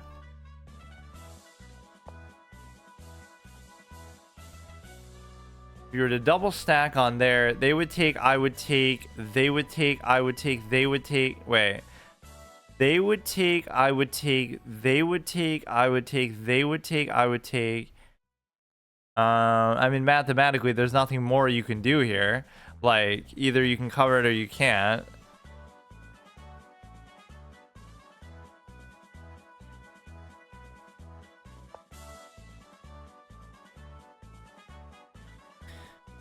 They take, I take, they take, I take, they take, I should still take.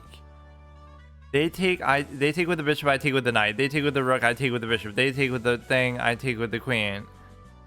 Hey, welcome back. Okay, 56 seconds left. So now what do? We give a check onto here, maybe. Although that might not be the best idea.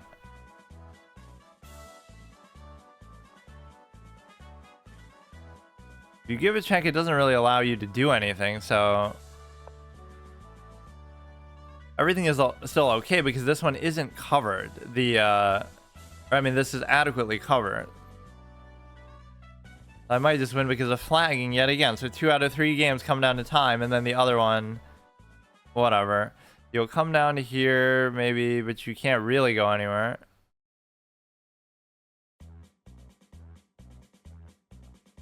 I don't even know.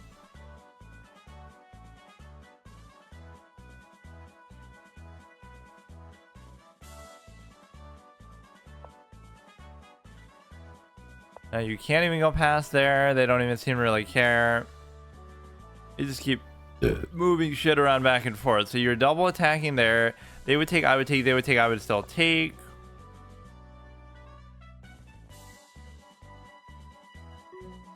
I don't know. Was it gonna be a fucking threefold repetition or some shit? Like, I don't understand, man.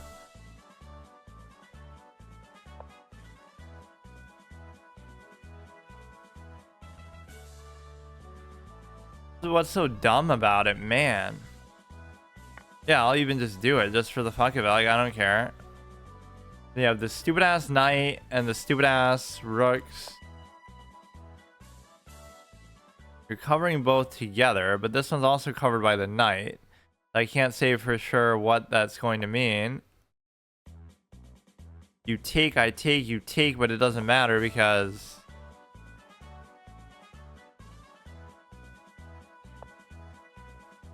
now you should probably actually lose one of those because I know that was actually good, but again, time-wise, but we're both kind of low on time. Good game. But like, you know, he had kind of conceded it earlier, but it actually wasn't the case. Like, you saw how tight that still was. Thanks. You want to play one? Like you were saying in the morning? Well, let's do like a 960 game because I've been doing that and enjoying it. We've already played enough regular games. Let's play the next Chess 2.0.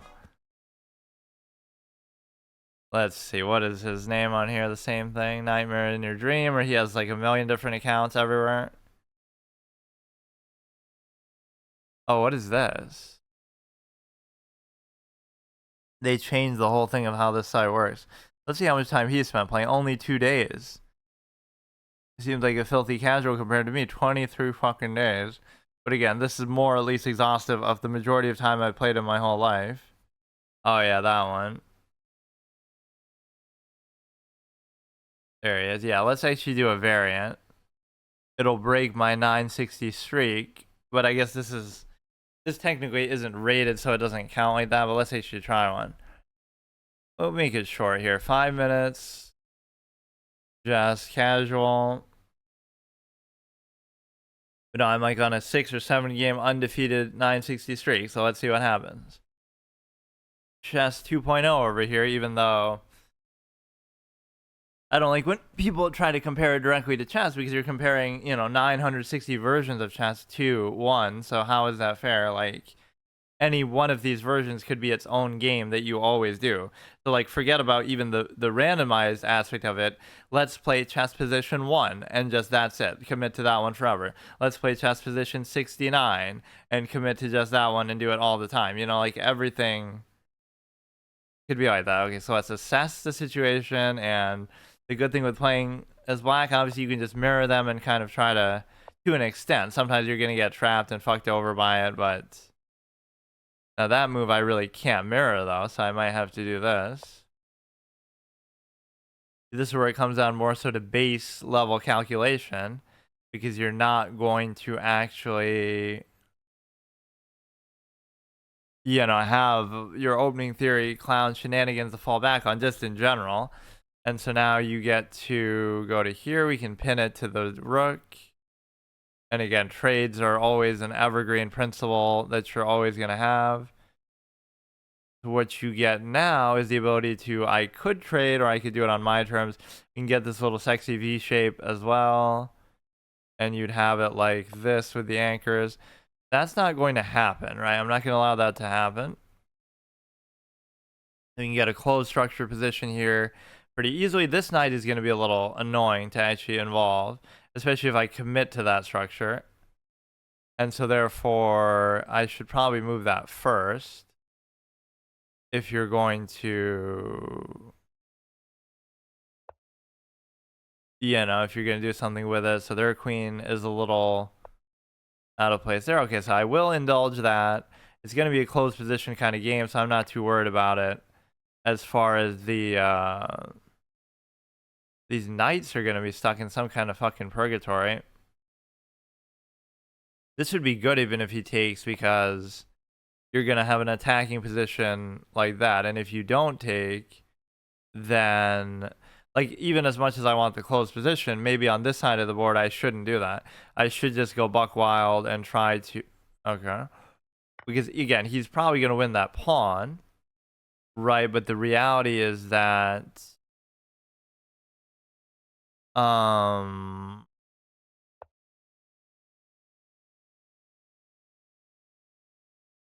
The reality is... Oh, yeah, and I also don't like these cheeky castles from illegal positions. Like, you should only be able to castle if it's actually the original, like some sort of vague original position, where at least there's a rook on here and a king on here, whatever, where you can do it normally. It doesn't have to be the exact starting position, but those key components of the king and so forth would have to be in the correct spot. So these two are very awkward, right? But the bishop still does cover. Now we already create a good threat there. And the reason why we do that is for the simple fact that, you know, that's a good attacking idea. So even as much as it messes up my closed structure idea, it benefits me because I have a closed structure where I want it on my terms and whatever.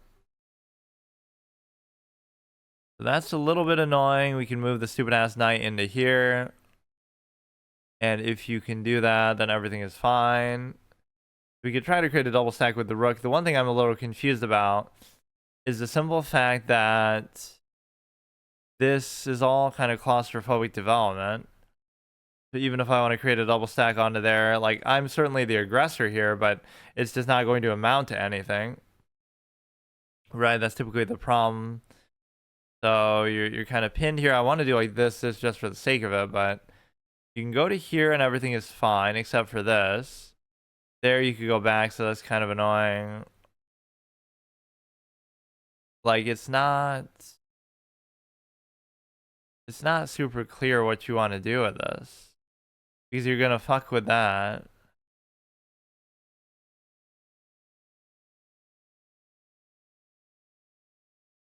You go here, he can attack it with the other thing. You go here, he's gonna fuck it all around.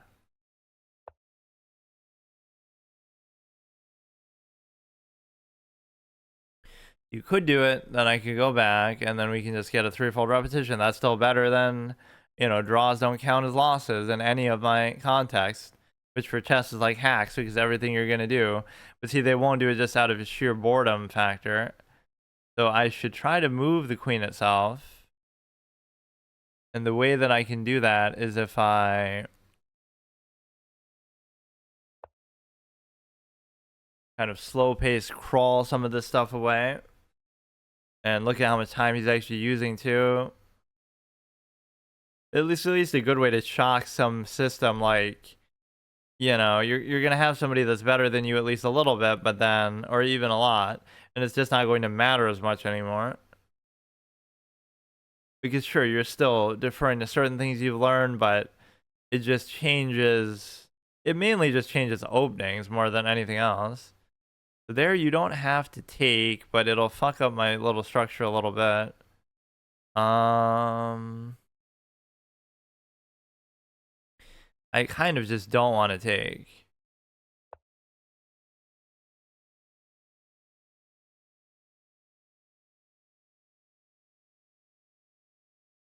You take, I take. Their queen is shockingly inactive here. You go to here. Like, it was just a claustrophobic development. Like, their development's certainly cleaner, but to be fair, they cheated. Right? I have that rule that I don't like to castle. Now they're going to come into here and do something, which I don't know exactly even what it is. They're going to maybe go to like there. This fucking development, dude.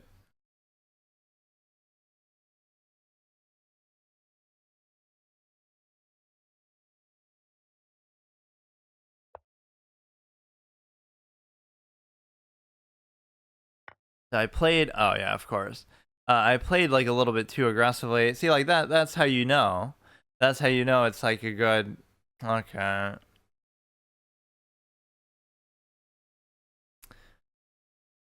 But also why you shouldn't force the whole thing. It's still fine somehow.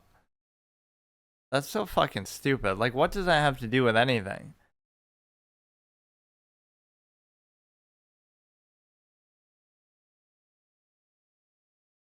How am I even 1345 if I've been winning every single game? I must have lost some in a row for a while.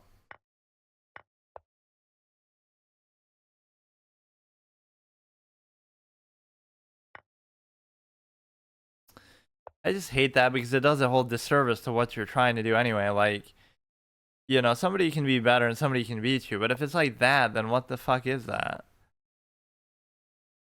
That has nothing to do with like anything.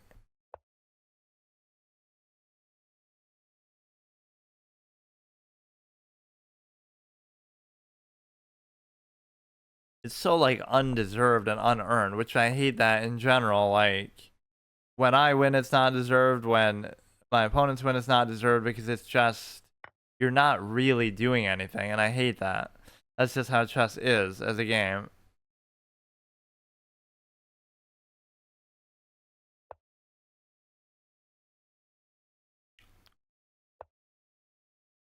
So and almost like a stalemate capability because neither of these can fucking really move.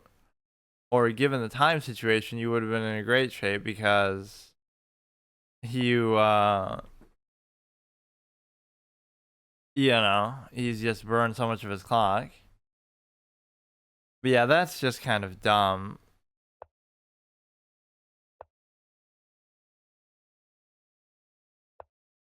Imagine if he actually flags. What excuse will he make? He was cooking dinner or something. Here you would just check. And then I go here or something. But no, this gives you even a greater incentive to, good game. A greater incentive to, what do you call it? To trade, because the positions can be so unusual like that. I'm impressed by the engine's ability to even look at this. Like, it might be doing it in terms of normal chess metrics of like these same positions if they were to somehow occur. Let's see how he castled too, because, oh, you know, I guess maybe this is partly a legal thing, but right, like as long as the rook is here and a thing is there. But a lot of the time, you can do it even in other weird positions than that. Yeah, like how do you even know something is a blunder? Like, you were just supposed to do that, but for what? Okay, but then what? Is that really worth it? But black is losing. Why would you sack that if you get some wildly disproportionate kind of outcomes where, you know how white always has such a major advantage, but sometimes here it will actually be, you know, much more drastic because, you know, it's not always going to be even the way that even regular chess isn't even. A lot of openings, you know, you could just favor white because you're just better. Third time playing 960. Last time was when I bested a FIDE master. Nice. Yeah, I haven't played it as much as you might think, considering how much I like variants either. Just, in fact, it's not even on chess.com apparently. I couldn't find it on there anyway. Let me try to see what else we have here. They fucked up the whole YouTube UI and stuff. Is this the Giants Tower from later, or is this, no, this is something else.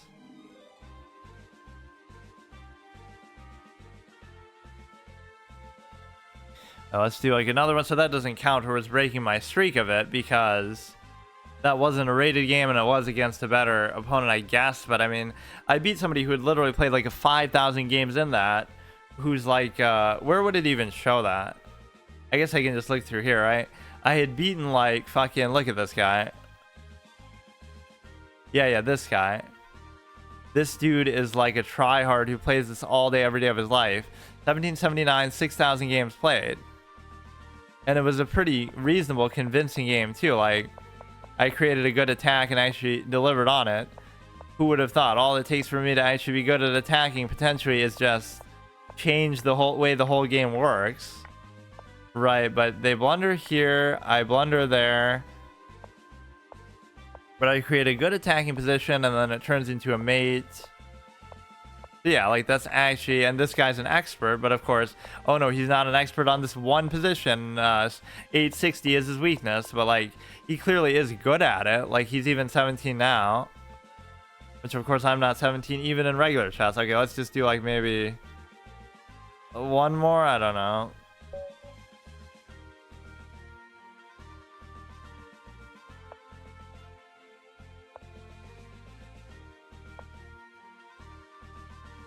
Yeah, like, 2 of these have just come down purely to time as well, in a way that's super unsatisfying. Right, like, why even bother? So I'm not really even winning them, but this attrition style always works for me to the extent that this is the best you can do sometimes, is just try to that's a little bit annoying, and it allows you to pin down in a certain way. You do that to try to pin him down too. If you do the bishop, I'll definitely take. If you do the knight, I should almost take, but I don't have to take right away. Or I could do it like this, but there's too many unknowns with that, right? I guess here I could always come back if you try to pin it down, but I would do like this. You could pin it. I should do this, this, and then do it. And the reason why, okay, you can just do it now. Oh, but no, but you should still be able to just win it then. What the fuck does that mean?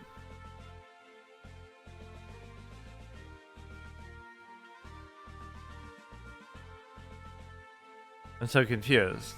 So I won that, and now you're gonna get one of these. If I go here, it forces you to take this one, but I don't even want that, do I? But I'll get a free pawn out of it.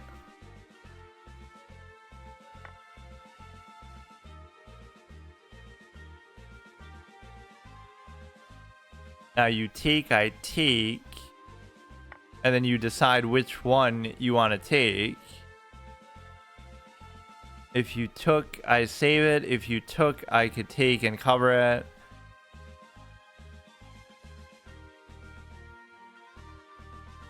Yeah, that's where you can embarrass people. Like, oh, somebody who studied the game their whole life, but the joke's on them because they...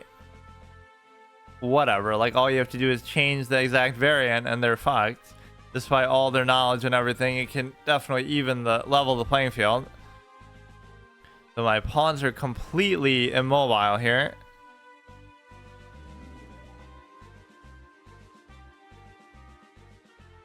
My pawns are limp, just like my king was erect in the other game when I was in the end game getting so excited about the pawn push or something. You don't want this limp pawn structure where they haven't done anything. So this, you want something just take, take, take, take.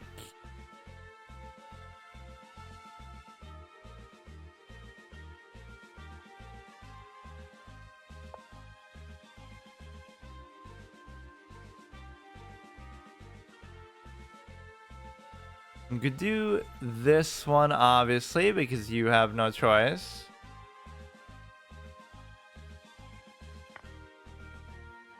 Okay, dude. Okay. Not the end of the world, but it's a little bit weird. Okay, what the fuck, man? Naya, as usual, getting in the way. Joke, what comes with defeat? Still have a long way to defeat you. I've beaten you before, but just not consistently, for sure. Now, you want to keep this here because of that, but you also...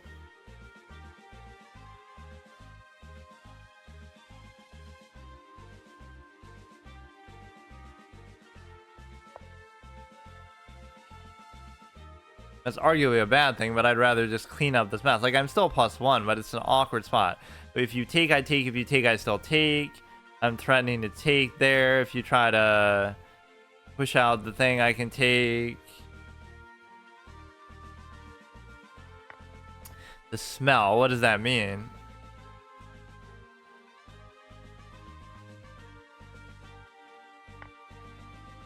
The smell of defeat.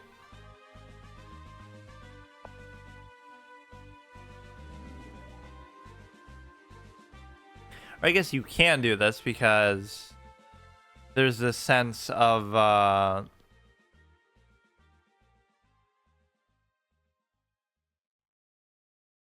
there's this sense of basically being able to,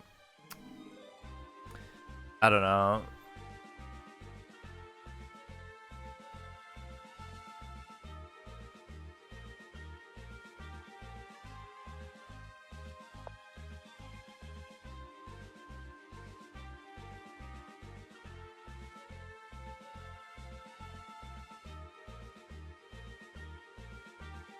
Defeat, have smell, I guess. Okay.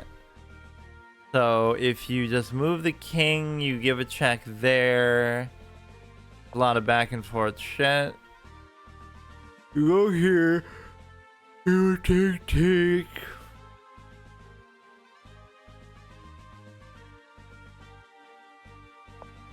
If you take, I take. If you take, I still take. Everything about... Okay. There's no risk of there's no risk of a back rank or anything, so I don't fully get it. At least not yet.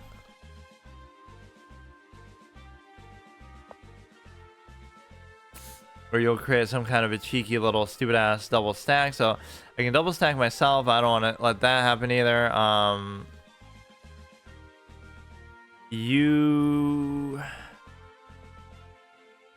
What should the pawn structure be?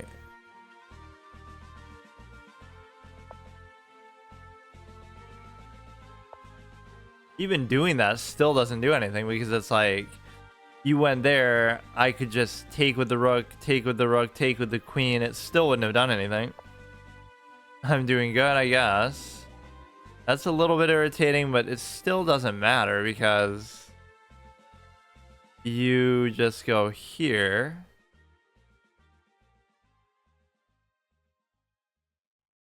I can't say for sure, but I mean, I go here, you take there, I would take check.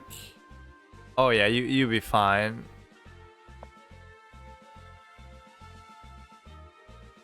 So this you have to watch out for. If this rook gets displaced, then you're in the trouble of whatever. We have the rarely seen triple stack, and of course it's not usually all that great. If you do it now, I would take, they would take, I would take, and so it would be fine. But I would win a pawn at the very least. But it would be better if you actually moved that, because then I could like...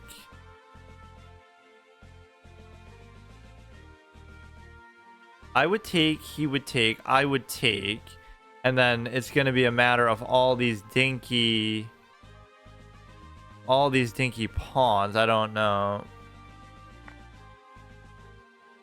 Doesn't seem bad, but we could both take a pawn, and so now it's just a question of this back rank idea, but you can't actually do it.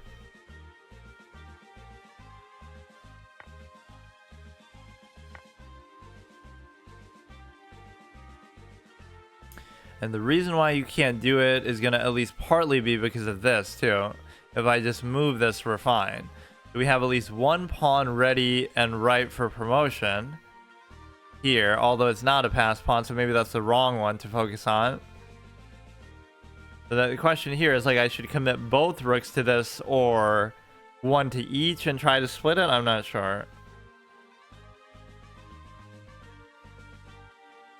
This is just taking such a frustratingly long amount of time to do. Like whether I'm gonna get, I don't know. It's just going good streaks, but then I can't maintain them. It just ends up being like back and forth forever. This would actually make it a lot simpler for me because there's so little to worry about. Right, even if the kings become the deciding factor, it's just like...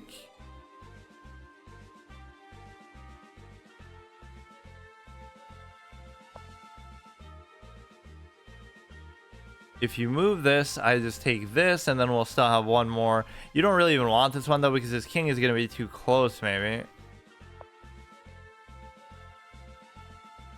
Okay, I'm still covering the other one, though. Right, and so you're able to...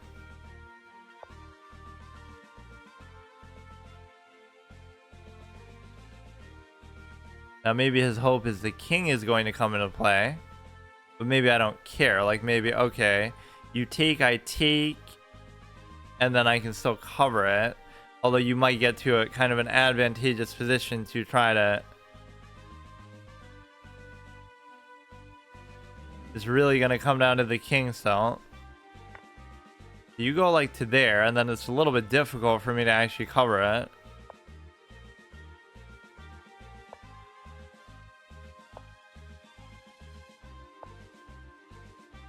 So stupid, man.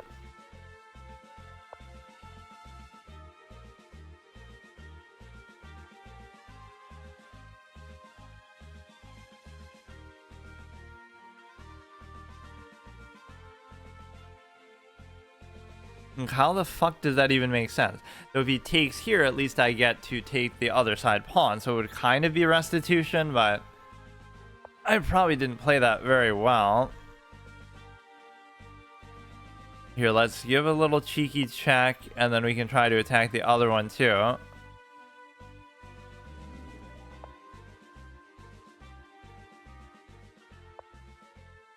Whatever you do, I'm going to guarantee I got to at least take one pawn on this side. But now you're not going to let my dumbass do it, are you? Bro.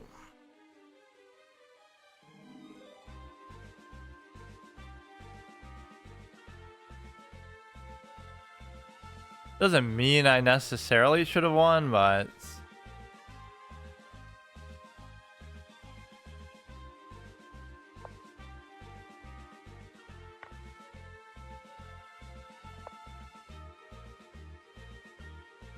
Sort of spam check, everything's fine. I don't get what happened, but okay. That's about as simple of a position as you're ever gonna see. Right, so you certainly should have been able... But I mean, his king was kind of just a little closer. I maybe took too long to get there.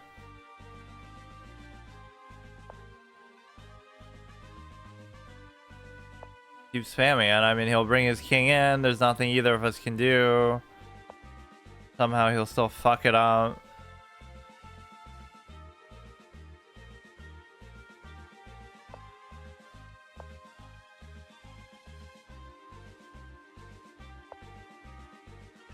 You would take, I would take, he would still take.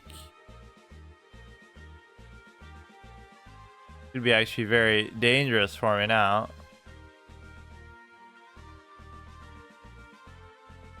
Because of the simple fact that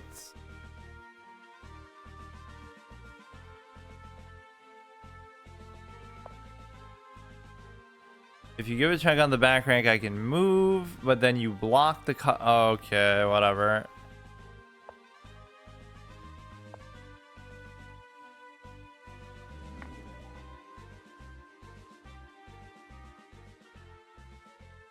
Shouldn't it be virtually impossible to cover this shit now? Like, I don't even care anymore. Like, what the fuck is going on?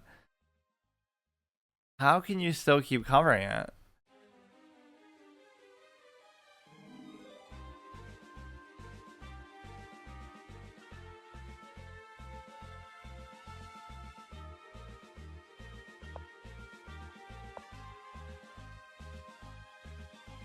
If you raise, I can take...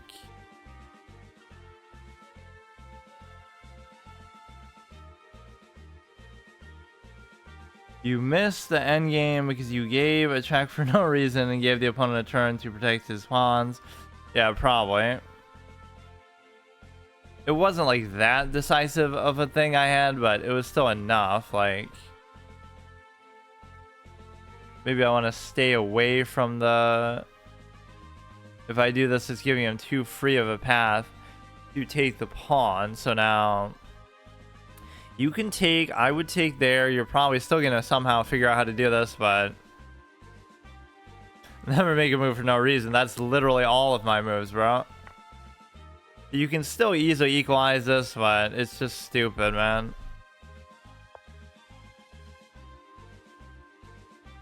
This is good because you'll be on it for the whole time, so it's just a question of...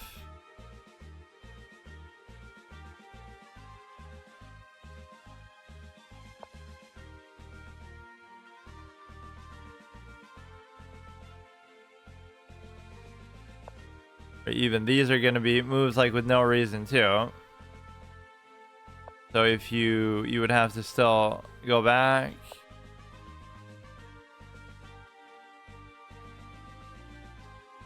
Let's try to move the king into there as much as possible. So you mainly have to keep his king out of the fray here a little bit with respect to...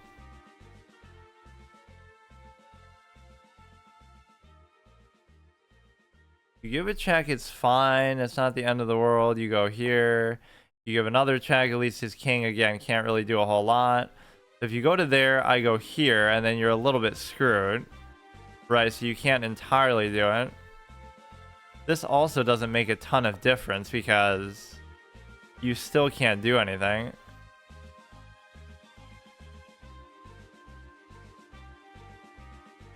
You go to here, I can still hang around. It should still be a draw. Like, there's no...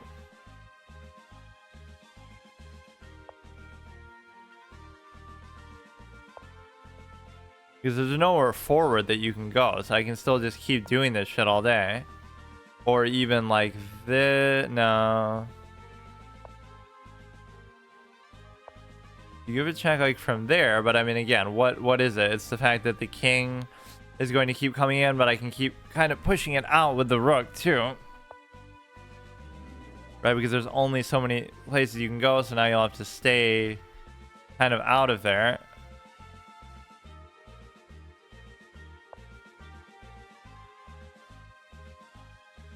Fun and interactive game, by the way.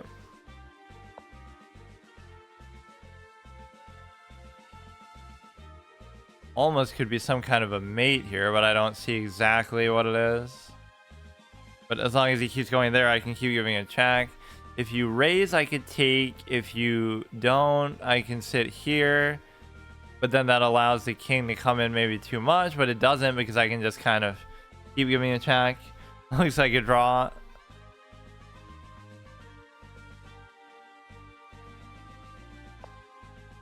If you give a check, I take. If you raise, I could double take.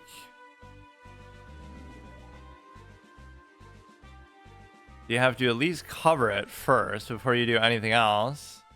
And if you can do that, then basically... What if he was to move the king here? If I check, I would check, he would move, I would take, he would take, but then I wouldn't be able to take. But it doesn't mean I have to take it. I can just do it and then... just keep hounding him with the checks.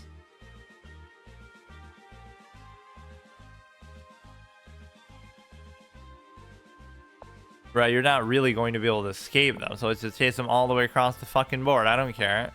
Or I'll actually flag his dumbass. You would think a threefold repetition would be satisfactory to you at this stage.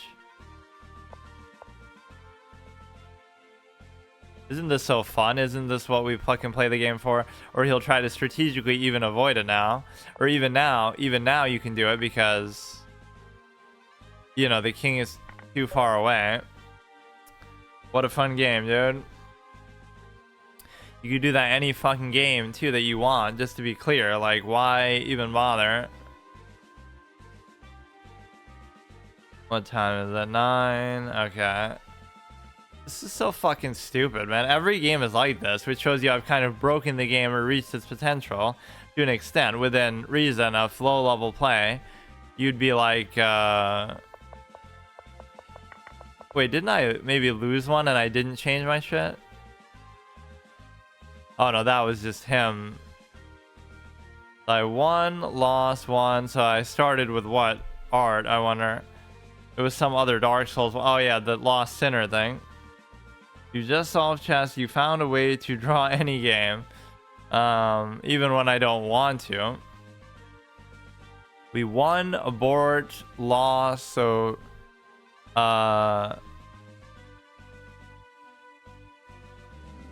2 wins and 1 loss, I guess. Whatever, 64. Whatever, dude.